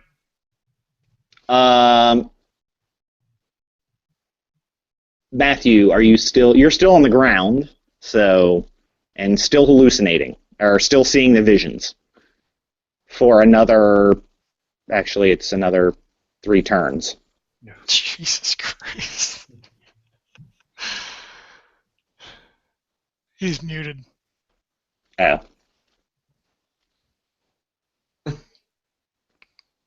We'll go to Michael. Okay. Okay, so what's the situation like now? Because I'm losing track of people. You have one cultist that has punched you, and he's there. The sheriff is still alive. Another cultist is very wounded and had gone after Peter. Peter is shrieking like a girl. Matthew is still freaking out, cowered against the car. and there's a giant 40-foot-long tentacle beast worm thing ready to fucking kill you. Okay. You're up. You got to read the ritual. Yeah, I know. How long does the ritual take from here? Great question. The ritual takes... one combat round. Wow. Oh, you got this. Yeah, fuck it. I'm gonna go for it. Do it.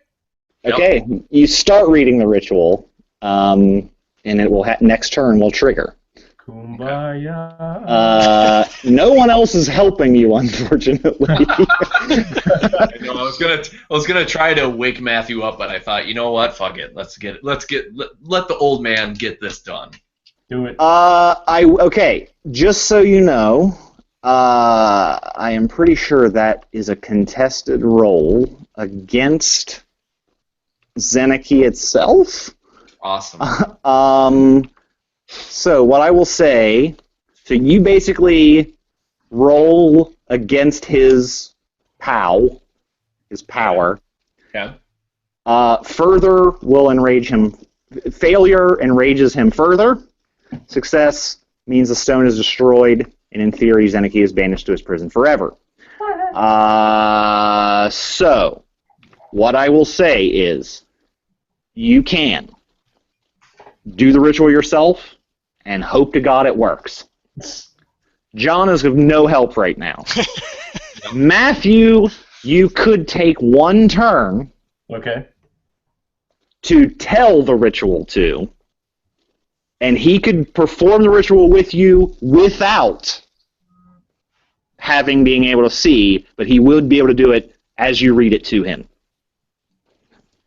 Let's do that. Okay. That is a gamble, because everyone else will get to act. So it takes... Neil, Blue. did you throw your phone on the ground? Yep, it fell. There we go. You're leaving us in suspense, Neil. Jeez. I'm like, you're all dead. No, okay. So, Well, what's the you're reading difference- Matthew the ritual. What? Well, what's the difference between Matthew reciting the ritual and Michael just reading the ritual? What do you mean, what's the difference? The difference is, if he's performing the ritual himself, it's not together. If he performs the ritual, then Matthew performs the ritual afterwards, that's two separate rituals. To do it together, he'd have to tell him the ritual, then they both do it together. Mm-hmm. See what I'm saying? I'm insane, so you guys do what you do. Okay. Sheriff is going to shoot at the terrified, screaming John. Because that's hilarious. Oh, no. 2. That's a hit. Yeah, I would say. I'm not dodging. 4 damage. Oof. I continue to shriek, and now I fall down and I clutch my gut, and I'm not even looking anymore. Do you have any... What's your health? I'm at 2. Okay. The guy with the... well, I guess Xnaaki should have gone, so I am going to do a toss-up between Xnaaki and John and the sheriff. In that order, and the order will be cultist. Do you want to be 1, 2, or 3, John? I'll leave it into your hands. Make me 2. Okay. That's not... No. It's definitely you. It tries to hit you with a tentacle. That would be John, because I rolled a 2. Yep. This is going to be real bad. You should pray right now that this is not a hit. Kumbaya. Oh, it's a real bad hit. Its tentacle, one of its long tentacle arms, Whoa. flails out Andalou. and smashes down on the now screaming, rolling on the ground Peter for 10 damage. You're dead. Can it not only squish me, can it pull me back and eat me, drop me into its gaping maw? Yeah, give it a round. All Because right. that is its one attack is tentacle and the other attack is devour. Nice. Okay. So it wraps around you. It smashes down on you and then just wraps around you, and you guys see just his body is like. Give me a sand check for anyone that can see. That would be Michael. Awesome. Come on, baby, come on. Didn't make it. 82 out of 60. All right, I'm gonna say that's a decent loss for seeing someone brutally murdered. But you also just saw an unreal thing, so you only lose one. Wow, you're really lucky. You're like, whatever. I'm just accepting everything that's happening right now. Yeah. Okay, and then the cultist, they're both going to go after Michael at this point, I guess, since there's no one else for them to attack. Are you going to dodge them or fight them? Although you can't dodge because you're telling him how to do a ritual, so you can't do either. That one misses, and that one hits. Let's see, your guys are so close to the end. This is so crazy. 3 damage. Wow, you're lucky. These rolls do not hit you at all. Cthulhu loves you. But Tondi hates me. Yeah. You can blame Tondi for that one. You just got totally... I was hoping the sheriff would have just shot you in the face. Like, and just like... That was what I was hoping for. All right. Next round. So, Matthew and Michael... actually, yeah, I'm going to have you guys go first. What are you just performing the ritual this round? Yep. And hoping someone survives? Yep. Okay. Xnaaki actually is supposed to attack the closest target, which technically would be the sheriff or the cultist, based on you guys were kind of more at the back, and I was pretty sure John was at the front. So I'm going to roll a d2 just to see if it kills the cultist or the sheriff. I hope it's the sheriff. That guy's a dick. Oh god, it is the sheriff. So this is going to be 1d100 against the sheriff. It misses him. What? Somehow. Somehow misses him. Dad, he's crawling on the ground for crying out loud. It didn't make it. But it can do a devour. Against John. I won't dodge. Devoured! It literally just pulls it in, and you just see his body get pulled into this black abyss. Give me one more sand check on that one, because that's even worse than someone just getting killed. Awesome. You owe me money. 50 out of 60. Lose 2. Okay. Wow, you're really killing it. Okay. That means the only ones left are the other... There's one more guy left who's going to try to punch you again, because he's got nothing else to do but try to strangle you or punch you. He hit you, so that's something. So now I have to See roll if- dodge, right? You can't. You're performing the ritual. Okay. 4 damage. Okay. All right, here we go. The ultimate question. Who wins in this current spell versus spell? So each of you... how do you combine? I'm basically going to say... I'll take the better of your twos, or if there's like... If everyone succeeds, I would add yours together. Because I don't see a way to combine rolls in this.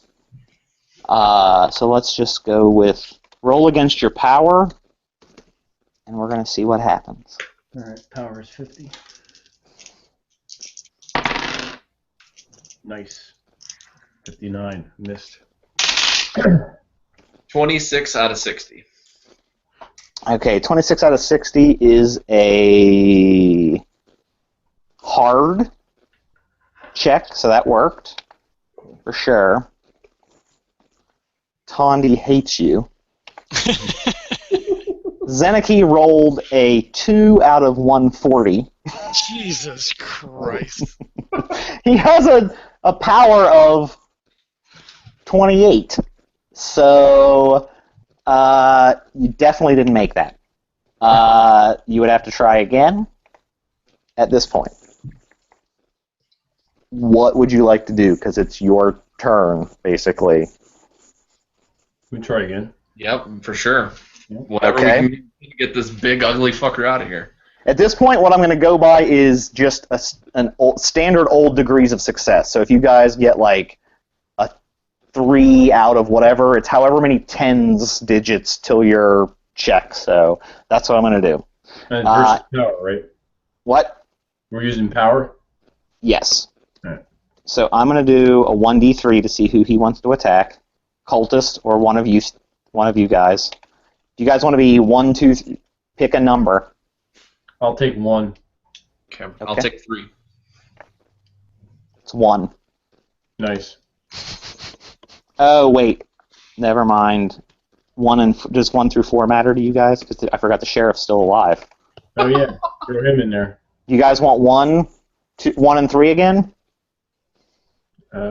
Sure. Yeah, go for it. 4! That's the cultist. Nice. I love when it kills its own people. It just straight up mashes the cultist in front of you. So he is dead as shit. The sheriff moves into position to shoot you, but isn't going to be able to shoot you this round. Let's roll some power. All right. Nice. Got a 5. I got a 1. No. What? No. Holy shit. Okay, so that's... Okay, so go to the 10 up from what you rolled and tell me how many 10s, like, is it 40, 50, and then basically take the 10s digit away. That's the degree of success. 40 for me. And mine is 60. Oh, shit. Okay. You know what? I'm gonna say that counts. You matched him at 100. Cool. That's fucking amazing. And you got a 1. I'm gonna give it in the tie. You hear this unbelievable gnashing, mashing, screeching, like a screech unlike anything you've ever heard in your life. And you see Xnaaki basically like just warp and wriggle and twist into nothingness. Whoa. Literally just in time for Matthew to be able to see. You no longer have those visions. And you are pretty sure, and the stone just fizzles into dust, essentially. And then you quickly realize, okay, well, you might have gotten rid of that threat, but the sheriff is still alive. So you're behind a car, and he's ready to shoot, and it's your guy's turn. Like, just put the gun down. I mean, really? Just put the gun down. If that's your action. No. What is Michael's action? Now, when Peter got consumed, did his gun go with him? I don't think he had his gun at the time. Did you? Yeah, the cultist had the gun with one. The cultist had it. Did he shoot me? Or no? No. Okay, there's 1 round left in it. Oh, no, he did shoot you. And it's... Well, you guys probably wouldn't know it. Mm-hmm. Yeah. So. Oh, that's amazing. I'm. So the gun is on the ground. Nice. Yes. Now, can I see the gun? Now I don't know where Yeah. I'm at. Compared to If you look around quickly, there is a gun. Yeah, within range of you. Okay. Well, I'll just grab it and wait for him to shoot and then I'll shoot at him. Okay. He's going to shoot at one of the two of you. He now doesn't care which one. Who wants what? One or two? I'll take two. Okay, it was one. Okay. One. This is going to be really interesting because it's down to the wire now. Dodging or shooting? Or dodging or letting him shoot? This time I'm gonna dodge. Okay, so then he needs to do 3d10s and take the lowest.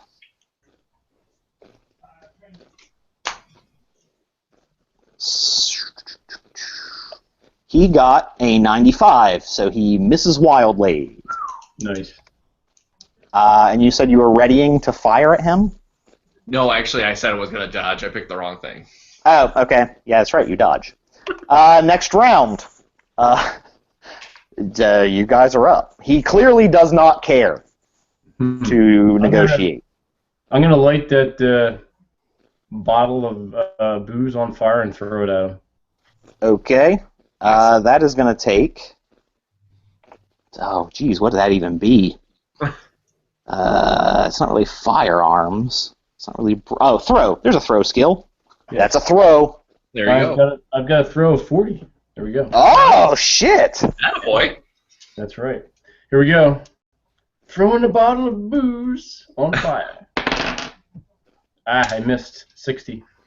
Smash. It explodes and catches on fire next to him. He reloads. Just hit him. He can only have like 1 point left. I know, right? It's up to you guys. All right. Well, because he's reloading and I don't trust myself shooting, I just go to like push him into the fire. Okay. That'll be an opposed... Oh, nice. It'll be an opposed brawl, but yeah. Okay. Hopefully you don't stumble into the fire. Yeah, no kidding, right? Don't roll 100. Hell of a way to go out. That's true. 20 out of 25. Nice. Wow. You just hip check him and he staggers into the fire. Fuck you, buddy. He got a 42 out of... Keep your fingers crossed. If it's 40, I think he beat... Or if it's 50, he beats you. But if it's 40... Oh, he's at a 60. He beats you, so he doesn't hurt you, you just don't push him. So you're just struggling with him now. Awesome. That would be the next round, so you guys are up first. Yeah. I Is think there I went a little out of order that time. I just yelled back, Matthew! I'm coming! Is there anything I could nearby that I could pick up and hit him with? I still got the pool balls. All right, I'm gonna grab. There should be a pool cue also. Oh yeah, true that. All right, I will grab the pool cue Okay. and attempt to slam this motherfucker in the face with it. Okay. He is going to fight back. All right. What do I need now? Brawl. Brawl. Brawl. Let's see. My brawl is. Where is brawl?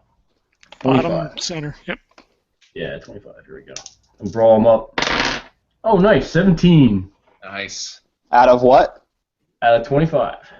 Out of 25?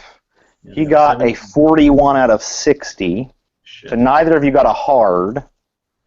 I think you have to beat him on it. Let me double check. I don't want to screw you at the very end. Because that's important to know what this is. If you're fighting, you need to achieve a higher level of success than the attacker. Gotcha. So he punches you. Oh, awesome. 5 damage. At 0. Ouch. You're at 0? Well, I was at 5. Okay. You are unconscious. You see me slump over from the punch. Michael, it's up to you before he gets his attack. All right. Let's see. So if I pick up the pull cue and use it, it's still a brawl, right? Yep. Okay, so it doesn't matter what I do if I try to push or if I try to use the pull cue. So Correct. I like the idea of him being on fire, so I'm gonna try to push him in the fire again. Okay. He's just gonna go against you, yeah. 66 out of 25. Nothing happens. He rolled a 20. He rolled a 95. So Nice. if you would have succeeded, you so would have done it. Here. He's going to shoot you. Awesome. Can't wait. Does he have, 36 out of 40. So that's a hit. Okay, can I dodge it? You attacked, so you cannot dodge that. Okay, gotcha. Yeah. Awesome. would he have enough actions to reload and dodge and fight and do all those things together? Well, he reloaded, and then that was a whole other round when he was Okay. attacked. So, yeah. Right. So he dodged a physical attack, which isn't supposed to take... If he was dodging a firearm, he wouldn't have been able to... He would have had to dodge for cover. Yep. 3 damage. I am dead. Really? Yep. Holy shit. I'm at -2. Oh wait, Wow. no, that's not dead, is it? Nope. I still have one more point until I'm technically dead. But you're unconscious. I am unconscious. Oh, you're at -1? No, I'm at -2, but Oh, you're at -2. right? Wow. I feel really bad if that's how if I kill you with just the sheriff. With me just laying on the ground unconscious. Yeah, we didn't die by the major old one. We True died that. by a fucking For sure. jackass. In true Cthulhu fashion. Well, okay. I'll give you one attempt. Con check. Okay. As he monologues. This is it. Con check to wake up and get an attack. But he's monologuing about how you destroyed his only chance to serve an elder god, and how he's going to put you in your grave. If it wasn't for you and your meddling dog. So you got to roll a con check. So would Vince get one as well? Because he was just at 0. Yeah, he would. Vince definitely gets one. You're not supposed to go to negative. I don't know. I don't know what happens when you go to negative. You're supposed to actually stop at 0, I think, Well, according to this. on the sheet that you gave me, it goes unconscious from 2 to -2, and then after you get past -2, you're dead. Oh, okay. So yeah, you're just dying. Yes. And slowly. basically, you get a major wound if you. Second win. Yeah. So you have to roll a con check to basically not die. Okay. All right, let me do my con check to see if I'm up here. Nope. 77. You die. I do? Yep. All right. I'm conscious, though. Last chance. Damn it. 70 out of 60. I missed. God damn it. Pow. He Pow. just puts a bullet, yeah. Yep. Yep. He just puts a bullet in your head. So, on the plus side, you probably stopped a cult from raising a great old one to do their bidding, even though they never do their bidding, and saved the world for some time by destroying the stone. That was the only thing capable of stopping that great old one. On the other hand, you're all dead. So, in true existential fashion, your life wasn't meaningless, but it's no longer yours. Yes. And so ends Rise of Xnaaki. Nice. Woo! Well, that was fun. Sheriff got away. I mean, I hate TPK. I love TPKing sort of in Cthulhu, but I was trying to give some chances to not just die. But I do kind of like that the sheriff didn't die the whole time and somehow was able to just kill you. Well, if I'd have rolled better, it's my fault. Yeah, it happens. Cthulhu, man. It's Cthulhu. God damn him. Gonna get you. Anyway, so there was that. Mm-hmm. Cool. That was I a hope thing. you guys had fun. Yeah, great. It was a good game. Yeah, I had fun. I skipped some stuff because it was running a little long. Obviously, they tend to have more material than they should. But yeah, I think it went pretty well. Especially for having a great old one show up and everyone not going insane immediately and killing each other. But There was some shitting of the pants, but no big deal. yeah, I was really curious what would happen if you guys didn't. It would have killed him, because part of the other thing is what happens after everyone is dead, and whether you say things like, we try to make sure no one finds out that we murdered all these people. You can't just say a great ancient god from another world came back and we had to kill these people to stop it. People will just throw you in jail. The house and burn it down. Yeah, that was what they suggested in the book, is burning all the evidence. Otherwise, there's a good chance you get death row, but, So yeah, what did you guys think overall? That was a good adventure. Yeah, it was Yeah, I good. thought it was good. I mean, it's a little railroady insofar as there's not a lot of options. Like, the guy comes and grabs you from the railroad station. So if we had wanted to do some recon, it feels like you can't, because you figure if you bypass that guy and just kind of take off, that he's going to go back and be like, hey, they weren't there. Yeah, well, I modded that because it was running long. Oh, okay. It was supposed to actually be Booth shows up. Actually, it was a double of Booth. So it was a servant of Bayaki using a spell to look like him. And so either you figure that out and, kill him, or you don't figure it out and he tries to just wreck the car on the way and kill you. Nice. And then, technically, you're supposed to find out about the stuff from what's-his-name, from Henry? Henry, and then have time to go do stuff and prepare, but I just shortened it to be they're meeting now. Yeah. Go stop them, instead of going back to Arkham and doing a bunch of research and dicking around, and so. Yeah, I almost like that better anyway, because we all didn't really know what we were doing. It's just kind of just go and try to do it anyway.